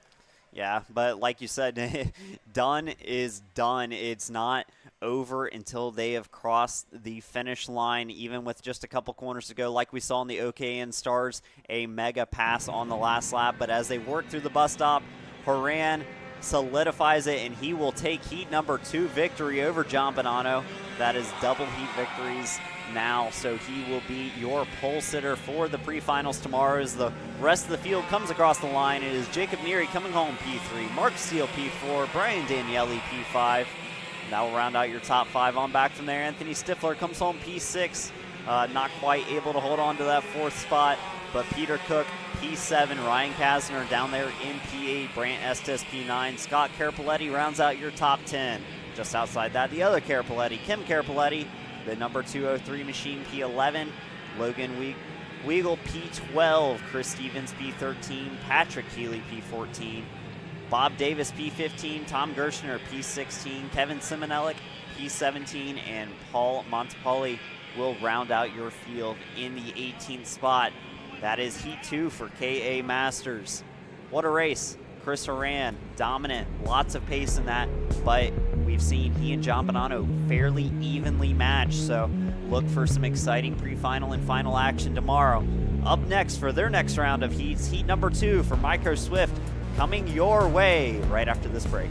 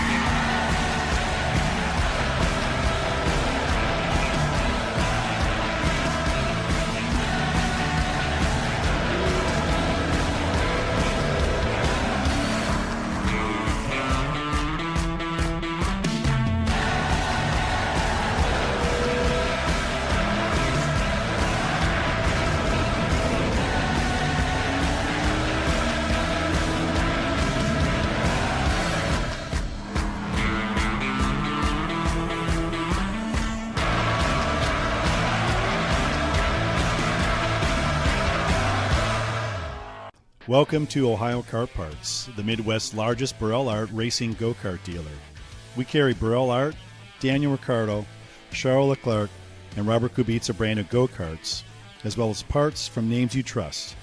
Chassis components from Freeline, engines from IAME, Briggs & Stratton, and soon-to-be Tillotson, electronics from AIM Technologies, MG Tires, Taika Axles, seating from Tillett, Arai Helmets, and 3/10 Race Products. Visit us online at www.ohiokartparts.com, at our facility in Lorain, Ohio, or at the local track on race weekends. If we don't have it, call us at 440-628-KART. That's 5278, and we will do what we can to help you out.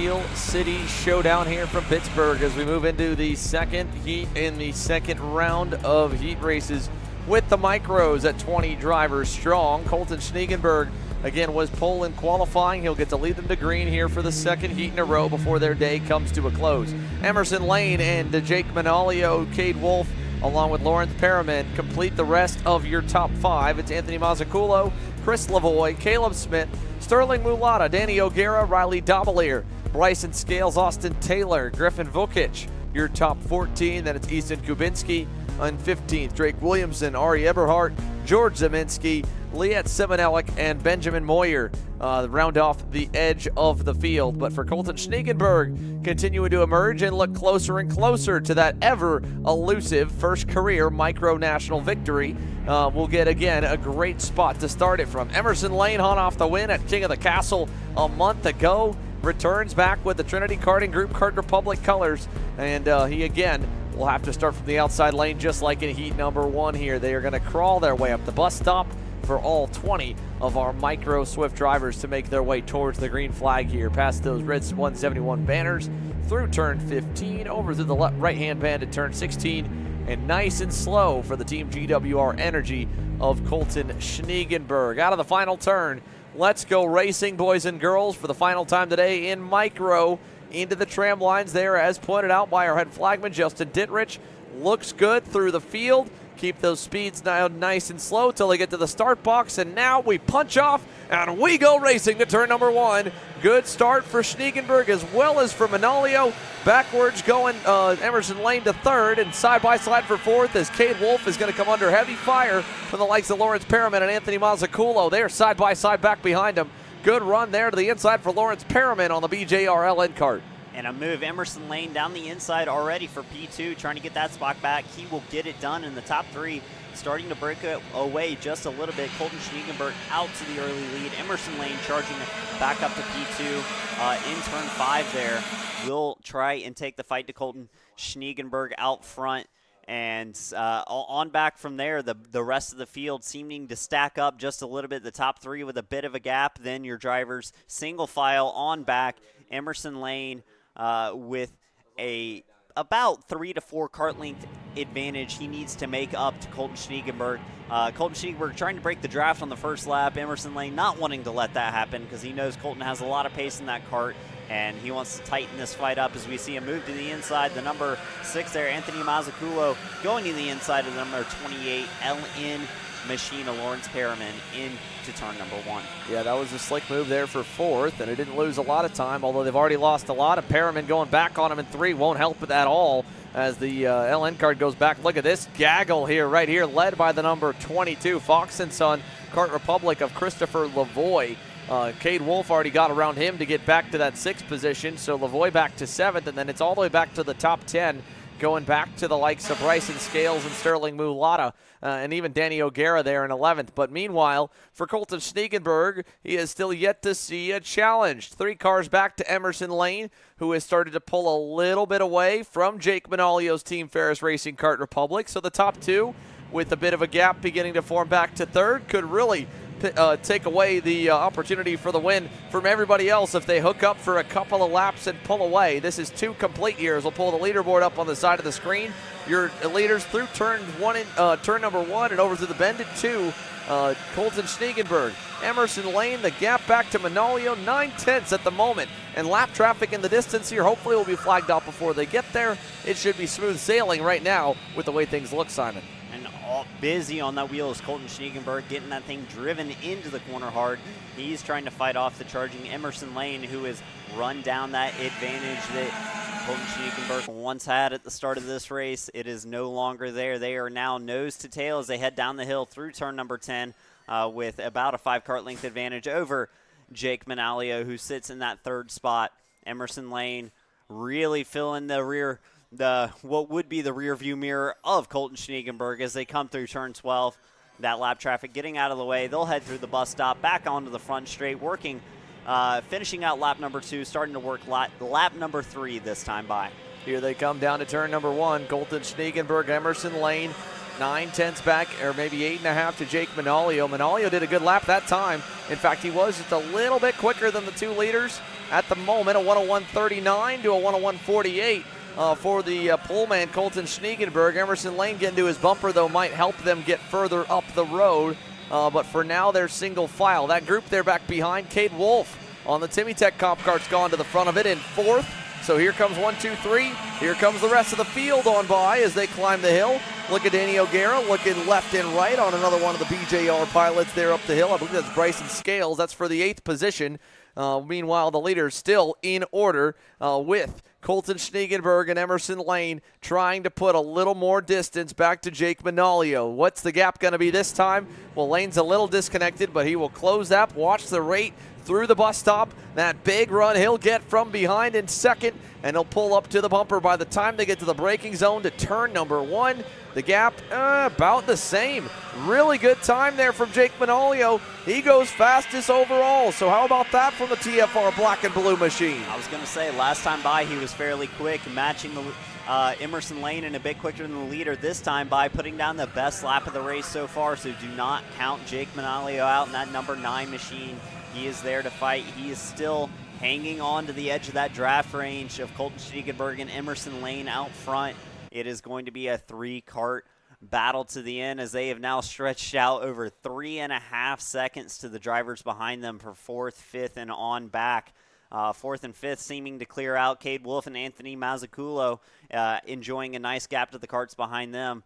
But out front, Emerson Lane still working that rear bumper of Colton Schniegenberg. Yeah, he's all over him as they go towards the bus stop once again. Still single file, still Schniegenberg in front, but Lane may want to drop him and go by soon because Manalio is on the way. Down at 1, Lane checks the gap back. It's still about net neutral. 1:09 to a 1:1:01 flat. Another 10th knocked off.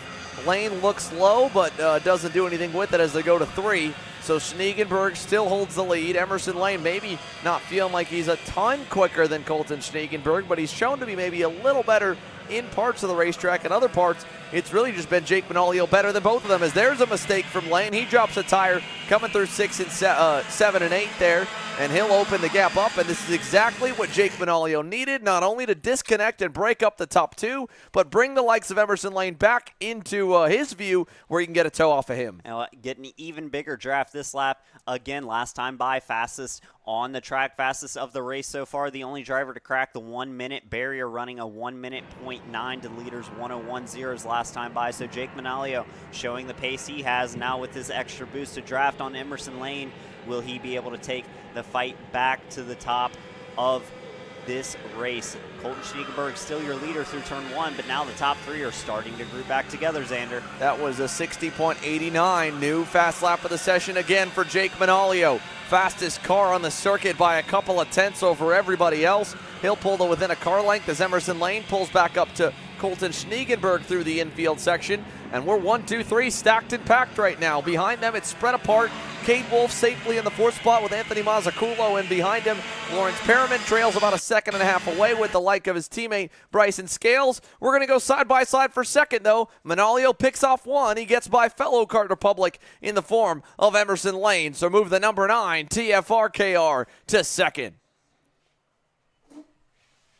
They'll come out of turns 12 and 13 here this time, and out of it towards the bus stop chicane. Single file for the lead. Colton Schniegenberg's going to have a big run coming his way, though. Here comes Jake Manalio to the inside for the lead. Turn number 1, Jake Manalio gets through on Emerson Lane and Colton Schniegenberg in about half a lap. Schniegenberg back to 3rd. Now what does Emerson Lane do with 40 seconds to go? He'll go to the lead in turn number 3. Forget working together. It's time to race, boys. They'll head to turn number 5. Schniegenberg looks for 2nd and Manalio back to 3rd. And it's a 3-way battle for the lead. Jake Manalio took the lead there for a minute. Emerson Lane finds himself in the top spot, and unfortunately for Jake Manalio, found himself on the outside, and Colton Schniegenberg able to work his way back into 2nd after losing that spot, and the fight rages on down through turn 10 into 11. Double left-hander into another right-hander. They are side by side on the exit. Emerson Lane to the inside. Colton Schniegenberg trying to work the outside, and they'll go way wide, and that'll let Jake Manalio go down the inside and pass them both. Yeah, that got wild here. Lane started defending here as they know that it's close to the end. They'll come to the line this time for the timer to just about hit 0. Do we get the 2 to go signal? We do. It's time to really dance. Lane to the lead in turn number 1. Manalio back to second.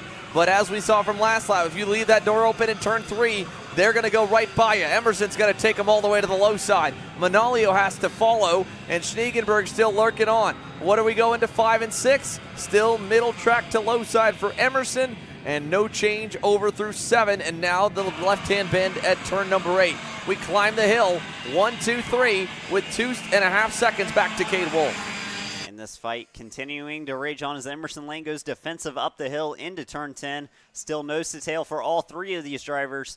Your long-term leader, Colton Schneegenberg, down in that 3rd position, looking for a way by Jake Manalio, who is also looking for a way by Emerson Lane. Again, defensive into turn 12. They'll come out, head to the bus stop, and they will collect the white flag this time by as he's even going defensive into the bus stop, Xander. Yeah, kept it low. He's trying to block off every window of opportunity that Jake Manalio can have, all the way down to the low side. Manalio follows here. Emerson Lane hangs on through 1, and they all kind of bottle up behind him. This will give him the biggest gap we've seen in the last couple laps. Schneegenberg on Manalio. Will he go through for second? He will. That will change that to those 2 positions, and now can Colton Schneegenberg get back up to Lane? Lane defending into 5, didn't know that he was clear, and now that gap's going to evaporate. He had one opportunity if he would have checked back after 1, but he didn't know, and they go up the hill. And Colton Schneegenberg back in the conversation. That little defensive move will take it all away from Emerson Lane. He'll have to go defensive up the hill into turn 10. Colton Schneegenberg all over that rear bumper looking for a way around. Jake Manalio hanging back there in P3. Emerson Lane fully defensive into 11. Colton Schneegenberg going to cross him up on the exit. They'll go side by side. He'll come down to the bottom, and they'll go in contact out of turn 12. Emerson Lane catches the worst of that, and he'll even get past on the exit. Look at Manalio side by side with Schneegenberg, has to back out, and Colton Schneegenberg muscles his way to the win in heat number 2 for Micro Swift. Manalio second, Lane third. You could see that next group catching up at the very end. Cade Wolf, Anthony Mazzaculo, Lawrence Perriman was almost there. Bryson Scales sets his personal best on the final lap. He gets close in 7th. O'Gara hangs on over Lavoie for the 8th spot. Lavoie back to 9th after a good start up to 6th. And Riley Dobelier rounds out the top 10. But what a run, what a battle there at the end. Schneegenberg versus Manalio versus Emerson Lane. 2 laps in a row. Emerson Lane on the inside, Schneegenberg on the outside in 12 and 13. They bang tires as they both play a game of chicken in the braking zone. And Jake Manalio almost gets it done twice in a row, just couldn't that time, kept it a little bit too narrow. To be honest, I thought Jake Manalio was going to sweep the inside again and get it done, but a little bit of contact out of 12, a couple laps there, and in the end, it's Colton Schneegenberg standing on the top step at heat number 2. Jake Manalio coming home P2, and Emerson Lane the other end of that battle. Such a good fight all the way through this race. It's amazing to see from these young drivers. Yeah, good, hard-fought battling here going on, and again, already having to play some moves from their hand of cards. We'll see what they've got left and tricks in store when they go back on the racetrack tomorrow for their pre-final. But for now, their Saturday ends. But don't worry, folks, there's a lot of racing still to come here. With the micros wrapped up, it's time for Pro and Rock Shifter Master heat number 2, where Matt Machiko will try to back up that heat 1 win over the likes of Evan Batt and Justin Kelly. And on back from there, the rest of the day will continue to roll through to be capped off with OKN Stars and Pro Stars. You're watching the Steel City Showdown here for round 3 of the Stars Championship Series on Kart Chaser. Hey guys, it's Dave here from Kart Class. We're at MCC, the Motorsports Country Club of Cincinnati. We're here to show you guys the fastest way to drive this almost 1 mile circuit. It offers both fast sweeping corners, some fast chicanes, and a technical switchback that leads onto a long main straight. Let's find out where to brake, where to accelerate, and where the best places to overtake. So let's get stuck into it.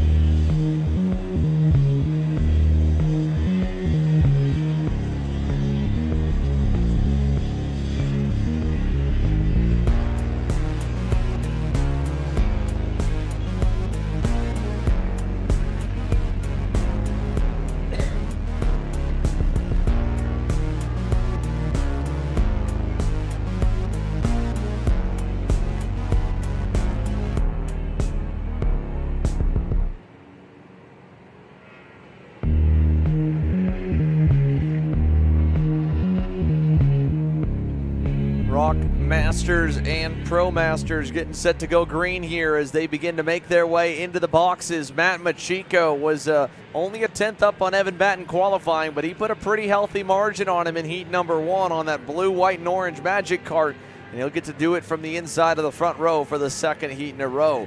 Evan Batt on the American-made HMG Maverick chassis and the Musgrave Racing Company factory kart kind of combination starts on the outside of that opening front row. Then it's Justin Kelly, Joe Ruck on row number 2, Michael Gouache and Michael Rivera on row number 3. On back, Rob Fiege, Bradley Danoff, Frank Runco, Cody Beck, Ryan Frank, Tiffany Kelly, Hugh Templeman, and Ryan Estep all the way through the 14-driver combo field. Mike Rivera leads the Rock Masters, and unfortunately we got one stall at the back. Looks to be Ryan Estep, and he'll get refired before we get underway for this one. So we'll wait a moment before we go down to it. But how about that for Rock Shifter Master and Pro Master? It'll give us a moment to go down to pit lane. Let's see if we can chat with Alexander Searle. He's caught up with one of the most energetic drivers we ever get to talk to, Mr. Max Weiland, and K.A. Jr. is getting ready to go, and he's standing by. Alex? Yeah, thanks, Xander. Max, I mean, you and Antonino there in the first heat kind of got into it just a little bit. We saw your tire fly about 10 feet in the air. Tell me what happened. So basically, going out the right in the back section, Antonino goes wide. I come in over under him, and then he doesn't see I'm there supposedly, and goes 90 degrees on the steering wheel straight into me. My my tire and all that went flying in the air. I'm out of the race. And after the race, he says, "Oh, my body just randomly twitched." I don't believe it, but this race, I hope I can make a difference, and good or bad. And you're gonna see some rubber in my side pod. All right, and one more thing, Max. I mean, the kart before that looked really, really quick. I mean, how good's your car handling? I mean, how good's the Magic team been for you? It's been really nice. I would always recommend it. It's a nice kart and feels really balanced, and I would recommend it for many people. All right, thanks, Max. Thank you. Max Weiland ready to get his elbows out here for heat number 2, and K.A. Jr. aboard his Magic Kart. He gets to watch his teammates in Rock Shifter and KZ Master get set to go green. Can Matt Machiko sweep the day in the Master Gearbox category? We get set to go to the lights for the first of 2 standing starts in heat number 2's rotation. Machiko versus Batt. Who gets the whole shot off the line? And side by side, Evan Batt's going to nose even, but give the advantage to Matt Machiko through turn number 1. And Joe Ruck will take quick advantage from the second row. A great start for the number 1 plate. He'll move to second as they go down to turn number 3. I believe it was Justin Kelly had a really rough start there, not able to get off the line very quickly, and we'll lose a heap of positions off of the opening circuit through turns 1, 2, and 3. And as we look forward towards the front of the field, it is Matt Machiko taking the early advantage with the whole shot as they head down the hill through turn number 10. And one driver wide. Machiko! Matt Machiko blows turn 10 on the opening lap, and your leader and pole sitter, Heat 1 winner, goes all the way to the rear. He's able to keep the engine fired, but now Joe Ruck leads the way, who was another driver that had woes in heat number 1, Simon. Yeah, Joe Ruck with that early mechanical from third position. So now that's 2 drivers who we would expect to be starting towards the front of the field in the pre-final tomorrow are going to have to claw their way from a worse starting spot than they expected, both going out early. At least with Matt Machiko, he got it refired, but he's a good half lap behind as we watch Joe Ruck take the early lead over Evan Batt, and they start to check out on the rest of this field. Yeah, Joe Ruck leading them up the hill towards turn number 9, about half a second back to Evan Batt. And at this point, if I'm Evan Batt, I'm going to go and cruise here. I know that I can check back and see that I've got a big gap. I don't need to beat Joe Ruck for any reason other than maybe 5 or 10 championship points, because he's going to go with a bad result to the rear. So I don't need to push myself. I can save my rubber to have the best looking tires in the pre-final tomorrow morning, because it'll put him on the pole if they finish where they run. Behind him with a good start was Bradley Danoff. Moving into third, into fourth on the Rivera Racing GFC is Mike Rivera.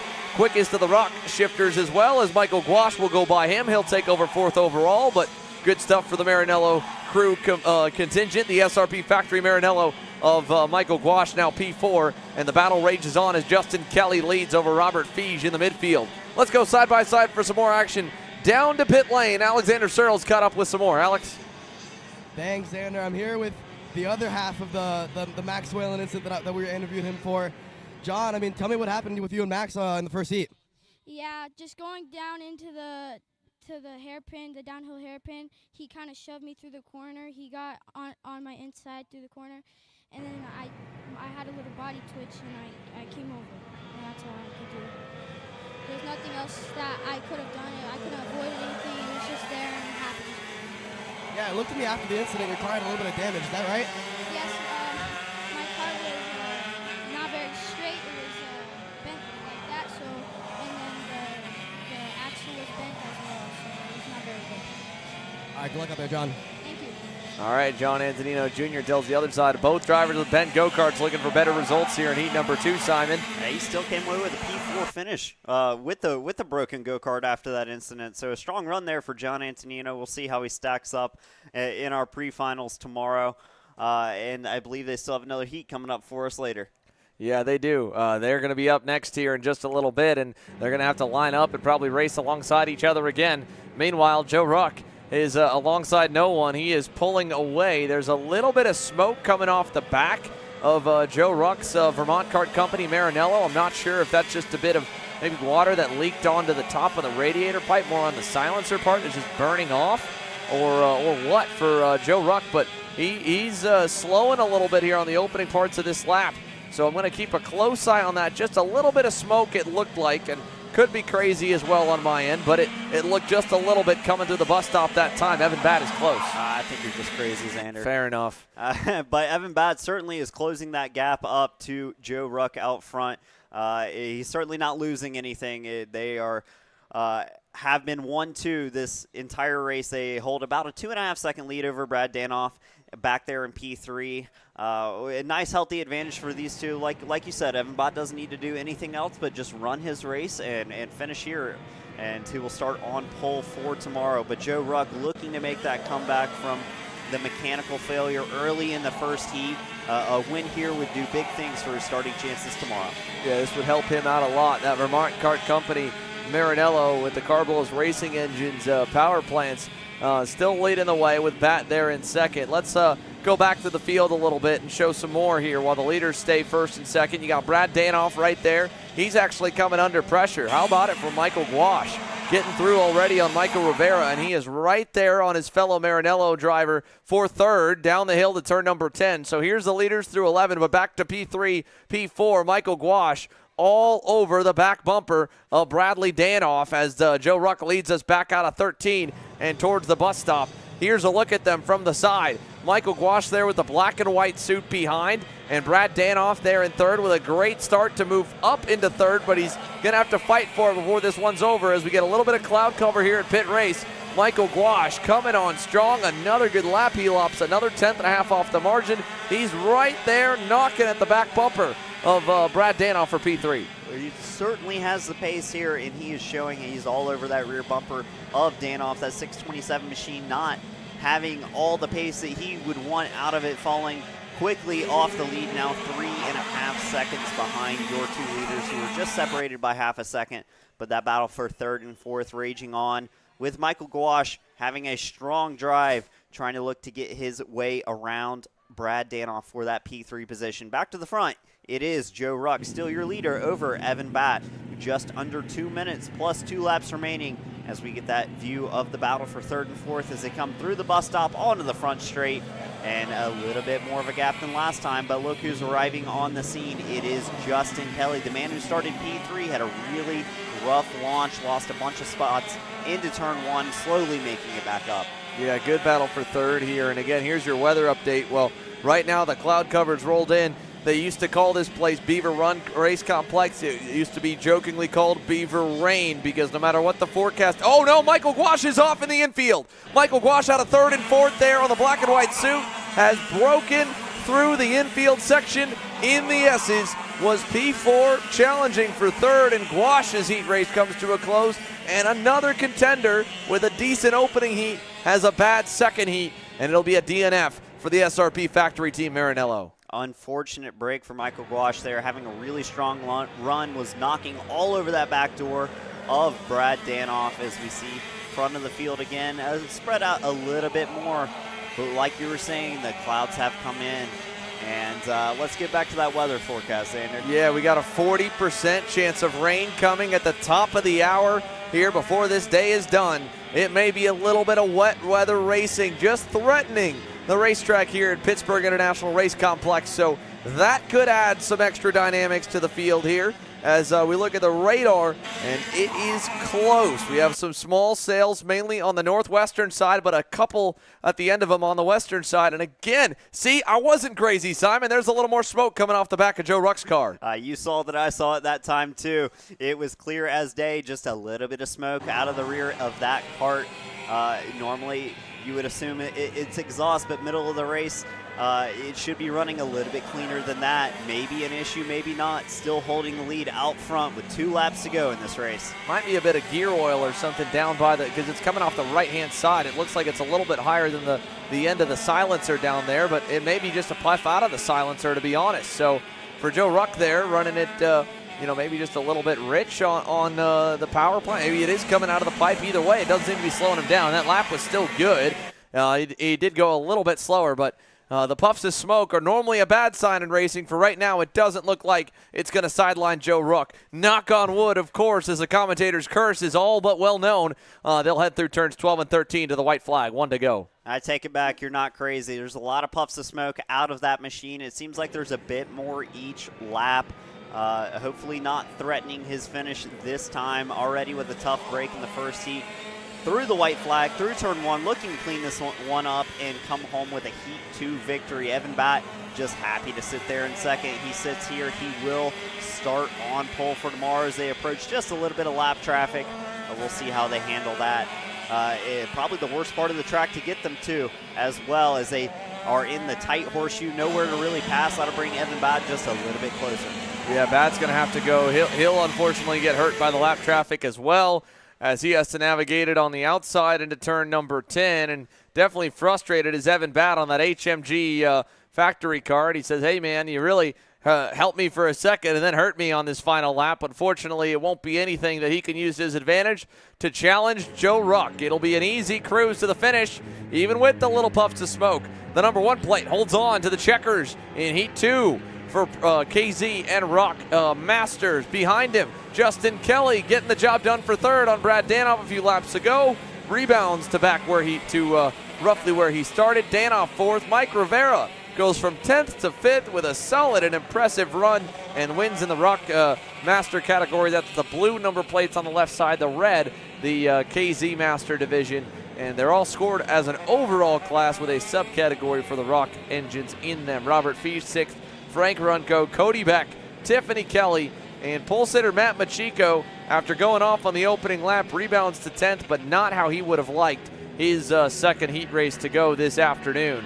It's Ryan Frank, Hugh Templeman, Ryan Estep, Michael Gouache, the rest of the top 10 as they cycle on through. But with all things completed for Pro and Rock Shifter Masters, we now shift our focus to the KA Juniors, the first of the 2 groups, getting set to go green when we come back.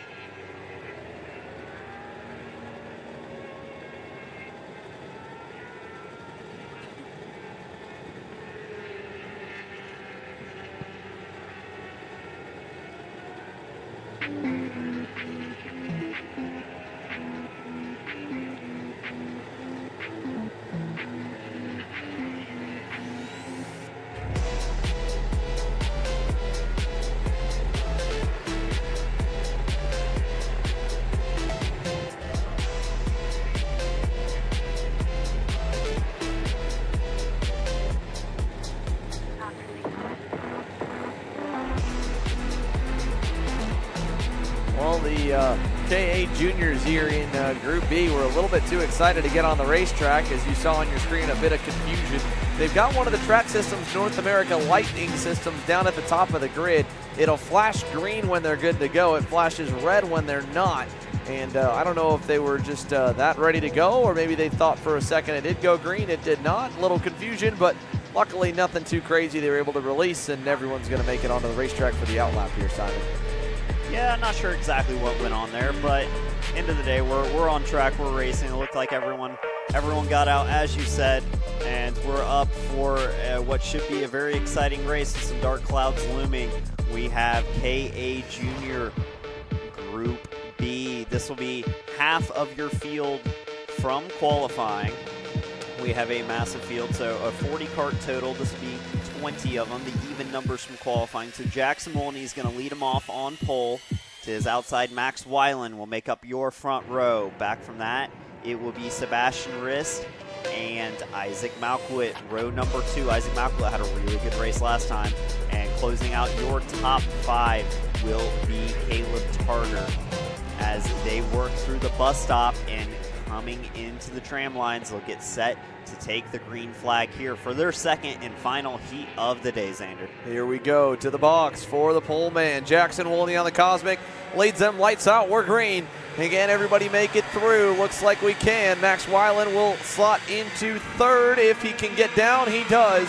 And now quickly everyone nose to tail through the corner, just trying to hang on. Isaac Malkut rips the high side to get into 5th there nicely, and they're going to fan out as Weiland goes to the inside on Sebastian Rice. He'll get through on that U-Race Tony Kart, and so Max Weiland up to P2, back to where he started. Side by side back, Isaac Malkut had a look to the inside of Caleb Tarter, backs out of it, single file down the hill. And it is Jackson Wolney who leads us through the drop-down hairpin as Malkut goes through on Tarter with a nice pass. Here comes Carter McMurray, John Antonino Jr., and one more of the comp carts as well. Lined up, that might be Remy Andretos or Mason Kuhn, I think a little further back on the order.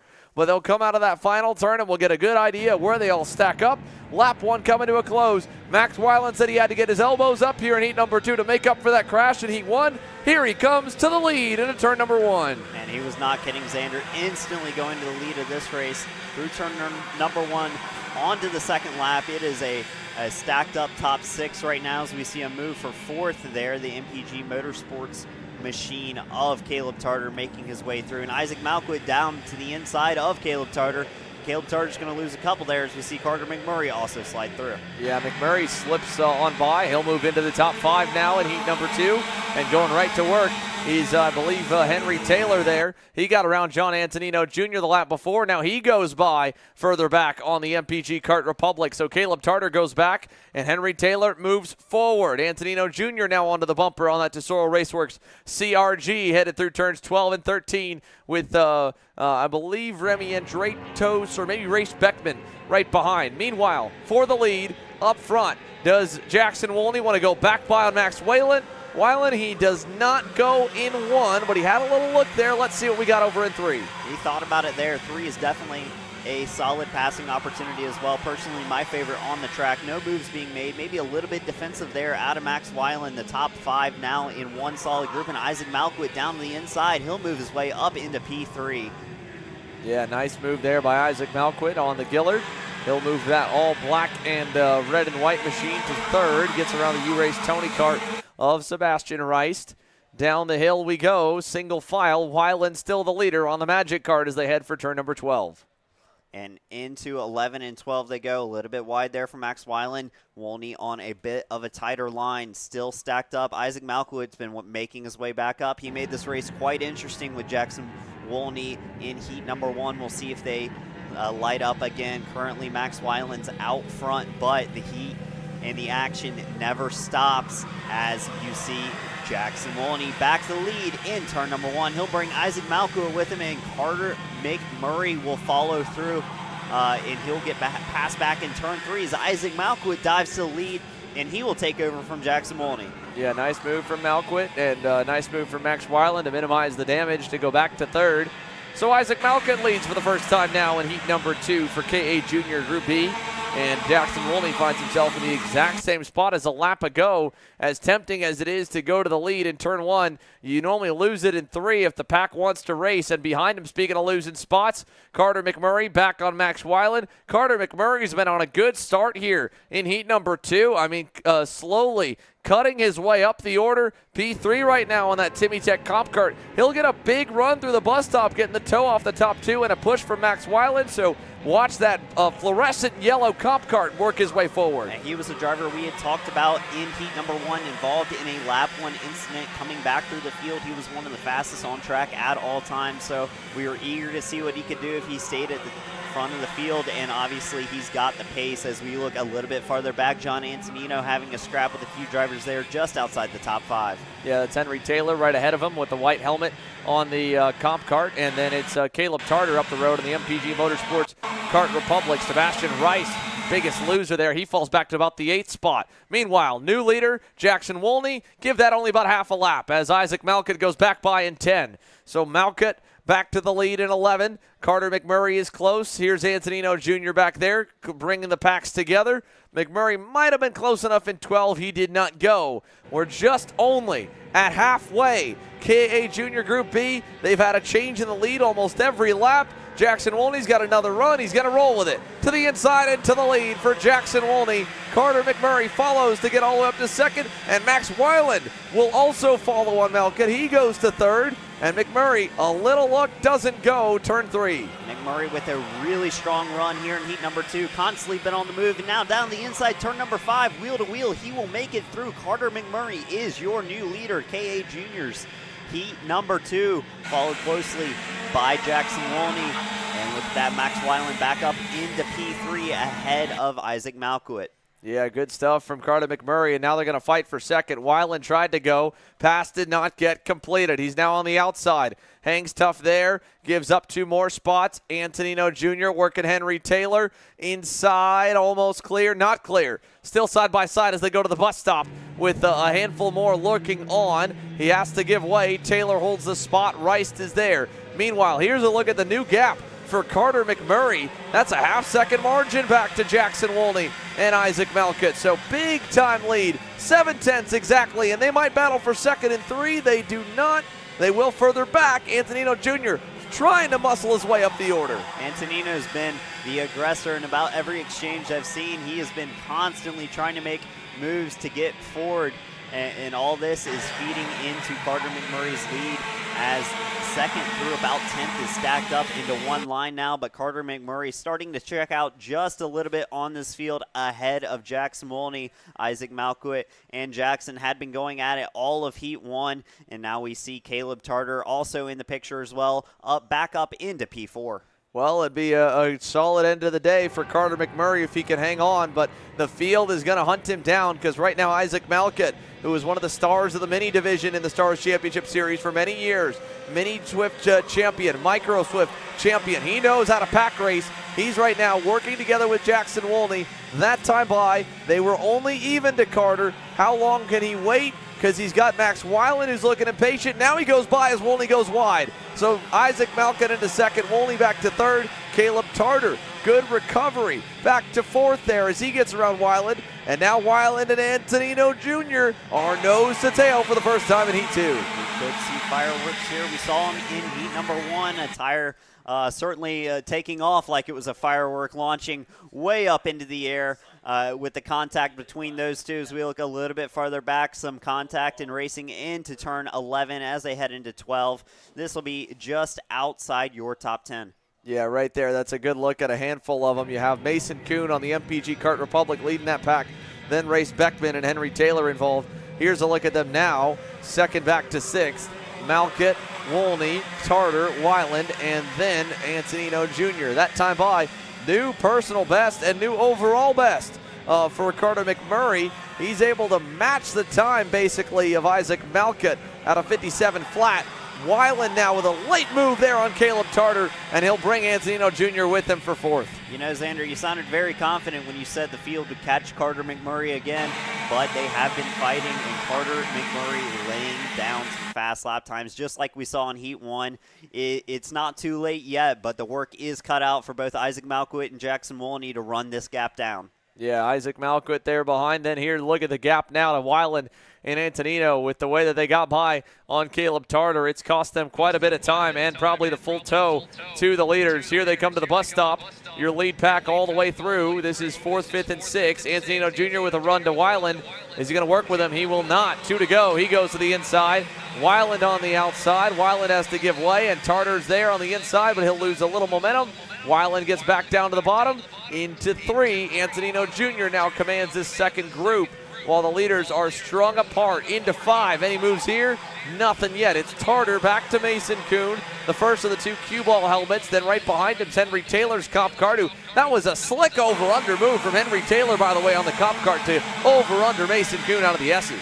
What an impressive pass. Typically not somewhere we see moves being made, but finding the gap and making it work. Well done to Henry Taylor there as we look up towards John Antonino and Max Weiland fighting it out, trying to run down these top 3 who might well be gone as we come through the bus stop. It'll be white flag this time by for Carter McMurray with about a half-second advantage over Isaac Malkut and Jackson Wolney. The gap's closing, but not by enough. Max Weiland there all over the back of John Antonino. Antonino went defensive into 1, trying to hold on for his life here for P4 in this second heat as he's got a stack of drivers behind him.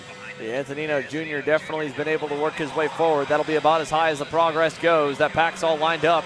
Isaac Malkut is on a tear. He has been setting the fast lap of the session the last couple times to try and hunt down that kid. Carter McMurray for the race lead. He's just going to run out of time for the Timmy Tech Comp Card. It's been about running out the clock. Once that gap was opened up, just manage. Don't make any mistakes. You don't need to try and set the world on fire. Stay consistent, hit your marks, and the rest will work itself out. As he comes out of turn 13, it'll be a first run through the bus stop as the leader to the checkered flag for Carter McMurray in Pittsburgh. He wins Heat 2 in Group B for K.A. Jr. over Malkut, Wolney, Antonino Jr., and Weiland, who ends up having to settle for 5th across the line.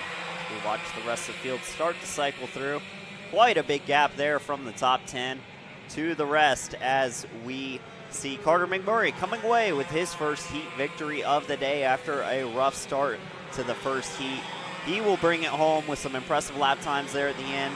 But Isaac Malkut and Jackson Wolney, P2, P3, they've had strong runs all day. We've seen them at the top, and they will close it out in 2nd and 3rd respectively. John Antonino holds on over Max Weiland for P4, and that Weiland is the end of your top 5. Outside that, Caleb Tarter, Henry Taylor, Mason Kuhn, Race Beckman, and Sebastian Reese make up your top 10. On farther back, Remy Andrados, P11, Nathan Dupuis, P12, P13, Charlie Myers, Keelan Turney, Jeremiah Thomas is your top 15. Outside that, Nathan Holy, Landon Cardwell, Rick Davis, Homer Heeman, and James Strupko the 4th. So K.A. Jr. Heat 2 Group B all set and sorted. No DNFs in it. It really came down to just individual speed and racecraft. It was 23 seconds start to back. Again, the good news is at 20 apiece, they'll all transfer, or at least should go to the main event, but they'll be split for the pre-finals. 30 into the A, the back 10 in the B. If we go by the standard format, they may end up getting combined into one, but we don't know that. We just call the action, and well, there's more of it, at least for us to get back to our jobs here from Pittsburgh. The Group A for K.A. Juniors on deck.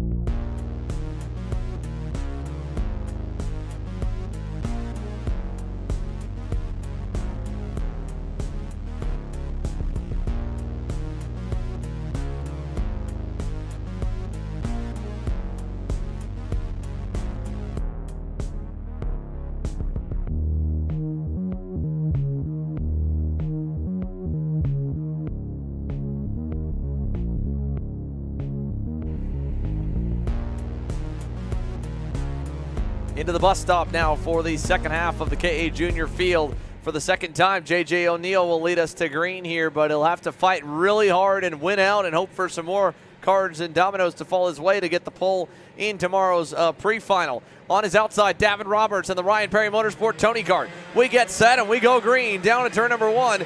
J.J. O'Neill leads through, and Rowan McCurdy once again follows into second with a good start there as they head down the hill to turn number 3.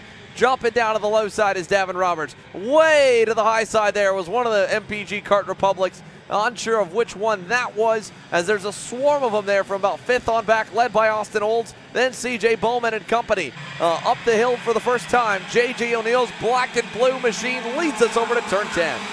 Yeah, there seems to be a lot of red and white in this field, Xander. A lot of MPG carts spread throughout. We're already seeing him at the front of this field with Davin Roberts looking to the inside, and he will complete that move on J.J. O'Neill. New leader, Davin Roberts. Am I correct in that? No. McCurdy. Sorry. Roman McCurdy. But just as quick as we correct it, he's going to lose it. How about that from J.J. O'Neill? Nice crossover out of 13. He'll lead them down the front straightaway. Roberts was going for third on Mason Walters. He's back there still in the 4th spot. Couldn't get it done. But O'Neill, a quick answer to Roman McCurdy to try and go back by. And now as they drop down into turn 3 again, does McCurdy go? He does officially. Roman McCurdy back to the point for the second time. Mason Walters 1 second. He's not close enough. He stays P3. Roman McCurdy, I apologize for that, but he's certainly been on the move. He made up several spots on that opening lap and now will take the lead. It's about a 5-6 cart train as they come up the hill heading towards turn 10. J.J. O'Neill still in P2 as this line heads single file down the hill and towards the left hairpin, turn number 11, and then towards the right one, that'll be turn number 12. Our last great passing opportunity, and then they'll head towards the bus stop. We have 1, 2, 3, 4, 5, 6, 7, maybe 8 drivers as they are fighting side by side into the bus stop. Look at J.J. O'Neill committing to that move, not quite able to get it done, but certainly showing his elbows out there, trying to make those big moves happen. A little bit of contact, that'd be Davin Roberts. Yeah. Mason Walters getting into J.J. O'Neill just a little bit as they head side by side into turn 3. Now it's Davin Roberts down the inside for P2s. They are 3 wide exiting turn 3, Xander. Yeah, that was a lot to keep up with. Walters, the big loser. He's trying to gain background. He gets by CJ Bowman. Right in there is Cole Wilson on the Kart Republic, but hello, Roman McCurdy. Enjoy yourself the nice gift here in Pittsburgh. That's about a half-second margin back to Davin Roberts and Austin Olds, who also slipped through. 5th across the line for Austin. Now move him to 2nd. Austin Olds up to P2. Davin Roberts back to 3rd. And right in there is J.J. O'Neill again on the black and blue Tony Kart trying to go back to the front. We're only a minute and a half in here so far. Still rolling through. 2 laps complete at the line as they come out of the bus stop. What does this next turn look like here? Davin Roberts going to push Austin Olds. They want to keep the race leader, Roman McCurdy, in their sights, and they'll do so. At least Roberts was trying to, but O'Neill is going to foil that plan. He'll go to 3rd, brings Walters into 4th, and Roberts goes back to 5th. O'Neill not quite ready to give up that chance at winning. He started this race off hot, been the fastest driver in qualifying, but unfortunately Heat 1 fell down a few spots, wasn't able to really take the fight back up, but this time he is hanging on to these top 2 MPG carts. Roman McCurdy and Austin Olds for MPG Motorsports firing off quick, getting to an early lead here in Heat number 2. Yeah, nice and early lead for the MPG KRs here. Then back on onwards to that BJR LN kart of Mason Walters and the Privateer. Here's a look at Chase Jones and Braden Eves there on the screen, taking a look at their drivers, watching on through. And through the bus stop we go towards the front of the field for Austin Olds. He takes over the lead, and the MPG Chief happy with that as Chase Jones watches his couple of drivers lead the way. A few more further back in the top 10. A little bit wide for Davin Roberts as Mason Walters goes by the inside. And J.J. O'Neill safely in 3rd. Still side by side for 4th. C.J. Pullman to the outside of Walters. Back to the inside. That was a slick move by C.J. Bowman. And he'll move into 4th with Davin Roberts into 5th. Wow, some hard racing here early in this heat. We're about halfway through, and the elbows are out in the midfield here. As we look back up to the front, it is Austin Olds, your leader, over Roman McCurdy and J.J. O'Neill looking for a way by as they head down the hill through 10 into 11. Still the top 3 enjoying a bit of a breakaway, but the action has been behind them where they've been going 2-3 wide just about every lap, Xander. Yeah, 2-3 wide is the right way to call it because, I mean, just as much as they get single file, they go back to that double and triple formation. Up front, now halfway, 4 minutes plus 2 laps to go. There's your look at the gaps. The second and a half back to Bowman and Roberts, who are finally working together. Wason Walters a little bit further back, leads the next group with Cole Wilson. The top 3 getting away. Now, big run to the inside from Landon Boer. He'll take over 7th from Wilson. Landon Boer moving up the order on that blue suit in the MPG KR. Gets by Wilson's blue and white Kart Republic. And then you go back to Jackson Deal and Ben Hernandez at the end of the train. They'll climb the hill again and go back towards turn number 10 with just under 3 minutes to go. We've got a challenge for the lead. McCurdy versus Olds versus O'Neill back and forth out of turn number 11. They fight anymore, they're going to let the rest of the field back into this. Right now it's a 3-kart breakaway, but possibly not for long as we see there side by side. J.J. O'Neill loving to force this move into the bus stop. They're side by side through the bus stop, Xander, and side by side onto the front straight. What a way for them to both make it work. J.J. O'Neill getting the most out of that, but that's given Austin Olds a few kart length advantage. You see fighting farther behind still. Davin Roberts is actually falling down a little bit, and Mason Walters, everyone going 2-3 wide into turn 3. They just cannot stop fighting, can they? Yeah, now it's C.J. Bowman who wins the biggest loser competition in that one. He got pushed to the wayside in 1, hung out to dry all the way through to 3. He slots into line behind Walters, who also lost a couple. Good moves from Cole Wilson to get up that pack on the blue and white Kart Republic.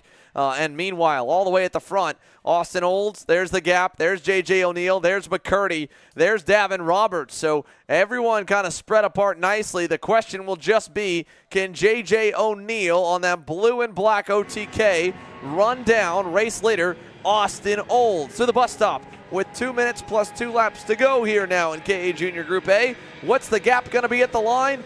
It was 7.5 tenths. It's a tenth shorter. It's now 6 as they go through 1. I think he will make this very interesting come to maybe 1 lap to go in this race. He's certainly making that gap up. I have a feeling he's going to close down on Austin Olds, and we're going to have a fight to the end.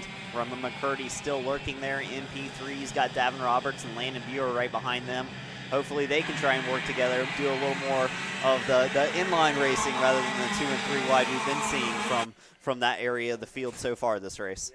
Back behind the top 2, side by side for third. Davin Roberts on the inside gets clear on Roman McCurdy. Landon Boer pulling it up to his teammate as well. Good drive after a not so great start for Landon. But for Davin Roberts, he's been, I think, trying to be a team player for a lot of this race and kind of paid the price for it. And he finds himself 2 seconds back from the lead now with 45 seconds plus 2 laps to go. So now going for himself. He leads this trio down to 1, looking for some help from McCurdy and Boer. Maybe he'll get it, maybe he won't. Let's see, over to turn number 3. Do they follow the RPM Tony Kart driver? They will battle amongst themselves, and with Boer going by on McCurdy. Meanwhile, Austin Olds, well, it looked like it might have taken a lap or 2. It only took a lap in total. J.J. O'Neill back to 2 car lengths away as they climb the hill, and this time by it'll be 2 to go. Right when he needs to get there, the pole kid is back in the contention for the win. Down the hill through turn 10, he has evaporated that gap between himself and P1. Austin Olds still running quick times, but that just a little bit of draft, and J.J. O'Neill's raw pace that he showed has made way for him to catch Austin Olds. He's only a couple of kart lengths back. We'll get the 2 to go signal this time by 2 to go, and Austin Olds leading just by a kart length over J.J. O'Neill as they come to turn 3. That gap, nothing anymore. Nose to tail. Will JJ go for it here, or is he going to wait? He's going to be patient through this corner. He'll get almost side by side on the exit. Austin Olds using a lot of track. He immediately goes defensive into the horseshoe. JJ O'Neill coming down, looking for a crossover almost. Not going to be able to get anything done through this section of the track, but he is all over that rear bumper now, Xander. Davin Roberts lost a spot out of frame there as well. Landon Boer got by. Roman McCurdy did also. Olds all the way low, deep on the brakes. J.J. O'Neill crossing him over wherever he can, but you got to set that up and hope that Olds, makes a mistake like that. What a move for J.J. O'Neill. Back to the lead, little wide on a 12 and 13, but Olds' momentum is cut down a bit, and J.J. O'Neill leads us to the white flag to the bus stop. About a second and a half still back to the rest of the pack, but they're closing. Here comes Landon Boer in third.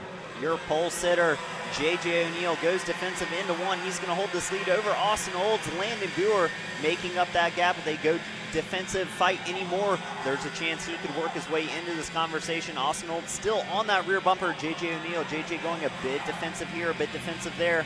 Just trying to cordon off any attempted moves from Austin Olds as they come up the hill. Austin Olds all over that rear bumper of J.J. O'Neal.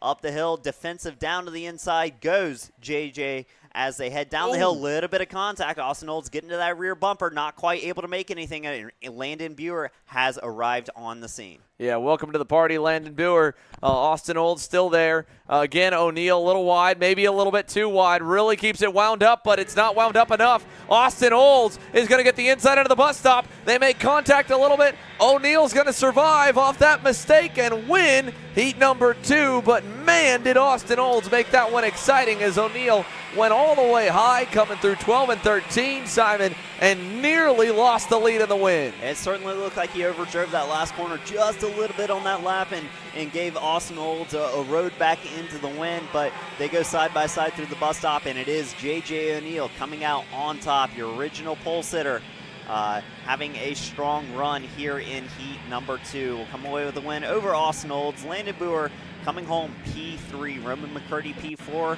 Davin Roberts makes up your top 5. Mason Walters, C.J. Bowman, Cole Wilson, Jackson Deal, and Giovanni Santera, your top 10. Some great racing throughout this field. Yeah, good racing altogether here for sure, and cool to see the hometown kid get a heat win at the end of the day after missing out on heat number 1. J.J. O'Neal will at least score max points on his half of heat number 2. There's still more racing to go. The Mini Swifts are next up, followed by KA Stars, OKN Stars, and Pro Stars to wrap up our afternoon from Pittsburgh. And the skies here, partly cloudy, not a sun really shining through any of it, with a little bit of the classic rain in Pittsburgh just lurking and looming in the distance. But nothing too dark yet. We stay green. We'll be right back here with more. Hey guys, it's Dave here from Kart Class. We're at MCC, the Motorsports Country Club of Cincinnati. We're here to show you guys the fastest way to drive this almost 1 mile circuit. It offers both fast sweeping corners, some fast chicanes, and a technical switchback that leads into a long main straight. Let's find out where to brake, where to accelerate, and where the best places to overtake. So let's get stuck into it.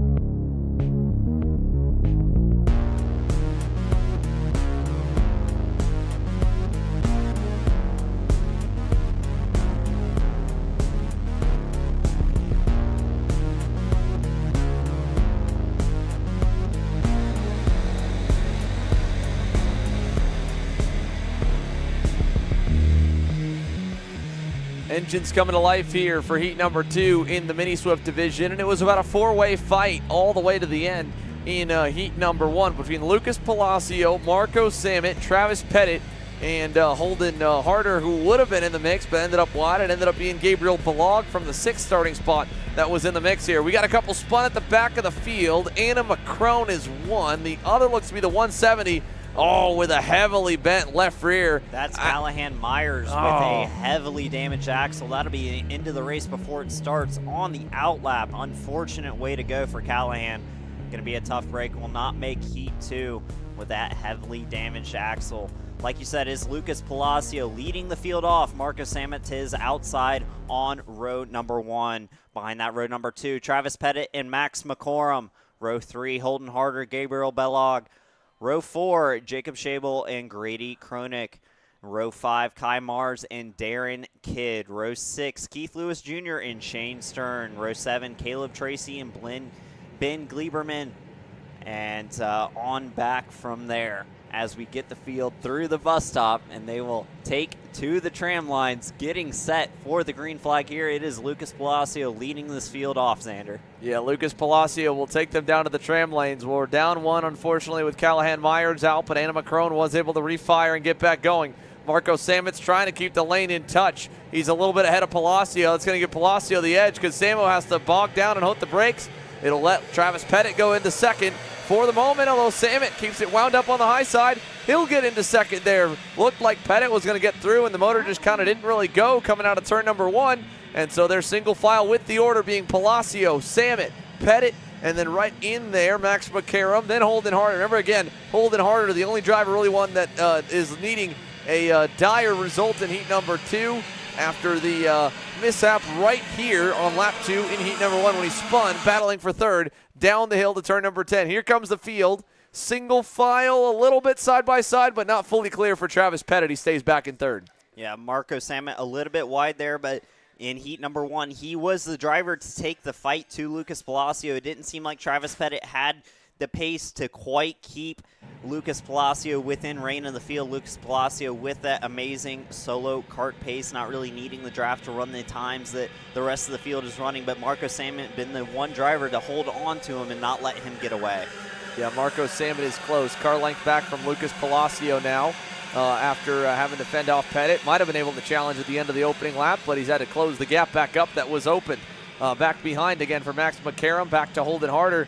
He could come under pressure for that 4th spot very soon also because he's losing touch with the top 3 very quickly. Gabriel Balog was able to get to the top 3 much sooner in heat number 1 than he is right now, and they could break away, and it would be a lot tougher to track them down by himself than to latch onto their draft and hang with them. He's praying for a Marco Samet battle for the lead here, maybe the 175 to go by early, but for now, Marco Samet just pushing Lucas Palacio. Now he's caught up to him into 12, single file here. And the gap back from Travis Pettit is about half a second or so. To the bus stop we go to put 2 laps in the books and bring our leaderboard up on the left-hand side of the screen. Lucas Palacio will lead the 2nd lap, this time with company right there as Harder looks to the inside of McCarrum for 4th. Down 2 by 2. Balog as well goes by on Scheible, and he'll also go by on McCarrum, who goes a little bit wide. So Balog gets 2, and look at that. What a great work there. Turn number 3, good pass for the lead. Marco Samet goes through. Palacio back on him, trying to bring Pettit with him. He does, and it's a TKG 1-2. Yeah, Palacio not often comfortable to sit in second. He gets past. He will make that pass right back, showing us right there as he makes it into turn 5. We'll take that lead back over Marco Samet. They'll head to the top of the hill. Still a bit of a top 3 breakaway, as look at that. Travis Pettit has worked his way up into P2. Marco Samet down to P3 now. Still the top 3 with a little bit of gap, closing rapidly as they continue to fight. That's going to open the door for Gabriel Balog to arrive. Let's go side by side as KA Stars is getting set to go green. Mini Swift continues to battle. Pettit trying to get a run to Palacio. Alexander Searle, what do you got for us down on pit lane? Yeah, thanks, Xander, here with the hometown hero, JJ O'Neill. JJ, coming off a Heat 2 victory there in KA Junior. I mean, first of all, describe your emotions to me right now. I'm just so happy, really. I did not expect that to happen. Yeah, and I mean, describe to me kind of how that race went for you. You and Olds were going back and forth for the entirety of that race. Oh, yeah, I was trying to stay with him and try to pull ahead, try to get a thing draft with him. Broke away, and then I got the lead. Yeah, with 2 to go, you and him, going at it in the back section of the racetrack there. 2 crossover moves back to back. You told me that's kind of your specialty move, right? Yeah. Haven't really seen many people do it, so yeah, it works. All right, thanks, JJ. Thank you. And you heard it there. It works. He got it done.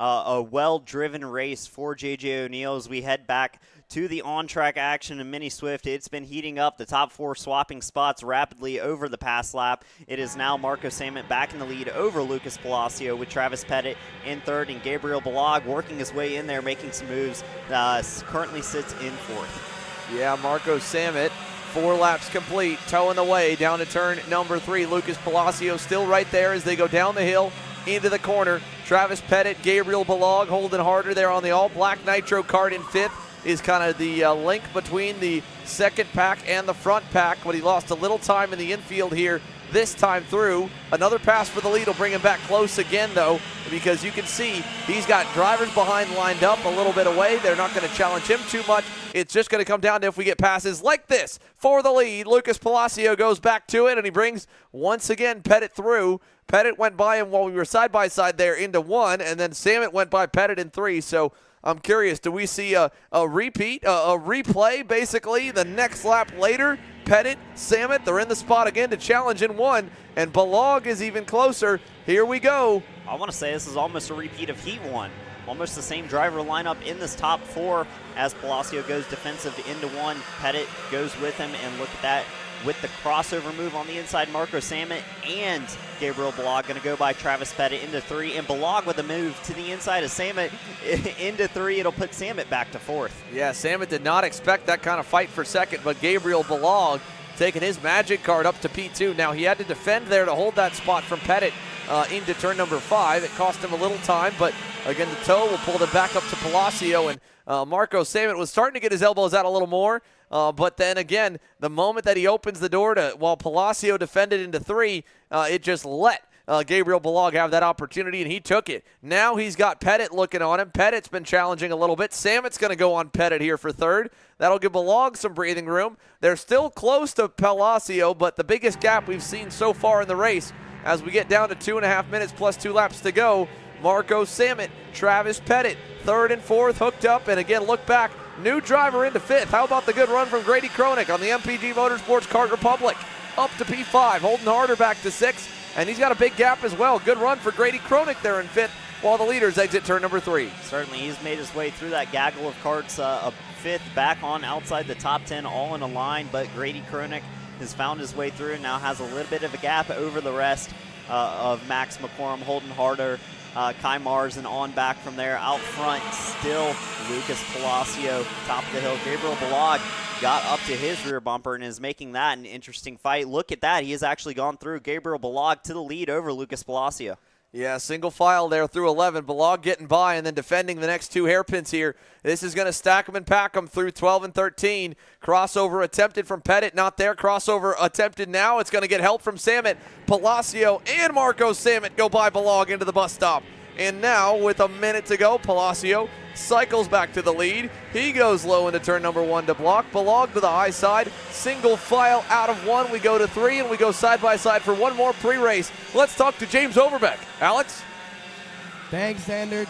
James, rolling off P3 for this heat, P2 in the last heat. I mean, you told me before this interview you feel pretty good. Kart may not be exactly where you want it, but I mean, must feel pretty good going to this heat race. Yeah, we changed some things for this heat race. We'll see how it is. I don't think we're going to fall back too far, but it's just going to be really difficult to get to Hodgson. He's really quick. Yeah, I mean, what is it that you guys have seen that maybe you need to get up to Hodgson? I mean, he pulled away 2.5 seconds in that first heat. Yeah, I think we just have to get more consistent. I mean, Hodgson, his stuff is really good. It's super consistent, too, and after about 4 or 5 laps in that last one, we started to fall off, so we got to find a way to fix that. And we see the clouds coming in. It's cooled down maybe just like a few degrees here. I mean, how much do you think that'll change the track up? I don't think it'll change it a whole lot with the grid patches, but we never know. It was different last time out, so it could be different again. All right, thanks, James. Thank you. Look at this crossover. Samet versus the leader, Lucas Palacio, all the way to the high side. Palacio back to 4th as they freight train him on by. And now the low lining begins. Welcome to the party, 5th placeman Grady Kronick. Here is a lesson in defending as it's his first time up with the leaders, and what a move. Palacio almost clear on his teammate Travis Pettit. Now he'll get clear out of turn number 8 there, Simon. What a move there from Lucas Palacio to cross him up as they all went low. Big move in an unexpected place for Lucas Palacio. This will give the leaders a slight gap, and Gabriel Balog diving back under Marco Samet for the lead there. Now we have a 5-car battle. It started as a 3-car battle at the beginning of the race, and all the fighting they've done throughout has brought a few more karts into the chances to have an opportunity at winning this thing. Still coming on to the last lap, though, it's a big line of karts. There's no discernible gap between the top 5 and the rest now as they come onto the front straight. It is Lucas Palacio white lining this, defending over Gabriel Balog. Gabriel on the outside going to try and stick it around. Not going to quite get that. Going to get crossed over by Marcus Samet on the exit when 1 lap to go and a lot of drivers fighting for position. All the way to the low side goes everybody in that pack. Unfortunately, Grady Kronick gets the boot. He gets shuffled to the wayside by Keith Lewis Jr., who moves his way up to 6. Kai Mars making some moves there. He gets by Holden Harder there in the white helmet. Harder back in the black and all black machine goes back to the 8th spot after getting around Kai at the start of the lap. Meanwhile, for the lead, final time down to turn number 10. Palacio to the low side, to the high side, Marco Samet. It's a duel as they've got a big gap back to Balog as they head for 11. And here we go, Simon. It's 2 drivers going at it, the front row of the field into 12. And Palacio defensive all the way. He'll get a little bit of a rear bumper there from Marco Samet, but nothing too serious. They'll come out 1 and 2, and I'm sure they'll be happy to finish this way as they come through the bus stop back onto the front straight. And Lucas Palacio, your winner of heat number 2 here in Swift Stars. Excellent defense over those last couple of laps, and a heat race sweep on the day for Lucas Palacio. That'll line him up pole for tomorrow, Xander. That was a nice run by Lucas Palacio here. He did not dominate, but he definitely dominated the battle by getting himself to where he needed to be almost every single lap. Palacio wins out over Samet, Pettit, Balog. Lewis Jr. holds off Grady Kronick at the line. Kai Mars and more were arriving on the scene at the end. Here's how they shook out in the top 10. What a drive forward for Keith Lewis Jr. from 11th. 2 gained apiece for Balog, Kronick, and Mars. Holden Harder falls back to the 8th spot at the end. Shaibley is 9th. Darren Kidd ends up in 10th as the whole pack inside the entire top 10 covered by less than 3 seconds at the checkers. Then back all the way through the rest of the field. Max McCarrum, the biggest loser, unfortunately, in that one with the way that it finished out. 11th to Jude Tharuma Laiswami in 4 spots gained for the 142. Shane Stern, Caleb Tracy, Ben Gleberman all evened out, and Cole Vetter picks up 3 to end in 16th. And now it's time for the first of our 3 senior divisions to go. KA Stars is on deck. Oliver Hodgson absolutely blew the field away in heat number 1, leading from the pole. He's got Henry Wheeler on the Mark Steel Motorsports Bureau lot on the outside, trying to contend with him when we come back.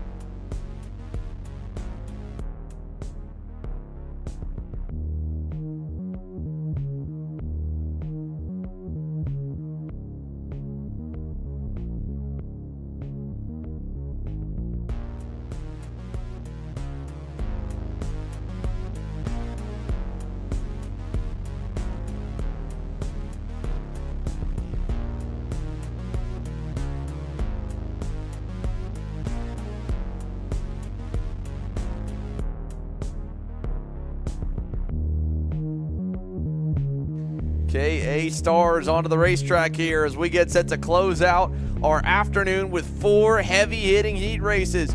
2 heat races up here for each half of the KA Stars field.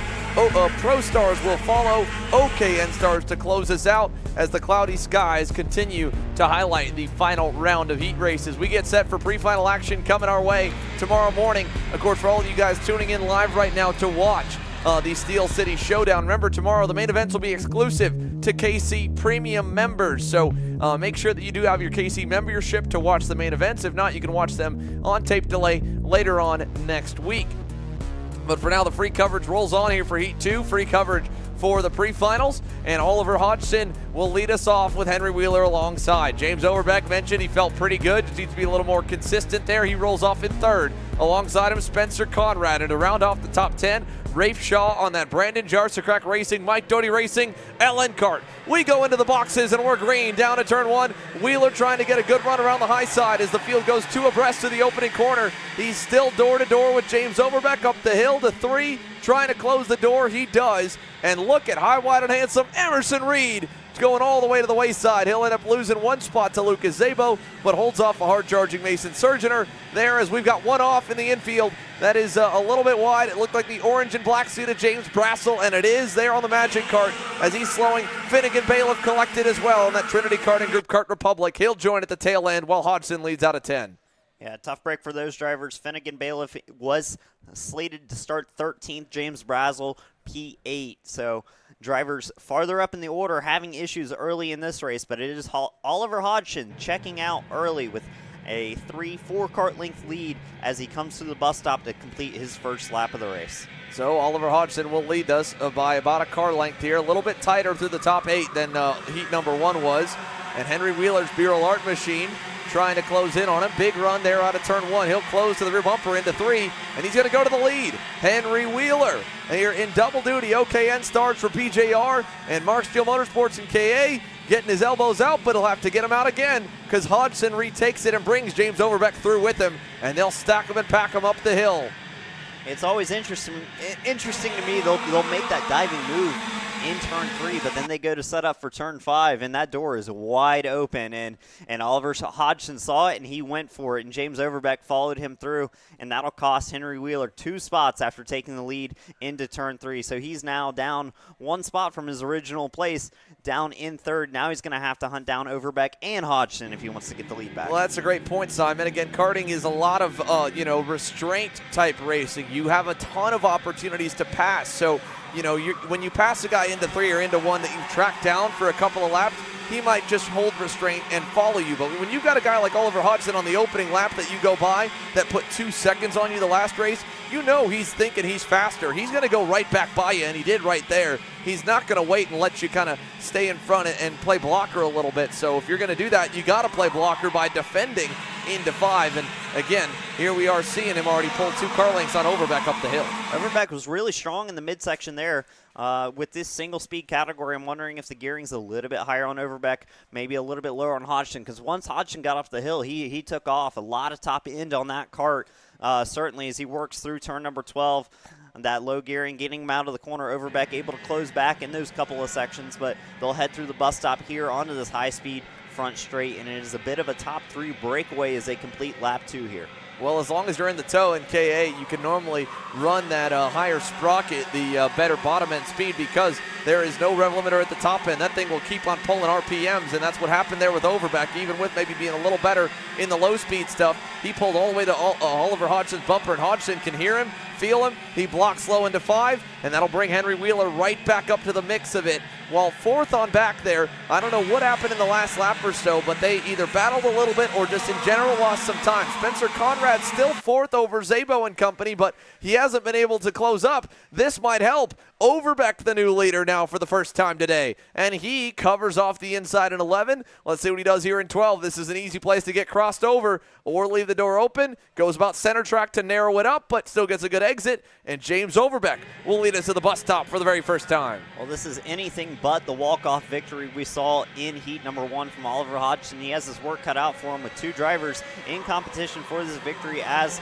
of right now. He will go back to the lead in turn 1 under James Overbeck, and Henry Wheeler going to follow him through there. Now a 5-kart battle for the lead, and look at that big move. Lucas Zabo all the way down the inside, gonna move himself up to P3.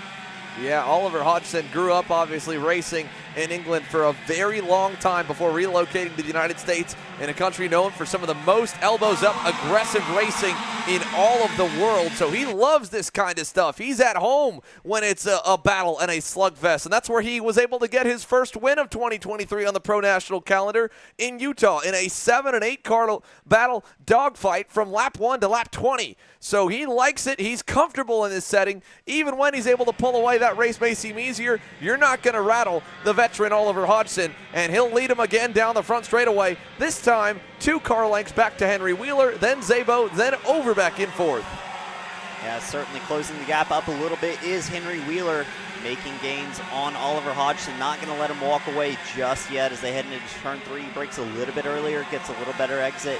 Hodgson using a little bit more track on exit there. They'll head through the horseshoe and back up the hill. This is where the gearing really shows itself as they head up this long hill, trying to get that acceleration up, and then the top speed up here at the top. They'll head into 10 down the hill, and it's still a kart length lead for Hodgson over Wheeler.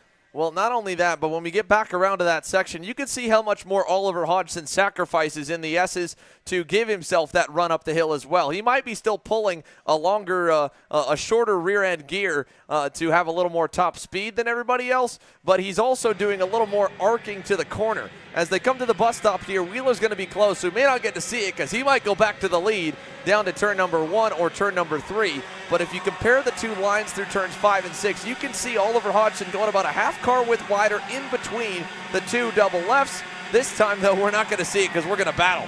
Wheeler through in 3, over to 5, block slow, Hodgson follows. But right here, again, look, Oliver, even there, Hodgson a little wider in the double left. It helps him set up better for that right, and it gives him that big launch all the way up the hill. He has a massive launch up the hill, and Henry Wheeler this time did cover the move into 5. He will cover it into 10 as well, not giving Oliver Hodgson any room to find his way back by into the lead. He's going to try and shut down that dominance early here in this race. We still have a minute and a half plus 2 laps remaining, and Lucas Zabo and James Overbeck back on scene. Could be a 4-kart battle to the end here, and even defensive into the bus stop goes Henry Wheeler. Well, he knows, as they can all see the clock on the left-hand side, or right-hand side of the screen, that it's a minute and a half to go plus 2 laps. Hodgson knows as well as he goes back to the point. James Overbeck's going to go nearly 3 wide, now just 2 wide on Lucas Zabo to take over 3rd. Hodgson will narrow that line up, but not cost himself too much as he uses the runoff to give himself some gap. And now into 5. Again, same thing. He opens up the most out of anyone there, both into the corner and through the exit. And watch this run. He'll pull up the hill over the rest of the field. Yeah, certainly a good run up the hill. A little bit worse this time. He was actually a bit defensive into 5, kind of narrowing it up a little bit. Didn't want to see any fast moves in corners where we don't normally see passing, but Henry Wheeler maintaining his composure, staying just about a kart length behind him as we'll come through. It'll be 3 laps to go this time across the line. James Overbeck arriving on the back bumper of Henry Wheeler. We've got an exciting finish for you lined up here. Yeah, here we go to the bus stop, coming to 30 seconds plus 2 laps to go. So we're basically at the 3 to go marker. Overbeck is closing in on second place in Henry Wheeler. So here we go, coming up the hill to turn number 3. And they'll drop down into the braking zone. Hodgson goes slow, uses the runoff to run a little wide there. And again, turn 5, just got a block to the end at this point here if you're Oliver Hodgson. You've got the place where you need to be coming to the checkered flag. There's not enough of a straight line on that straightaway for them to pull inside or outside around you on the toe. They've got to get around you. And Henry Wheeler, we got to spin further back. That's one of the MPG Kart Republics. That's the 950 of Anthony DeCesaro, who had gone off the lap before in 11. He gets going ahead of the leaders. He'll either pull in this time or just log laps to the finish. Should not be a factor, as we'll get only 2 to go this time by. Behind the top 3, it's spread out as well, as again, Zabo's by himself, so is Conrad, so is Rafe Shaw, because that mid-pack kind of blew apart in the last couple of laps. 2 to go. Wheeler trying to get a run. Can he get Overbeck to shove him on by? As they come through turn 1, still Hodgson with the advantage, but last time by James Overbeck, fastest lap of the race so far. So certainly a 3-part battle here. We're seeing Hodgson not going defensive into the 5 that time. A little bit tighter than he normally runs through that section. Still a close battle as they come up the hill. He'll have about a kart length advantage up to the top of the hill. Not going to defend into turn 10. They'll come down the hill to the double lefts. This is one of our other prime passing opportunities here. Henry Wheeler not going to do anything just yet. They'll be coming back to the white flag this time by. Yeah, there we go. A car length between Oliver Hodgson, Henry Wheeler, and James Overbeck through the double right. Out of there, over to the bus stop. Hodgson's lead back up to 2 car lengths. Wheeler is going to have to pull up on his own because Overbeck is still a little bit further back. Down to 1. Hodgson can run the normal line because Wheeler will not be close enough. 1 to go over to turn number 3. Still a car length away as Hodgson takes him over the hill. As they head down to turn 3, still Hodgson with the advantage. Defensive down the inside, going to use all that track on edge. Exit, Henry Wheeler running a bit narrow, and James Overbeck down to the inside. Bit of contact there. He's going to make that diving move. Henry Wheeler's going to cover it off, and they're going to go side by side and say goodbye to Oliver Hodgson as these two battle for second and third up the hill, side by side, all the way to the top of the hill. Overbeck looking for any way by Henry Wheeler that he can find. Not finding any just yet. Wheeler defensive down through 10. James Overbeck to the outside, going to look to try and cross him over out of turn 11. He will do it. They'll come out side by side. Overbeck still running the outside, and Wheeler with some impressive defense there. Not done yet as they look to go side by side into the bus stop here. Not going to happen. It's going to be a Hodgson with the win, and Henry Wheeler comes home second. Overbeck third. Lucas Zabo fourth, and Rafe Shaw comes home P5. Then it goes Conrad, Reed, Surgener there, the top 8. 9th to Michael Mastandria. 10th to Garrett Davis, who holds off a hard-charging grouping through the top 10.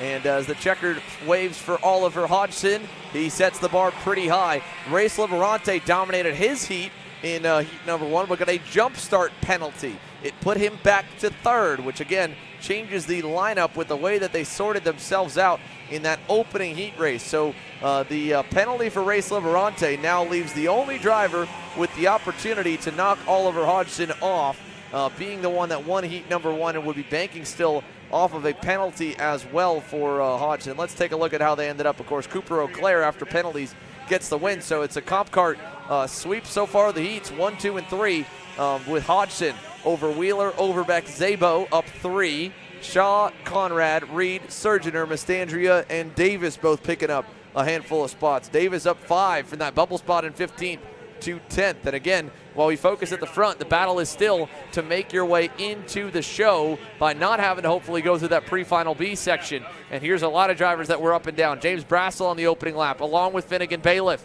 recover to only 18th and 19th. Jarrett Dunkovich outside looking in 20th. Same for Matt Darlison and Ryan Bierman, who falls back 6th from his starting spot of 10th. Tristan Altman with a much better heat number 2. And here's some more drivers outside looking in, probably going to the B pre-final. Anthony DeCesaro, Ian Morrison, Peyton Klein, Brady Travis, Gabriel DaCosta, and Brenna Schubert, all outside the top 20. But with Cooper Auclair having a worse for wear qualifying effort, having to start back on the second row, it basically will mean that really no matter what at this point, Oliver Hodgson is going to lock into the pole for tomorrow's pre-final A, so long again as there's no post-race penalties, which again, that was a hard-fought battle. I don't imagine we will get any, but there is cleanup to be done, unfortunately, which gives us the gap here for just a little bit more off the air before more action goes. 3 heat races remain today. KA Stars, OKN Stars, and of course right after this one, it's Pro Stars when the KA Stars wrap themselves up. So stay tuned for more action here from Pittsburgh. I've actually not done this way. I don't think she was up.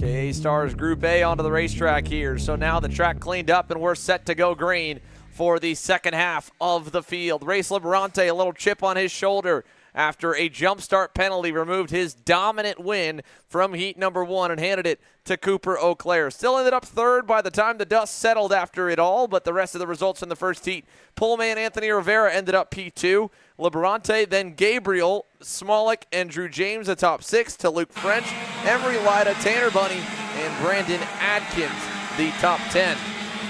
Everybody, again, just trying to stay ahead of the top 15. That's the imaginary bubble spot of where you need to average out in your group to hopefully be in the top 30 after all points are tallied to go to pre-final A and safely make the main event. So the 3-second jump start penalty put Liberante back. He'll be a little bit more cautious, I would imagine, here on attempt number 2 with the second heat race of the weekend to try and secure himself. Still in the works, in the cards to maybe get a front row starting spot with a third and maybe a win, but he needs to get away. And if you just learned anything from watching Oliver Hodgson dominating in heat 1, just puts a big target on your back for heat number 2. Rivera, Liberante, Cooper Auclair, Luke French on the outside there as the field gets set to go green here for the second heat race. Group A into the boxes and green down to turn number 1. Rivera leads them into the opening corner with Auclair behind, and Liberante even on the outside, still side by side for second. He might get a hole down in third. No, he won't. It'll get closed up by Drew James, so he goes to the high side. Still there, still clear now for Race Liberante as he gets into second. Liberante finding his way through on the outside there of turn number 3. Will hold on to that P2 position as they work their way through the horseshoe, up the hill. Liberante all over that rear bumper of Anthony Rivera. Anthony Rivera coming down the hill now through turn number 10. No lead over Race Liberante. It is nose to tail for the top 3 right now. Yeah, Liberante right on Anthony Rivera, the hometown hero in Pittsburgh, was so stoked to get the pole there. Said he even made a few mistakes. He felt like he had more speed in that blue and red energy. He'll take the field as they rocket on by towards the bus stop here, coming to complete lap number 1. Liberante with a big run, though. He's going to roll with it. Down to the inside. Race Liberante to the lead in the MPG Motorsports Red and White Kart Republic. Cooper Auclair's fluorescent cop car trying to follow, and the J3 competition driver will do so. He goes to second, Rivera into third as Liberante runs wide out of 3. He's got company into 4, and Auclair does as well. They'll stack them up through 5 and 6, single file all the way down to about 11th or 12th here in this opening couple of laps. There's no top group right now. The entire field is just about one group as they work their way across the top of the hill as you see all the carts coming down, maybe 10 in that top group right now. The front of the field working their way through turn number 11. Race Liberante over Cooper Auclair right there in the cop car. And that is Anthony Rivera that has fallen to P3 off the turn 1 crossover move as they work through the bus stop on back to the front straight. And Race Liberante going defensive immediately wants to hold this lead. And he's got to be careful. How low can you go before you open up for the turn? Liberante already has 1 penalty on the day. Can't afford another one here, especially with how tight the field's packed up right now. James to the inside of Rivera. Drew James in that white helmet and the green and white Tony Kart goes to third. Brandon Adkins to the outside, now to the inside. That was a nice move by Brandon Adkins on the green and black machine.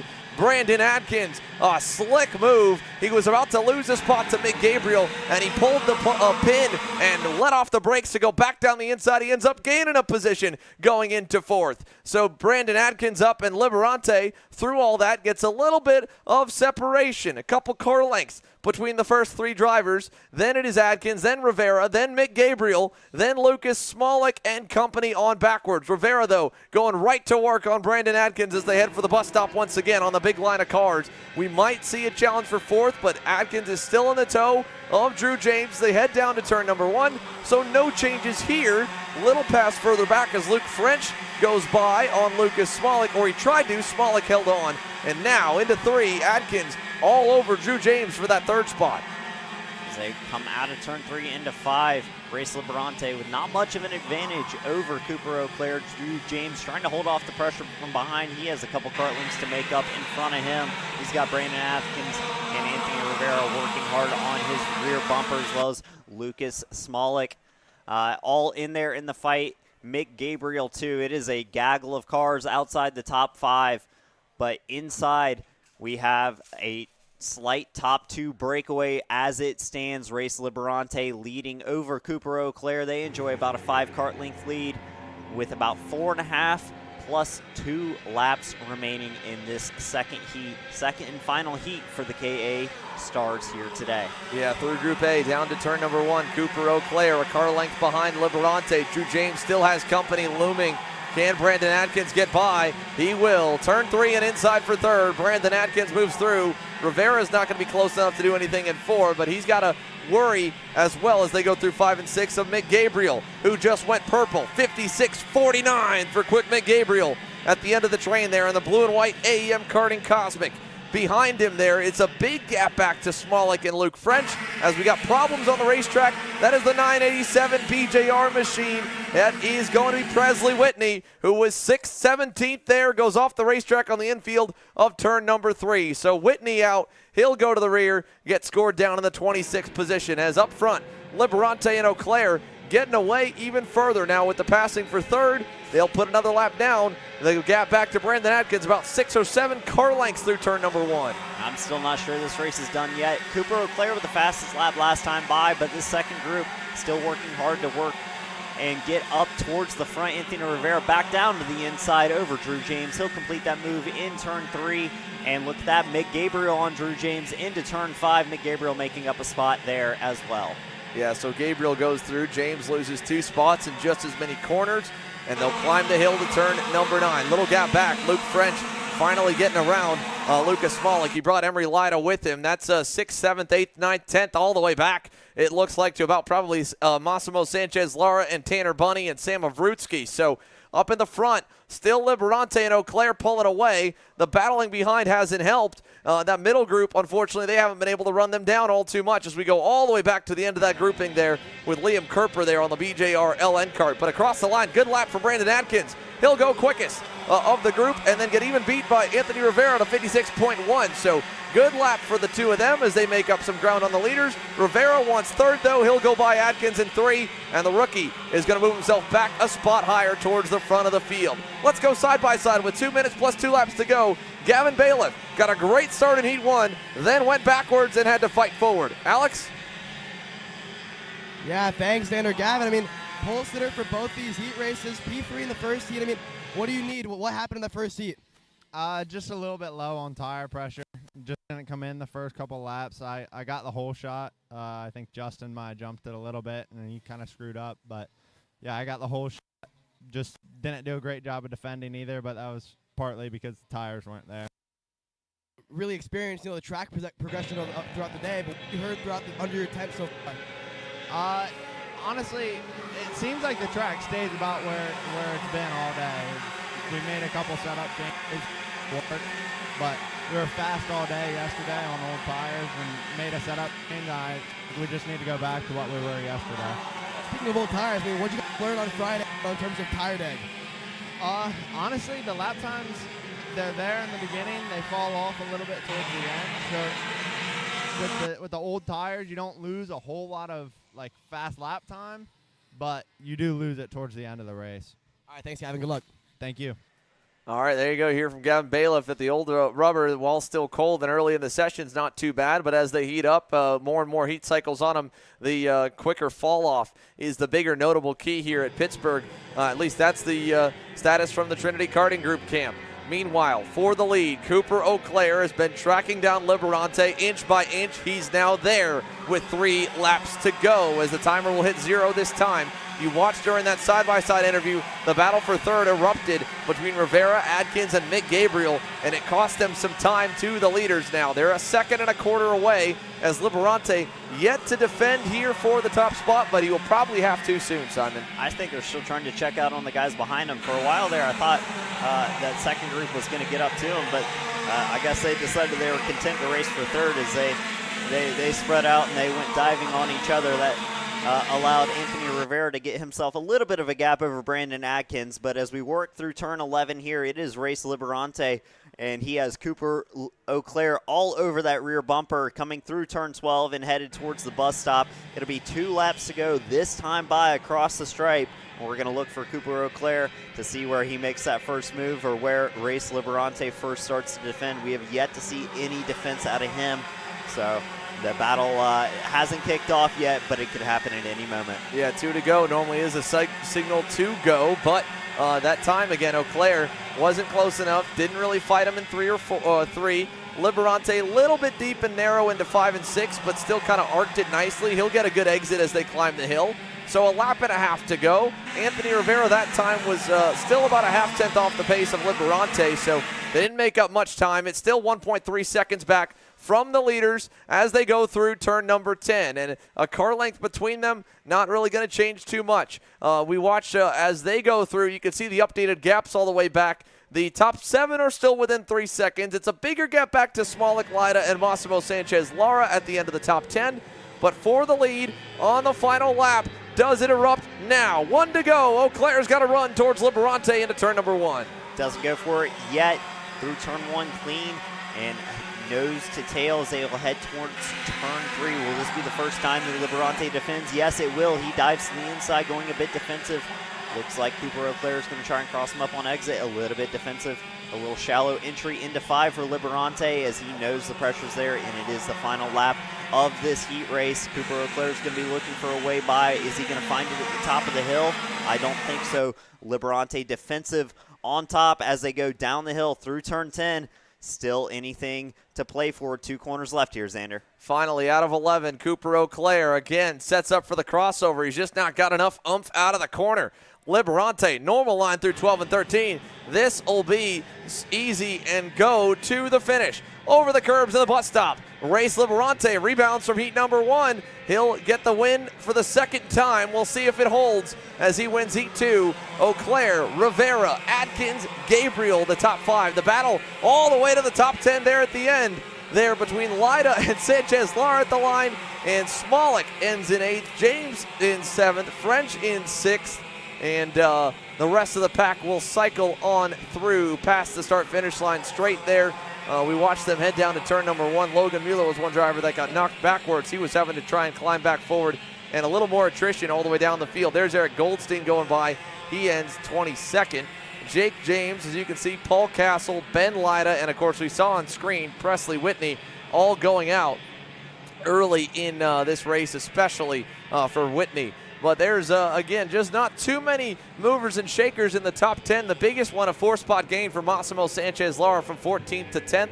3 gain for Brandon Adkins. A couple losses or a couple gains, but overall the same for the field there. And then the rest, some more movers and shakers through the rest of the top 20. We've got viewers from all around the country and all around the world every single weekend, and we've got a handful tuning in here, sending us shout-outs in the chat and DMing the race page as well. Shout out to Darren Marcus in town in Wisconsin for a World of Outlaws race. They're tailgating, and they got us live in the pit party. So kudos to you guys for watching along back home. We've got plenty of you guys watching from around the world. If you want to keep on sending your shout-outs in, you can send them to the live YouTube chat, and we'll read them, of course, along as well for those of you wanting to send in good luck wishes to your favorite drivers. And, well, if you've got one, go ahead and make sure to send it now because it's quiet for a moment, but the gearbox carts are getting set to go. Pro Stars on deck, and Gavin Bailiff will try to get himself one heat win on the day after, as he mentioned, a little low on air pressure, cost him some valuable track time and lost the lead early, was unable to regain it in heat 1 with Talon Yockel and Robbie Pajoso going through to the lead in the win.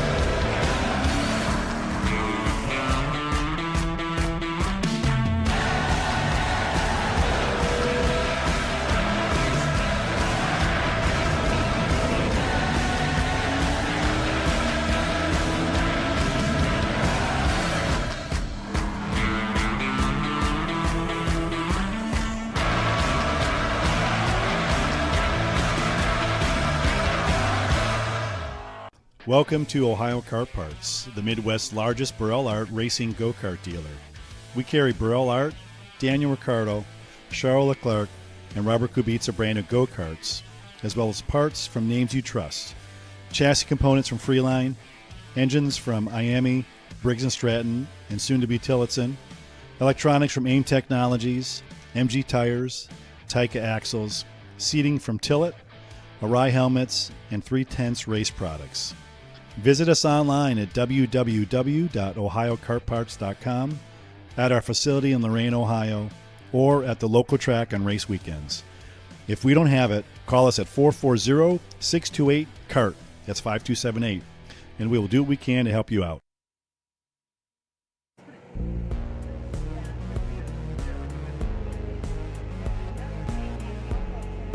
Pop-ups are the best.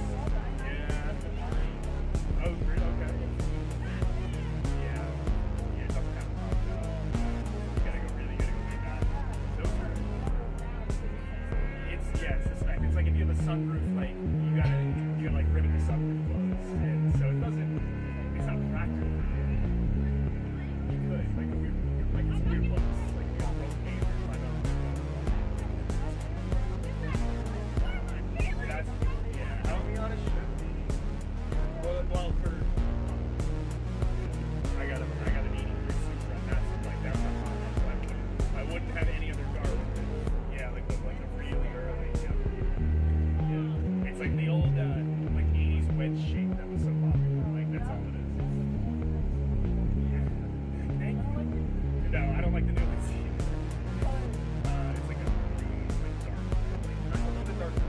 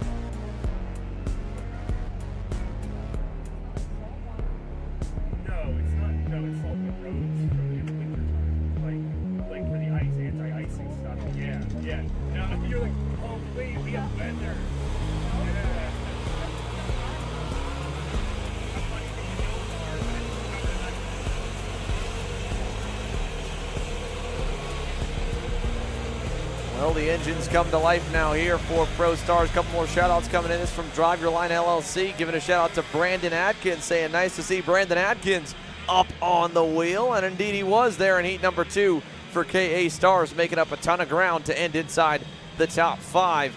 For Pro Stars here, again, Gavin Bailiff on the Trinity Karting Group Kart Republic put it on pole, was fastest in happy hour yesterday afternoon. However, a rougher start in heat number 1 allowed Talon Yockel, Robbie Bajoso, and Michael Riccio, the Magic Kart Brigade, to slip on by. He got around Riccio before the race was over, but ultimately he could not hold the lead. As he brings them over through turn number 11 and turn number 12, they'll begin the warm-up lap and to form into those grid spots as he lines up alongside Justin White in that Kartworks USA SRP Maranello. And for Justin, as mentioned, a jump start penalty for Justin White, then kind of stalled the roll off the green. He faded back to 9th, drove back up to 4th. By the end, he has a lot of speed on that red and yellow Maranello machine, but even with a 4th place result, a 3-second jump start penalty really hurt his Heat 1 result. So he'll have to fight hard here and hope for a lot of attrition to allow himself to start at the front of the field. We saw one driver pull into the scale line there. I don't know who that was that we just lost. It looks like it might have been Vincenzo Saracino maybe, who has pulled off to the side. So again, that'll leave a spot empty here as the field files into their grid positions and we get set.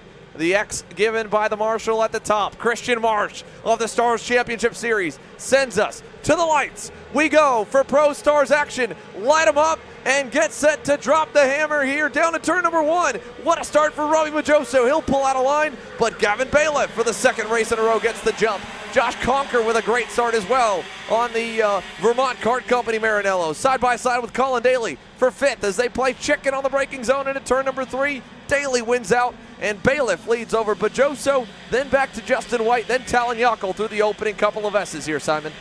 Yeah, that was an interesting start. The outside road not getting that great of a launch. P2 struggling to get off the line there as we see them come over the top of the hill. It's still Gavin Bailiff, and it looks like Talon Yockel is going to work already down the inside. Not going to make that one stick. That actually might be Robbie Budoso. Yeah, that's the other Magic car. That's Robbie Budoso going to work on Gavin Bailiff here early, but he's got his own pressure from behind, Xander. Robbie Bajoso there in the all-black Magic Kart, applying a lot of pressure to Gavin Bailiff early. He'll force him to go all the way to the dirty side of the racetrack into turn number 1 and defend. Bajoso tried the crossover. Bailiff parked it on the exit, stays low into 3. Talon Yockel right there. It's bumper cars in the braking zone as they're all over each other. Coming out of 3 into turn number 4. Bailiff still low, and the field is so tight through the infield here. All the drivers in the top 10 are lined up behind the orange, green, and white Kart Republic of Gavin Bailiff as he takes him up the hill. Yeah, it was Talon Yockel there on the start that struggled off the go, managing to recover a little bit. He is up into P3 now, working on these top 2 here. Robbie Budoso all over the back of Gavin Bailiff. Maybe still a bit higher on those tire pressures. He's getting a great launch out of the corner, not able to do anything there, but it's 4 karts nose to tail coming through the bus stop. Robbie all over the back of Gavin Bailiff. Gavin instantly going defensive. Talon's going to stay at the top of the track.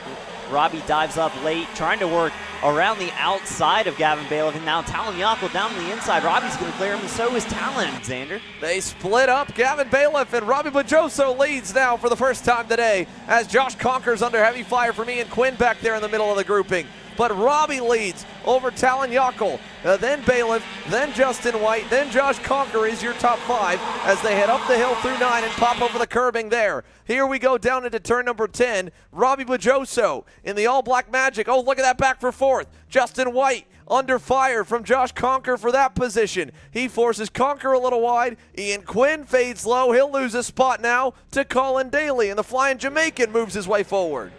And as the battling rages on for about the top 5 spots, it's starting to spread out a little bit here. The Magic Kart's firing off well. Robbie Budoso leading his younger teammate in Talon Yockel as they secure a 1-2 early lead for Magic Kart USA. Gavin Bailiff back there in 3rd with the Trinity Karting Group.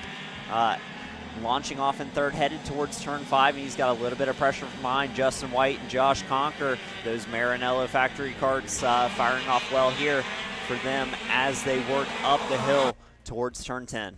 Yeah, here they go down to 10. So like you said, it's spread out as Bajoso was able to get by and start to go back to the normal line and put some good laps together. So a good move around the outside for Robbie, and then Gavin was so focused on Talon to try and keep the number 2 plate behind him. They were both able to get through. Talon, though, closing in. They're both pulling a little bit away from Gavin Bailiff as, again, a slow start for the Trinity Karting Group Kart Republic back in 3rd. Justin White is 4th. Josh Conker still 5th. Daly 6th here with a couple more laps on the board. But for Robbie Bajoso, that was a good lap enough to go fastest overall. 52.531. Yockel at a 52.574. Bailiff at a 6.58, a 10th off that time. And he's still got Justin White pressuring him for that 3rd position as well, who is again in kind of a desperation mode to make up some spots here. A good run up the hill keeps him close. Maybe not close enough for a dive, but closer than 1st and 2nd for sure is Justin White and the rest of the pack coming through. There's Michael Riccio, not as good of a start. He'll lose a spot as well now to Annie Rule to fall further into the clutches of the rest of the field. Frank there on the Leading Edge Motorsports Mega Power Eyes Up Body Symmetry Bureau Art, all right behind at the edge of the top 10. While your leaders come across the line, it'll be 5 complete. And Bailiff trying to put a good lap together that time. It was better. Everyone else improved as well. Fastest was Talon Yockel. Problems for Jonathan Ocasio. That was the rock shifter leader. Goes all the way to the rear of the field. And look at this here. Justin White all over Gavin Bailiff for 3rd. And at the same time, Talon all over Robbie Budoso. It's 1st and 2nd and 3rd and 4th starting to heat up in their individual battles here. 3 minutes plus 2 laps remaining as we see Annie Rule come to the top of the hill. And now down to the bottom of the hill, it is Robbie over Talon, and Gavin still holding on over that 2:39 machine of Justin White. Josh Conker's just behind them. He's about 7/10 back from that battle. We'll see him come side by side out of this corner, and it'll give the leaders a nice gap through the bus stop. Yeah, nice little gap through the bus stop chicane. Robbie Bajoso still a car length up on Talon Yockel. Half a car back from Justin White is Gavin Bailiff here. That time by through turn number 1. Nothing happening there for the field as they go through the opening corner. And Justin White able to get that move done on Gavin Bailiff back there just out of our camera reach in turn number 12, able to complete that move, get by him into the bus stop, and move Justin White up to P3. So Jonathan Ocasio's day is done as he's off on the side over the backside, unfortunately. Meanwhile, look at this for the lead. Talon Yockel is pressuring Robbie Bajoso, and he's going to have to get by his team owner. Into 11 to the inside and to the lead goes Talon Yockel. Bajoso back to second. Justin White third, still looking in line as the field rockets around 12 and 13. Something tells me Robbie's going to fight some of the other drivers a little bit harder if they try to pass him. He's seen young Talon with all the speed he has. He's going to let him go, but Justin White's coming up quickly on Robbie Bajoso. I'm sure he's going to try and hold him off a bit. Yeah, let's see. Does he go defensive into 3? He'll go decently narrow and cover that off. White has to open up, and again, he's got a blocker that's going to open the gap up for Talon. So be smart here for Justin White to take his time. He can't afford a penalty or a DNF at this rate to start anywhere nicely inside the top 10 or maybe even the top 5. While Yockel gets now the biggest lead we've seen all day. Bajoso under fire for second, but again, Justin White can't waste too much time for second and third because Gavin Bailiff is starting to roll now in fourth. So all 3 drivers nose to tail through 12-13, and they'll come out of this corner towards the bus stop chicane. It'll be a minute 15 plus 2 laps to go here in Pro Stars. We rock it over. It's basically 4 laps remaining for Talon Yockel here in heat number 2. Gavin had mentioned going a bit low on his pressures. I wonder if Robbie Bajoso went a bit high as he's starting to fall off the pace of 52.6 last time by, a 52.3 for Talon Yockel. And the pace keeps increasing up front, but Bajoso not holding on as strongly as Talon Yockel. He's got all the pressure from Justin White now and Gavin Bailiff as they head up the hill. The top 4 with a clean little breakaway. Another second back to Josh Conker in P5. Yeah, there they go, dropping on down into turn number 10 for Talon Yockel. That time, it didn't look like he pulled as much away. Robbie Bajoso found a little more speed to kind of pick things back up and close back towards the lead and away from third and fourth. Will come this time by just in time for Justin Dittrich to give us another lap before we get the checkered flag. And for Justin White, while making up a lot of ground on Robbie earlier, that time a purple lap for Robbie Bajoso. A banger, 52.24. That's 2/10 better than everybody else in the lead pack, half a second better than the rest of the field. Wow, he certainly caught us by surprise. I thought he was headed to the back there, but no, he's found some more pace in that Magic Kart machine. That number 2:32, firing off quickly that last lap, maintaining an advantage over Justin White. Now he's not going to let him through. Talon's going to walk off to the win if it stays as is. And Gavin Bailiff still back there in the back of that group, trying to work his way back up towards the front. Back behind them here. Here's a look at the back half of the top 10. Annie Rule all over the rear bumper of Colin Daly. Josh Conker holding 5th. Daly 6th as they go to the bus stop. This time by 2 to go. We've seen Colin Daly be one of the best drivers in the field on the brakes. He's one of the hardest ones to pass. As they go through 1, again a deep run through for Colin Daly. Pulls him back away from Rule, and they'll head over to 3. And you can see how much the Jamaican can close up, but even Rule that time closed a little to him as he was defending the inside. And behind him, look at Ian Quinn on Michael Riccio trying to go by in 5. He does. Ian Quinn on the Macron Motorsports comp cart gets through. Move Ian Quinn back up into the 8th spot. He lost that spot to Riccio coming through the turn 1 complex. He gets it back in turn number 5. Here's a look back up to 2nd and 3rd. Justin White all over Robbie Bajoso, half a car length back as they go turn number 12. And the fight breaking out for P2, 3, and 4 as Talon Yockel enjoying a nice advantage out front. They'll head through the bus stop. White flag this time by. Can Robert Bajoso defend from behind? He's got 2 hungry drivers looking to get by him. Justin White closing in on that rear bumper through turn 1 cleanly, and he's slowing on exit. A mechanical possibly injured Robbie Bajoso out of this race. Oh no, they checkered it there. That was it. That was it. Our mistake there. I thought we were at 2 to go. That was the end of it. It looked like, based on the timer, we were at 2 to go. they threw the checkers. So Talon Yockel, the winner. And this one a little messy. They were good on the flags, might have been a little off on our timing and scoring, and that's why we pulled that one down. So there we go. Talon Yockel wins it over Robbie Pajoso. Then it is Justin White, then Gavin Bailiff, then Josh Conker, the top 5. And the scoring's a little bit messed up, but we'll go through over the audio here for the rest of the top 5. Daly in 6th. There it goes. It updates now.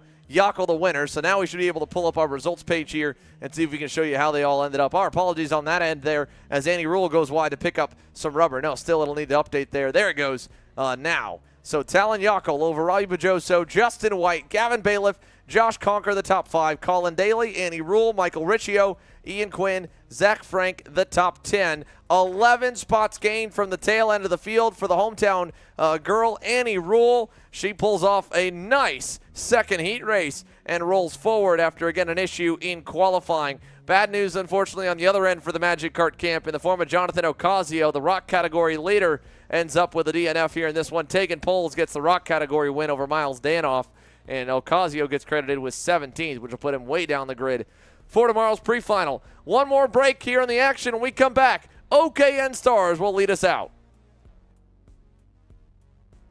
Hey guys, it's Dave here from Kart Class. We're at MCC, the Motorsports Country Club of Cincinnati. We're here to show you guys the fastest way to drive this almost 1 mile circuit. It offers both fast sweeping corners, some fast chicanes, and a technical switchback that leads onto a long main straight. Let's find out where to brake, where to accelerate, and where the best places to overtake. So let's get stuck into it.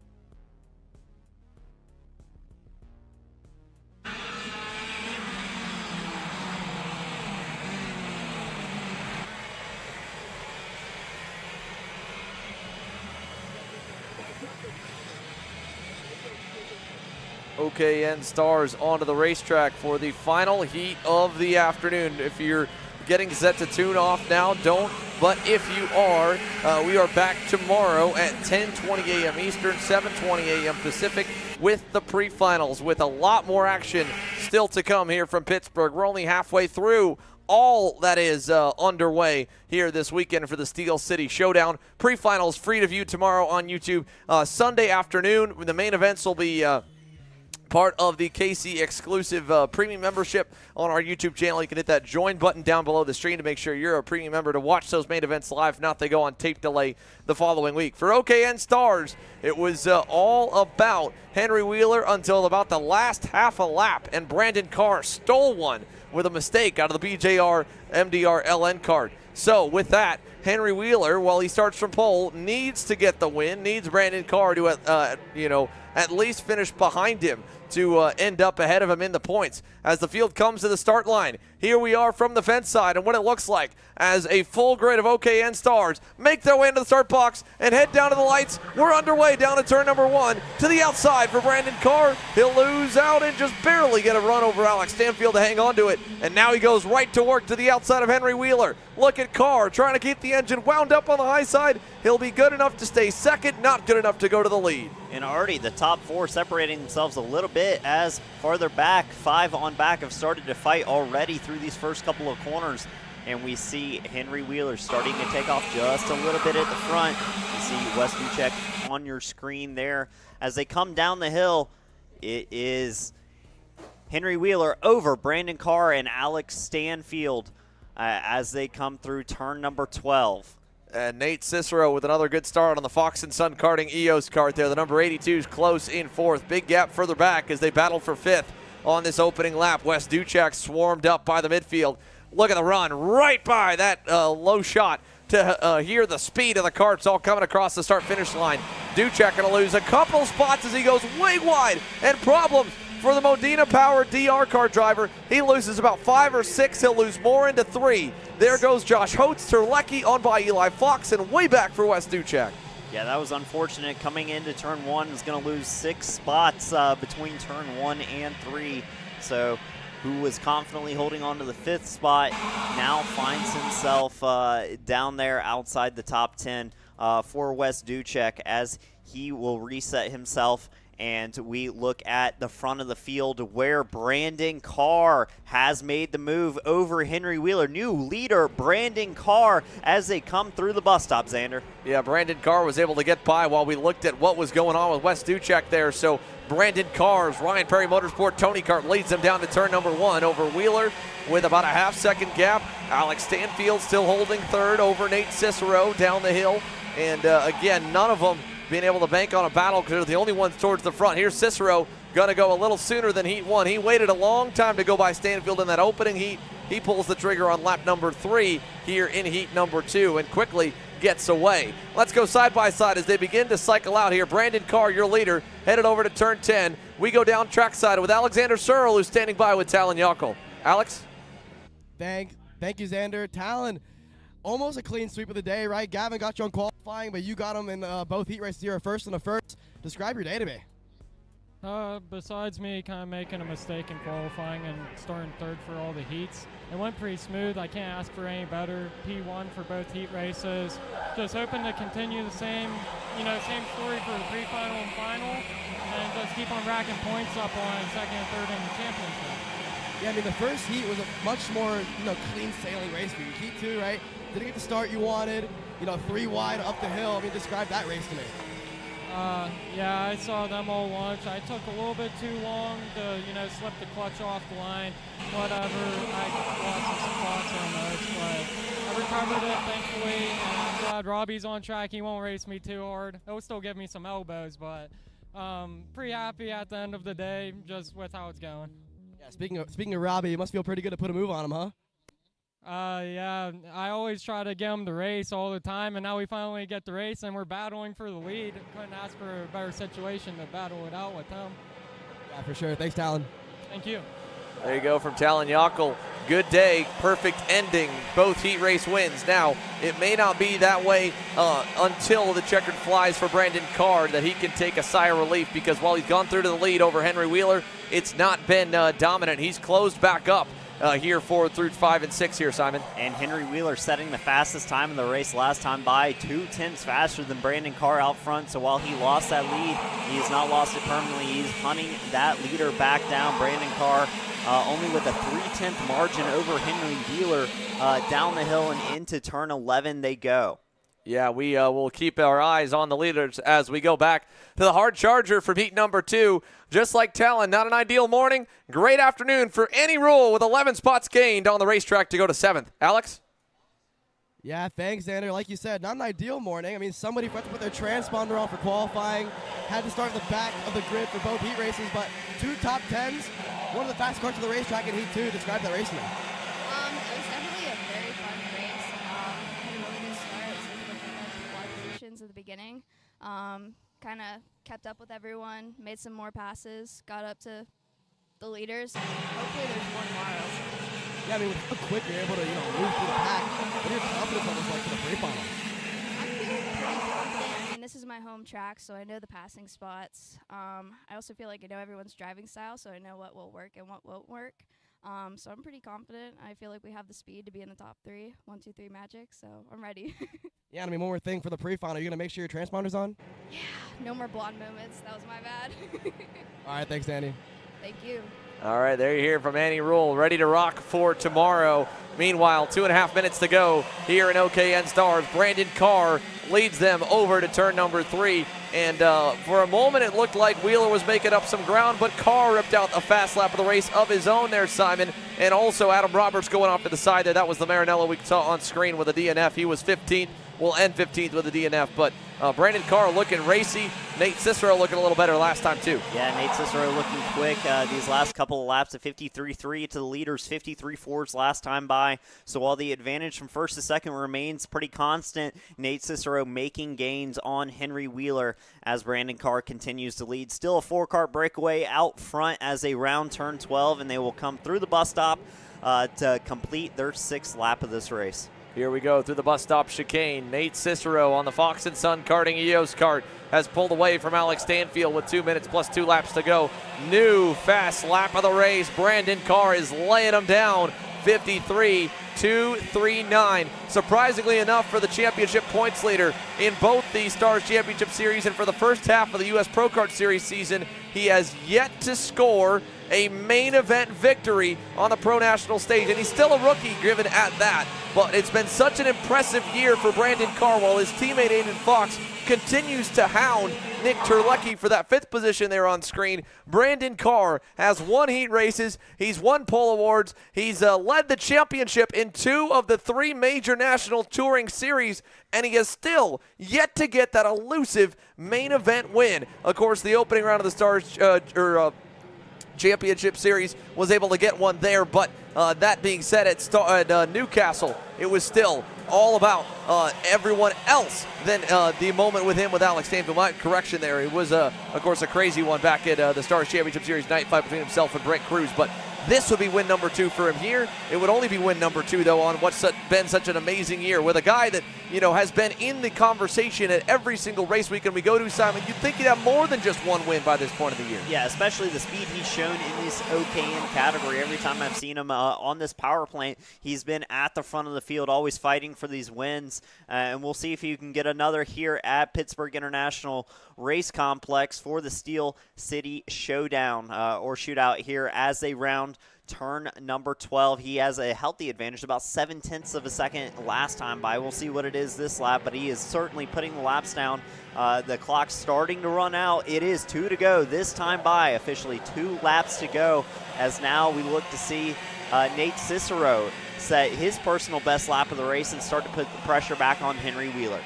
Yeah, Henry Wheeler's definitely going to come under fire if he's not careful.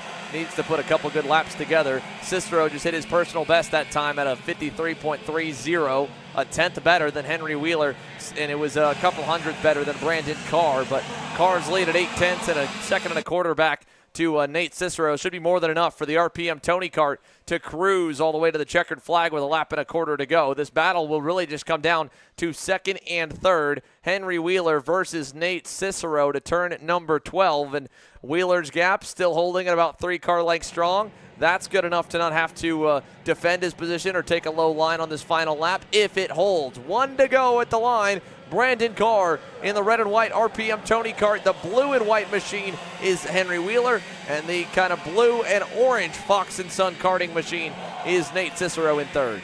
We'll watch Henry Wheeler work his way through turn 3 using all the exit out and into turn 5, a wide arcing line into the corner. He has this one all but locked up. Still, the top 3 pretty close to each other, but not really any moves to be made on this lap. Nate Cicero not quite close enough to Henry Wheeler yet as they work the top of the hill. They'll head down through turn 10. Still Brandon Carr with a massive advantage. All he has to do is clean up these last 2 corners, Xander. Yeah, just an easy run to the line. Brandon Carr is set to sweep the heat races in OKN Stars. The round 1 winner, the championship points leader, is going to put some more points in the bag as he rounds the bus stop. Brandon Carr, heat number 2 winner here in OKN Stars. Henry Wheeler second, Nate Cicero third, Alex Stanfield ends in 4th, then 5th. Getting around at the very end, Aiden Fox gets around Nick Terlecki, Keegan Bosch 7th, Josh Holtz back to Miles Hewitt, and Eli Fox rounds out the top 10.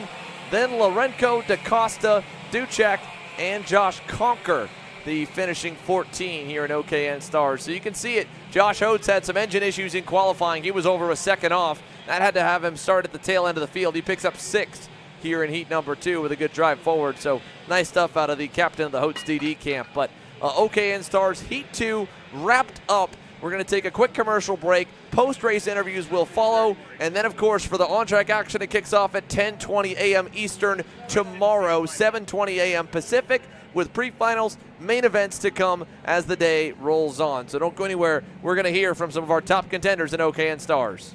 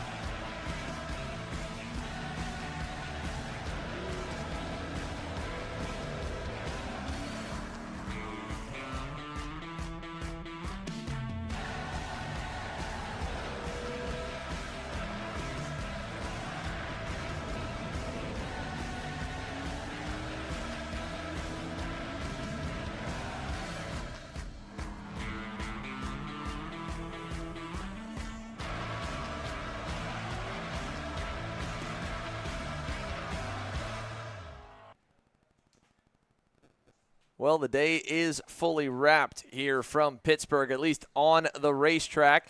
We've survived Beaver Rain day 1. I hear tomorrow we may not be as lucky, though, Simon. I was checking the forecast. It looks like a pretty heavy percentage chance of rain pretty well through the day tomorrow. So we'll have to stay tuned and see how that goes. I'm sure we'll have a lot of exciting action coming up for you tomorrow. But what a day we had today. Yeah, solid day overall for, of course, the likes of Talon Yockel and Brandon Carr sweeping the heat races in the headline classes. KA Stars should be anyone's guess on who's able to take it, because when Oliver Hodgson was swarmed by the pack, he really couldn't break away all too much. He was able to win out in the battle. He'll start from the pole pending all post-race tech and penalties that should be just about clearing now with heat race wins in his group. Meanwhile, the rest of the field, a complete shuffle through that entire top 10. A couple couple of drivers with some issues. We saw, of course, Annie Rule and Josh Holtz in Pro Stars and OKN Stars coming from the rear. And then all the way through the rest of the day today, no red flags, clean racing from start to finish. A little bit of aggression, but nothing really too out of the ordinary. Just some good elbows up racing. And what an awesome facility here at Pitt Race. I mean, this track provides a little bit of everything. A good amount of straightaway, a good amount of tight sections, and a lot of technical elevation change. I may be a little bit biased, but this is by far my favorite kart track possibly in the world. I think this place is great. Like you said, a lot of technical challenge, a lot of big straights too. So it gives you a little bit mix of everything, and you really have to drive well to bring the speed out here. Well, hopefully we'll get to hear from that in a few moments. Of course, the OKN Stars drivers are just rolling their way on through. You heard from Talon Yockel, even the guy who dominated in Pro Stars earlier today, saying, I just got to stop driving like a wuss through the infield section and put on my big boy pants and drive a little bit better. And he was able to do so, pulled away from team owner, the man they call Thor under the tent lovingly, with the flow that he's got and the big muscles for Robbie Bajoso. Well, he had to muscle it around to hang on to a couple of top 3 finishes there and hold off a hard-charging Justin White, who was rebounding, of course, from that issue off the start with the jump start in heat number 1. And then from Gavin Bailiff, who qualified on pole, was super fast on new rubber in happy hour, but ultimately ended up having to come from further back. We've got some of our top drivers from OKN Stars lined up here. Let's go down to Alexander Searle and talk to him. Thanks. Thank you, Xander. Brandon, I mean, a pretty solid day for you. I mean, you couldn't have asked for much more, maybe a pole in qualifying, right? Walk me through how your day went. I mean, it could have gone much better. Yeah, quali was good, just didn't get the lap we wanted, but in the heats, we got out, like the first heat we was fast, we was fine, but he made a little mistake at the end, so he took advantage of that. Heat 2, just tried to get out front and just run consistent times, really. Got the gap and then just chilled out a bit, saved the tyre for the pre-final and see how that goes. But I think we're fine. We're fast on old tyre, so we'll have to see what happens. Hey, you talk about old tires. I mean, tomorrow weather's, looming in the area. You feel pretty good in the rain? Yeah, I think we'll be fine in the rain. I haven't raced in the rain for a while, but I think we'll be fine either conditions, so we'll have to see. I mean, with the pace you guys have shown this weekend, can we expect, maybe win number 2 for you this year? Hopefully. All right, there it is. Mr. One-Word Answer. Brandon Carr looking for win number 2 in 2023. Again, I stand corrected there and was able to check it there on that one. A win already at the night fight in the Stars Championship Series. Leads the championship points, trying to get win number 2. How about a face we haven't seen in quite some time? Happy to be back in the karting paddock and happy to have us back here on the Kart Chaser broadcast is Nate Cicero in the Fox & Son Karting EOS kart. He's been able to drive his way up the order throughout the course of this weekend. He ends up with a top 4 result once again at the end of the heat racing here in OKN Stars. Alex? Yeah, thanks. Thank you, Xander. Nate, I mean, haven't seen you at the karting scene at least for over a year. Back Rock the Reel was your last race. You've done MX5 Cup this year, but I bet nothing as physical as this. No, I'm getting a little bit tired, especially at the end of these races. I mean, I've tripled, quadrupled the laps I've done in a go-kart all year. Done a little bit of testing for some customers here and there, data laps, but yeah, not a whole race weekend. But yeah, feeling good. Yeah, I mean, you showed decent pace in practice yesterday. Describe the progression from yesterday today and how the pace has improved for you. Yeah, just getting a little bit less sloppy here and there. Driving's getting a little bit better as we get more comfortable, which takes a little time. But we're getting there, especially that last race was pretty good. So, yeah, we'll be good tomorrow. Yeah, it seems like you guys found something there in the second heat. I mean, anything to work upon for tomorrow? A little bit of me. I think a little bit of the gearing. We're playing cat and mouse with these guys. I can get to them by the last corner, and then they'd gap me on the straights, and just having to work again to catch them by the last corner, but not quite enough to get a run on either Henry or Brandon. But, we'll mess with some things, especially in warm-up tomorrow, and work for the pre-final. All right, thanks, Nate. Thank you. There you go from Nate Cicero. Good to see a smile on his face here, even through maybe a little bit of muscle soreness and fatigue after a long day of contending with the top drivers in OKN Stars. That wraps it up here from Pittsburgh International Race Complex for the Pitt Race crew, for the Stars Championship Series team, for everyone at Kart Chaser alongside myself, Xander Clements and Simon Sykes in the booth. We thank you for watching and listening in here in the paddock and live around the world today. We will see you first thing in the morning tomorrow with pre-final action from the Steel City Showdown.